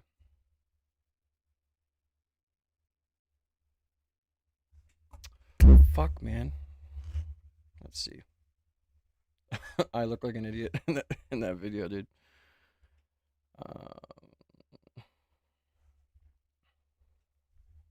Right here, dude. It's my bad, haven't been live in a couple days, but I figured, I just let you know I will be live today. And if you want to know why I haven't been live, I mean, you can just look at this. Yeah, we've been getting so much. Look at that, dude. Look how tall these are. You understand how tall this playhouse is? Snow.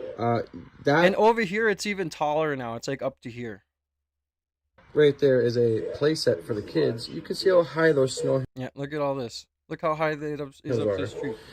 And look at that little path I said right here. Like, this is way up to, and I'm 6'2". This is up to like my chest, bro. You know what I'm saying? So yeah, a lot of snow over here, so that's why there's mice in the house. Whatever, fuck it. My point is proven. Yeah. Objection to form.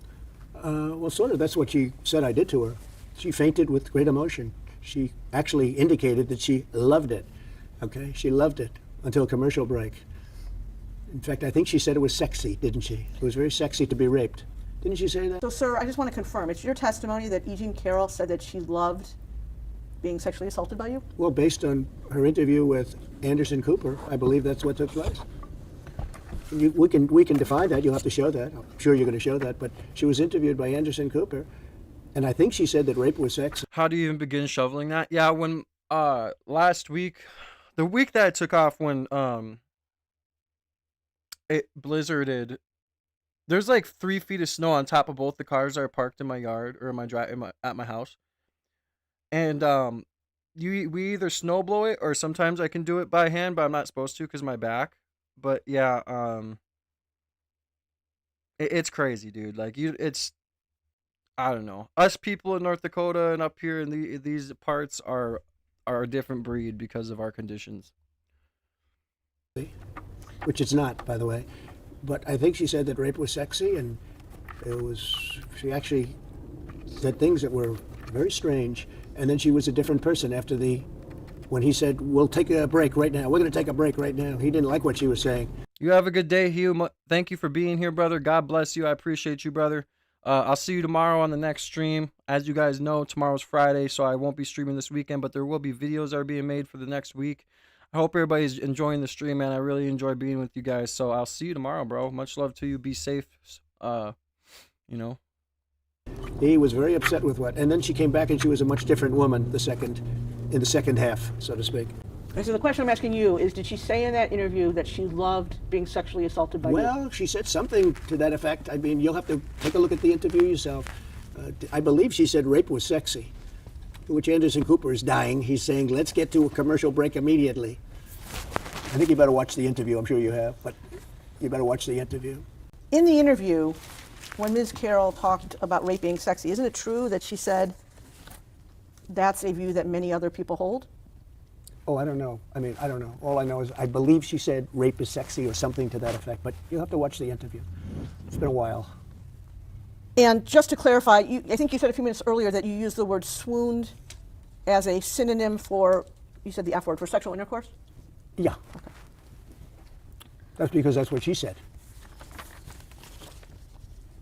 What do you mean? She never used the word swooned? No, she said that I... See you tomorrow, Hugh. Much love to you, bro. That never took place. There was no anything. I know nothing about this nut job. Okay, then you go on to say in the statement, and while I am not supposed to say it, I will. Why were you not supposed to say it? Because it's not politically correct to say. Read the next, go ahead. That she's not my type? Yeah, because it's not politically correct to say it, and I know that, but I'll say it anyway. She's accusing me of rape. A woman that I have no idea who she is. It came out of the blue. She's accusing me of rape. I believe Trump in this. I mean, you can tell he's genuine with how he's speaking. You know what I mean? Like, yeah. Her. The worst thing you can do, the worst charge, and you know it's not true too. You're a political. By the way, grape. Talking about grape here. I might have to delete this stream, bro. Operative also. You're a disgrace. But she's accusing me of rape, and it never took place. And I will tell you, I made that statement, and I said, well, it's politically incorrect. She's not my type. And that's 100% true. She's not my type. Now, in your True Social statement on October 12, you use the word hoax. Specifically, you say, It is a hoax and a lie, just like all the other hoaxes that have been played on me for the past 7 years. Do you see that? Yeah. I recall making that statement. And I take it what you're saying there is Ms. Carroll fabricated. There are women out there who have fantasies of men being yeah,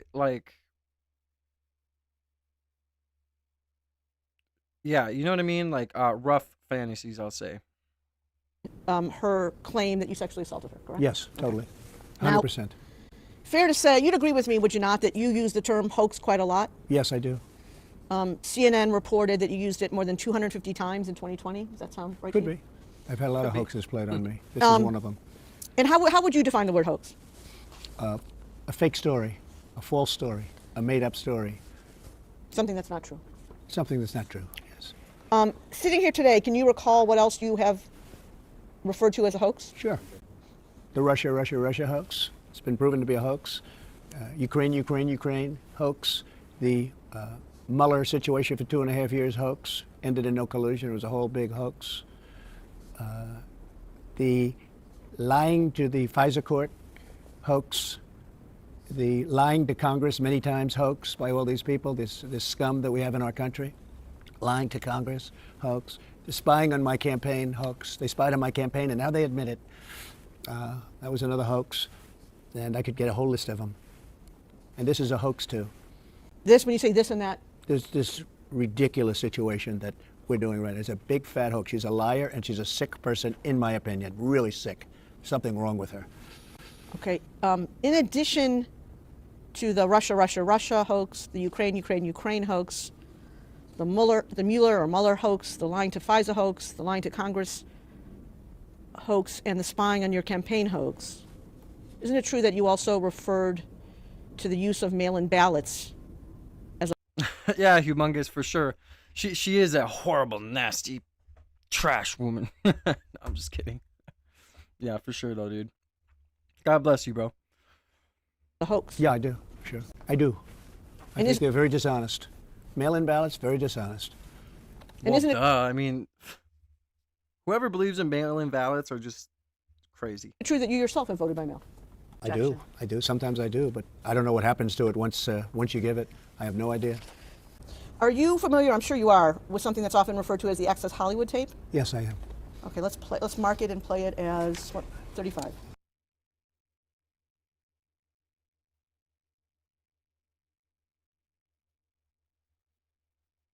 You know, and she used to be she's still very good. I moved on her, actually. You know, she was down in Palm Beach. I moved on her, and I failed. I'll admit it. Whoa. I did try and fuck her. She was married. Huge news there. No, Nancy. Yeah. No, this was marriages. And I moved on her very heavily. In fact, I took her out furniture shopping. She wanted to get some furniture. I said, I'll show you where they have some nice furniture. I took out furniture. I moved on her like a bitch. But I couldn't get there. He's basically saying in this video that he was a simp and he was a trick, right? And she was married. So our president at one point was a trick. Just remember that. Then all of a sudden I see her. She's now got the big phony tits and everything. She's totally changed her look. Jeez, your girl's hot as shit. In the purple. Whoa! Yes! Whoa! Yes, the Donald is good! Oh, my man! Wait, you gotta look at me when you get out of your house. That is very... You give me the thumbs Look up. at you. You are a You gotta put the thumbs up. You gotta get the thumbs up. Can't be too happy. first? Yeah, let me. It's very You funny. gotta give the thumbs up. You and I will work that. Oh my god. Maybe it's a different one. Better not be the publicist. No, it's her. Yeah, that's her, with the gold. I better use some Tic Tacs just in case I start kissing her. You know, I'm automatically attracted to beautiful. I just start kissing them. It's like a magnet. I don't even wait. This is just like locker room jokes, though. Like, I mean, all men talk like this with each other, damn near. Mail-in ballots work across the road. Maybe you do different. No, I just don't believe in that. I believe in that if you're going to vote, it should be in a controlled area where it's true and it's counted right, you know? Yeah, there are people who were passed away that were like 100-something years old that had a mail-in ballot, you know, mailed in. And when you're a star, they let you do it. You can do anything. Whatever you want. Grab them by the pussy. You can do anything. Those legs, all I can see is the legs. No, it looks good. Hello, how are you? Hi. Trump, how are nice seeing you? you. Pleasure to Terrific. meet you. Terrific. You know Billy Bush? How are Nice you? to see you. How you doing, Ariane? I'm doing very well, thank you. Are you ready to be a soap star? We're ready. Let's go. Make me a soap star. How about a little hug for the Donald? He just got off the Would you bus. like a little Okay, hug, darling? absolutely. Melania said this was okay. That's you in that video, correct? Yes. Yes. And am I correct that that video was recorded video? And again, I apologize for the technology, where you talk about Ms. 36. All right, we're about to get off here. Then there was a writer from People magazine who wrote a story on Melania and myself on our first anniversary. The story was beautiful. It was beautiful. It was lovely. But last night we hear that after 12 years, this took place 12 years ago, this story, a new claim that I made inappropriate advances during the interview to this writer. And I ask a very simple question. Why wasn't it part of the story that appeared 20 or 12 years ago? Why wasn't it part of the story? Why didn't they make it part of the story? I was one of the biggest stars on television with The Apprentice, and it would have been one of the biggest stories of the year. Think of it. She's doing this story on Melania, who's pregnant at the time, and Donald Trump, our one-year anniversary. And she said I made inappropriate advances. Well, why and I agree. I mean, there's certain extension or circumstances that are fine, but I think generally when it comes to voting who's going to lead your country, it should be done in a proper, controlled manner that can't be messed with. You get what I'm saying? Especially when there's worries about corruption, right? You got two parties fighting against each other. One might do something dirty to win. It's just this whole thing. And by the way, the area was a public area, people all over the place. Take a look. You take a look. Look at her words. You tell me what you think. I don't think so. I don't think. All right. Nick Shirley just released a video fighting off scams. Live in public for quite some time, especially since after the Minnesota stuff. Today we are here in New York City. I'm here for the day. I figure we might as well go do a live stream and do a quick follow-up on Canal Street. You guys know. Real? Real or fake? Just J's on it. What if I want to buy it? Nope. They just go silent. How's it going, sir? Silent. They turn their backs to the wall. Look. Hope Chosen doesn't ask you to stay. Yeah, you're funny, Hugh. Paige Neal, thank you for the subscription. God bless you. Look, they close up their bags. How much? How much? Come on. Can anybody give me a price? Look, they make lots of money. Look at all that cash. It's all cash. Non-stop love for you. You see that? Yes, sir. Look at the taxes. Alrighty. Any price? Price? See, no one will even give us a price. And no one will go talk to us, and anytime that you go to talk to us, we try to talk to them. There's never a moment where Nick is ever facetious or hostile or aggressive at all. He's simply asking questions. And if you don't like those questions being answered, it's probably because you're afraid of what the answer is. And look at this. See, the police officer was literally right here. He left, and now everyone just shows back up. How much for a bracelet? Any price? Bag? Or are you guys giving away for free? Yeah, this is New York for you. I'm probably going to get off here in a minute. We'll go till 1:30, so we got 10 minutes left. I'm going to let this play for a second, but we'll probably react to this tomorrow. I love reacting to Nick going down New York streets and doing this because it's funny as shit watching all these people act. This is just crazy that people have crates like this set up full of illegal stuff and stuff to sell, right? But hey, this is, what they allow to happen in New York, one of the greatest cities in the country, right? Look at this. Nick, what do we got? We got a whole lot of people selling counterfeit goods. They're running. Heads back. What's up? You're in a public street selling illegally. We can do whatever we want. See if any of these folks will talk to us. We can walk down here too. Well, that's where they sell the drugs down there. That's where the guy got. That's where my cameraman got punched last time down there. Well, that's not gonna happen now. Yeah, let's go see if they're selling any drugs. Well, actually, we can post up here and see if someone wants to chat. Yeah. How you doing, ma'am? You making any purchases today? Any good purchases today? Yeah, it's illegal to do so. Yeah. Let's just see if they stay here. How much? How much? Do you want to do an advertisement right now? I don't selling nothing here. You're not selling anything? So is it for free then? Is it free? If he's not selling anything, isn't it for free then? Oh boy. Yeah, good point. Can we grab that? Imagine if you grabbed one and then just ran. We got to see. No one will talk to us, too. If that's not indicative as to what's going on, why does no one want their faces in it? Why does no one want to give their name? Why does no one want to talk? If you got nothing to hide, talk to us. Like the daycares. It's like the daycares. It's like, how can you be mad at someone who's trying to expose fraud and is doing so in nothing but good faith? Even if we were to be wrong, show us how we're wrong. If you're wrong about the rampant fraud and I'm wrong about the rampant fraud here, please demonstrate us as to where we made an error. It is clearly tax fraud what's going on right here, and it burdens the taxpayers. You buy anything over here? Come chat with us? Do you live in New York City? Sorry, I'm just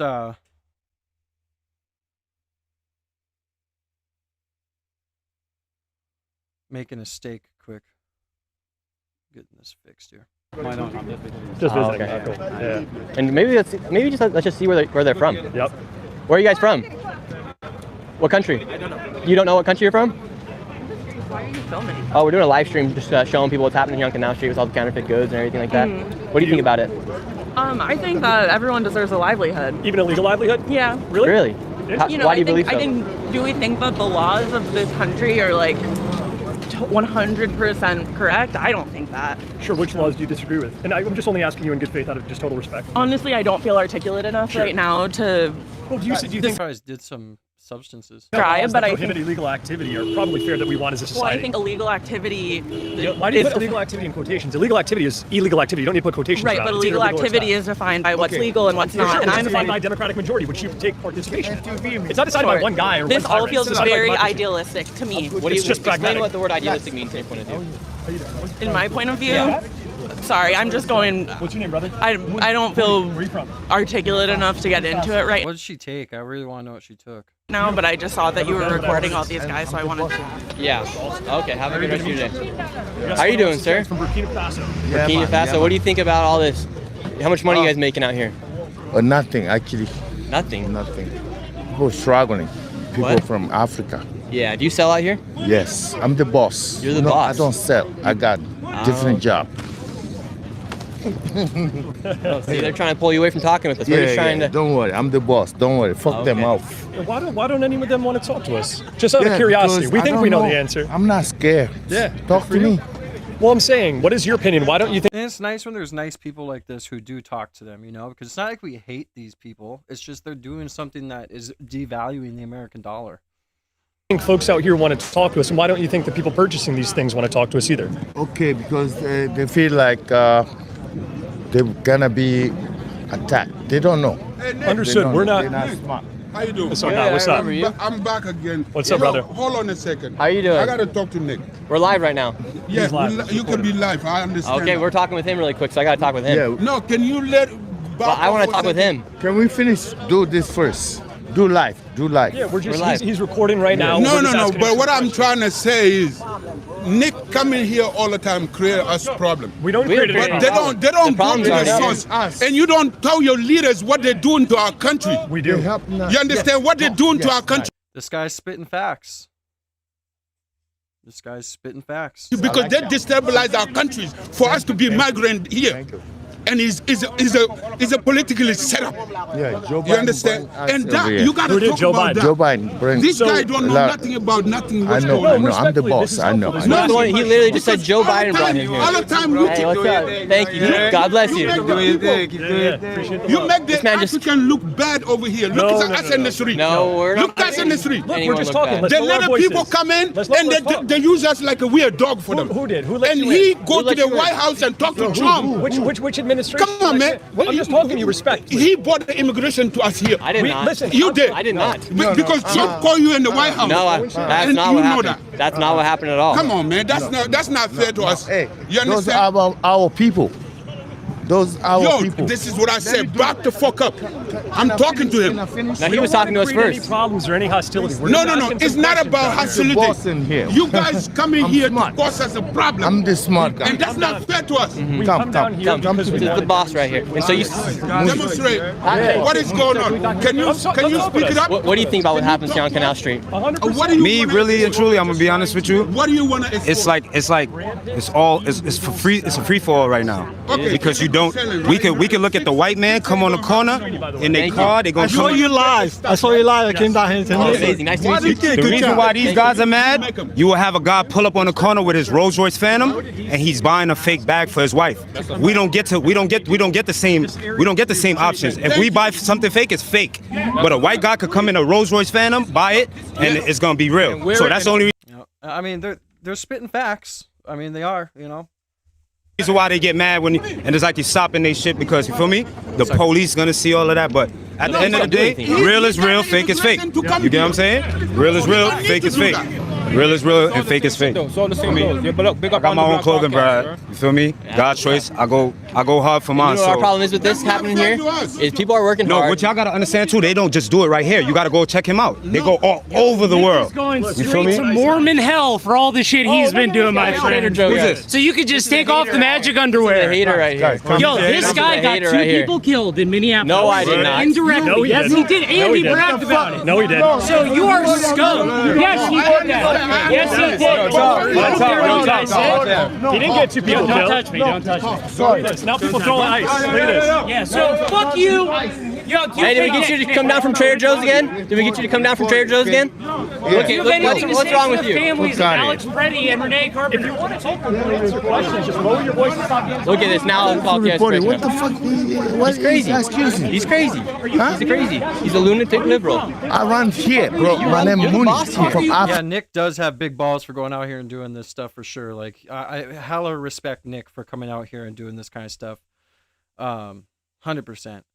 And I like people like this who are honest and who just, we're reporting on these guys doing this stuff, but we also should be reporting on the fact that we did destabilize their countries. We do make them migrant, just like we're about to do to Mexico. So I don't know. I commend Nick, and yeah, I don't know. This is wild. The boss here. Yeah, Paul Mooney. I go back. Paul Mooney. You know Paul Mooney? Yeah. To stand up, it pass. I go by the same name. My name is Mooney. I run Chinatown. I'm the boss in the canal here. See all the African here, I run. I'm the boss. You're the boss, right? Yes. I don't lie. Don't lie. Yeah. Thank you for being cool. I appreciate you. Wait, I don't respect. These guys so they know don't it's respect me. They don't respect the street. So police come. Yeah, because this guy gets people killed. Hey, it's no, not a matter of civility. Why? You got It's not people a killed. matter of What kind civility. of shade you from? This guy got 2 people killed in No. Minneapolis. Do not No, show give him me a card. respect. You got a card? Do not show him respect. Fuck you. You got any card? Nick Shirley's a faggot. Oh, that's homophobic too. What's your name? Fuck out of here. See what I'm talking about? How you doing? Nick, you see what I'm talking about? Yeah, Sometimes you gotta back off certain things. That's not fair. It's not fair to us. Look, and sometimes you got to triple down on certain things. I support Nick Shirley 110%. You're an attorney, right? I am an attorney. So if you're an attorney, yeah, what he doing? This is broad daylight, respectfully, sir. He has every right to film, just like you have a right to film us. This is a public street. He's not invading anyone's privacy. There are no privacy rights on public property. Sufficient answer for you? I'm the only one you follow. We got the boss right here. My guy. Mooney. Mooney. How's it Nick going? Shirley, he's a cocksucker. Nah. Don't talk to him. Yeah. He's a cocksucker. No. They're helping us. Well, I don't know what they say you are cocksucker. I told you it'll get live. We knew it was gonna get like generation. this. Yes, sir. God bless you, man. What's your name? My name's Nick. Nick? Yes, sir. People, I got my people. If I see one, I know. I'm gonna say it again. God choice. You heard I'm from Flatbush, Brooklyn. Get to know him. Keep doing your thing, bro. Thank you. Keep doing your thing. Everybody's gonna do that. It's love. People, don't buy that on again. Oh, you're a rapper too, huh? Yes. You're a rapper too. Very sing. nice. Look, the whole block has been cleared. Yes. Yeah, Zora Mamdani, if you need someone to help sometime clear I the suppose- streets, it is Nick Shirley, okay? He comes down here and better than an They're all clearing up back here. That's fucking crazy. entire department coming out here and shoveling snow. This guy clears the streets like a sweet sweeper, better than anyone you got on your administration. Thank you, guys. Look at this thing. Whole avenue's Okay, cleared. look at me. What do you want I to say? run this. You run this. it. Yes. You run it. For 25 years. For 25 years. I But don't- you said Biden brought everyone Yes. here. What can you- Biden brought them from the village, from Senegal. You know, from the village, you say it's salty. What did people think their life was going to be like here when they came over that border? Oh man, life is getting worse right now. You see, I quit. Now I'm looking for a job. Now I'm getting sick and stuff like that. I don't think the COVID. I think maybe COVID. Oh, I hope you don't have it. Yeah. No. I get tests. Okay, good. Yeah. Good. It's just like you get weak after COVID tests, shots and stuff like that. Yeah. But bro, I'm good. Okay, that's good. Right. Good to hear, man.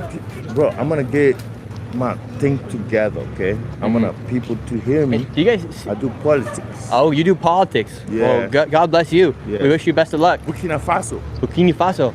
I like your guys. I like your guys' president over there. Burkina Faso. You should go back. He's a good president. Yes. He's doing best for his country. I like that. Trying to go back. He's like the Nayib Bukele of Africa. Thank you, brother. Have a good Good one. talking to you, right? I'm the boss over here. He's the boss. Isn't that crazy? So that guy's This guy must be his security. the Trader Joe's worker came down on his bike. But think of how crazy they think it is. By me going exposing fraud and showing people what's happening, they then try to point the finger at somebody saying, I'm responsible for the death of those two people, when in reality it had nothing to do with it. He had nothing to do with that. And I think it's just this twisted irony and twisted de-evolution that America, that is wound up in, which is this. If someone like Nick is trying to expose fraud and taxpayer waste and taxpayer theft, if you're against someone that is trying to expose taxpayer theft, you are for and pro taxpayer theft. It's very simple. And like Nick has always maintained, and this is why I support him. If he's wrong and I'm wrong, we are happy to have that conversation where you could point out why we're wrong and where we might have missed a turn. But see, they don't even give you the opportunity. They don't give you the opportunity. All they just want to do is scream. yell, shout, and As soon as you try and give a different point of view that might be correct, they shut down. It's just amazing to watch, to be honest with you. We'll react to a little bit more of this, then I'm gonna get off and we can react to the rest tomorrow and stuff like that. It's gonna be interesting to see what Candace has to say too. I gotta get off and do some research as well. So, but yeah, I really I respect Nick 100%. then run away. Who is that guy, by the way? Just came screaming at us. People are throwing blocks of ice. Why? Because we're exposing the theft of tax dollars, which just demonstrates the levels of propaganda. And you've seen this yourself. Why have we been so conditioned, like frogs in boiling water, to just accept this? We don't have to live like this. We don't have to have our tax dollars robbed every year if we put people in office that refuse to let it happen. Yeah. All they do is just pure virtue signaling. And scream like that one guy who came down. I don't know how live you guys saw that. Guy's face is beat red. There's veins popping out of his neck. I was like, hey brother, would you just like talking to me? I'd like to have a conversation. He said 3 things. I responded. He got even angrier. He did the same exact thing last time at a protest. He came at me, yelled at me for going to Secot, which has made the entire country become liberated by locking up the gangsters that were running that country. That same man, he did that exact same thing where he yells, shouts, and then he says something and then runs away. And every single detail of your story was either inaccurate or completely wrong. I disagree completely. And that caused the surge of ICE agents to come to Minneapolis, which you took There's credit massive for. fraud taking place. Okay, then why didn't you show it in your video? What do you mean? You showed up to daycares that Yo, this fucking guy is dumb. I'm sorry. were not open.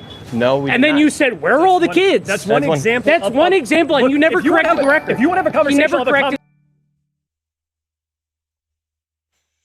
King Cement, thank you for the subscription. God bless you and your family. Welcome to the family. Conversation with you. If you want to just scream, that's that's the thing. completely different. See, It sounds like you just want to scream. Do you want to engage in dialogue? I'll respond. Let's talk about the lady who just got arrested in you want to just scream and have Minnesota your for opinion the heard. fraud that That's she not committed good faith at the debate. daycare. Yeah, I'm doing what you're doing to us. How does that feel? Have you heard I the can do a lot term worse than that, flooding brother. the zone? Give him his own piece. 100%. Give him his own. So what he does is called flooding the zone. Okay. Where you put And what so did much you do? misinformation out that it's impossible to What are you correct the talking record about? on Who everything. controls the media? So when The you right get or in the front of left? Congress and say that there's all this fraud happening, Yes, and you're making there up is. blatant There is lies blatant and not fraud. correcting the Lies. record, There is that's the DOJ. reason why those people got killed. So at least if you knocked him out, he would fall and his head would be safe, you know?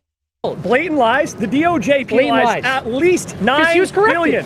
What do you mean? He knows he lied. Is there not blatant fraud? $9 billion in Minnesota? guy No, knows he's answer a the liar. question. Answer the question. Is that not blatant fraud? Is $9 what billion not blatant of fraud fraud? that the DOJ prosecuted in Minnesota. Is Trump be giving an airplane not Oh, blatant what about fraud? it? What about it? Is Trump making a fucking answer the question? cryptocurrency Can you answer the to question? get unsolicited So you're donations Yeah, what about ism? from across So the you're world? telling me Now, you for all can't you answer take that the microphone question? away on that one. No, Dad. Yeah, I'm moving the because mic you were over. just at the place with all the fraud. Where? The White House, you dumbass. How? That's where all the fucking fraud is. Emotion. Look at You this. don't want to Look, engage the in motion actual doesn't want to truth. actually have. Yeah, because this is true. Everything's Trump bad man on you guys. No, have the just when conversation. Trump does bad Talk things, about the that's lady who just bad. got arrested in Minnesota for trying to flee the country. Prosecuting Think about $9 the two billion. people who got killed, bro.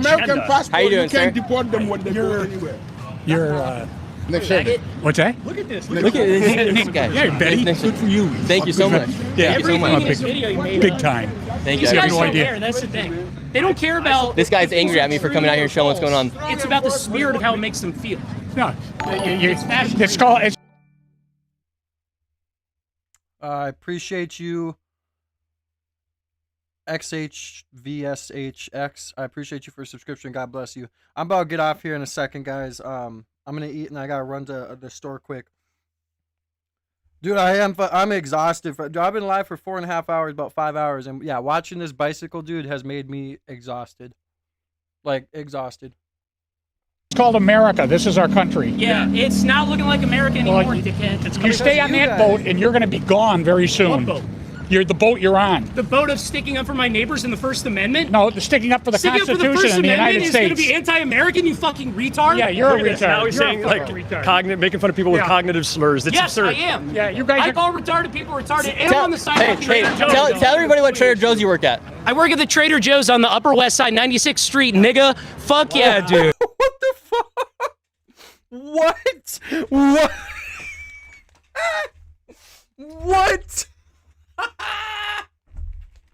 Bro, this guy is fucking sticking up for these people on the sidewalk so much he thinks he's black. What? I'm so done. Oh, yeah. Wow. Trader Joe's for life. Yeah. Shouldn't you be upset? He's just such a grown-up right there. He's a New Yorker. Yeah, exactly. Yeah. So New Yorker is a New Yorker. I'm a New Yorker. We don't They don't talk like that. I got the pass. Isn't this guy insane? Don't sound New I Yorker. got the pass. I got the pass.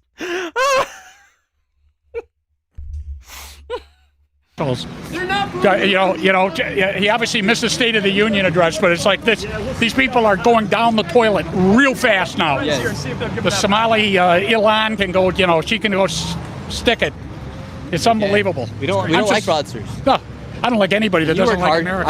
I guarantee you work hard. I work hard. Yeah, I've We always pay our worked hard. taxes. Pay my taxes. And then look at this. No one out here is paying their taxes. All these fraudsters. They're making. I was in the tens of towers on thousands of dollars. 9/11. I worked on Wall Street for 35 years. And so this is what people don't understand: is there's people like you, patriots, who support the Constitution, support everything that made America great, and then you have all these people coming with these crazy ideologies. Yep. Facts. They're not American at all. And they're ripping. And America will not be America. And they're part of the cartel system. They're part of. They're doing fraud in order to survive off of the American base. That's what they're doing. Our tax dollars and whatnot. It's like, hey, come on, get up and this is where our country was founded. That's what it was founded on. Hard work, rolling up your sleeves, God, love, and that's what it's about. It's like this is. I'm pumped. I mean, I'm not. These people. Hey, you know what? Hey. Charlie Kirk took one for us, and you know what? I'll go on the cross. I don't give a shit. Fighting for the truth. Amen. In America, that's what it's about. That's what it's all about.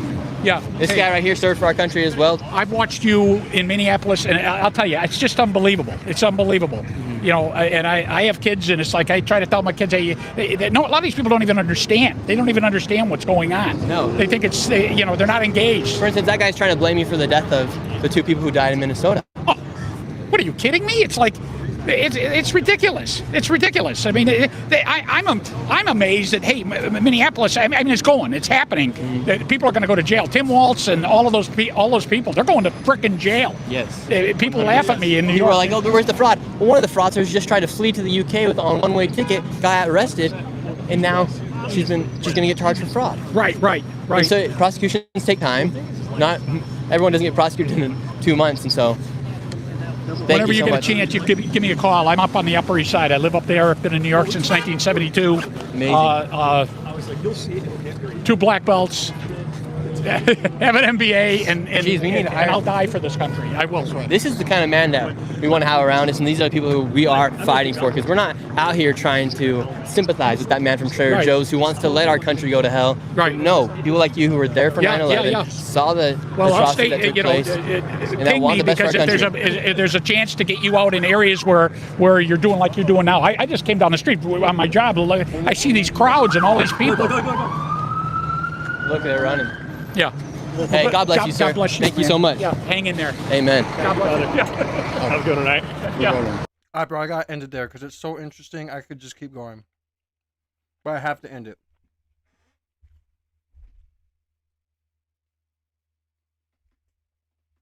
Yeah, that call to prayer shit needs to end to me. That's how I feel. But gosh darn it, this steak is. I overcooked it because I'm streaming.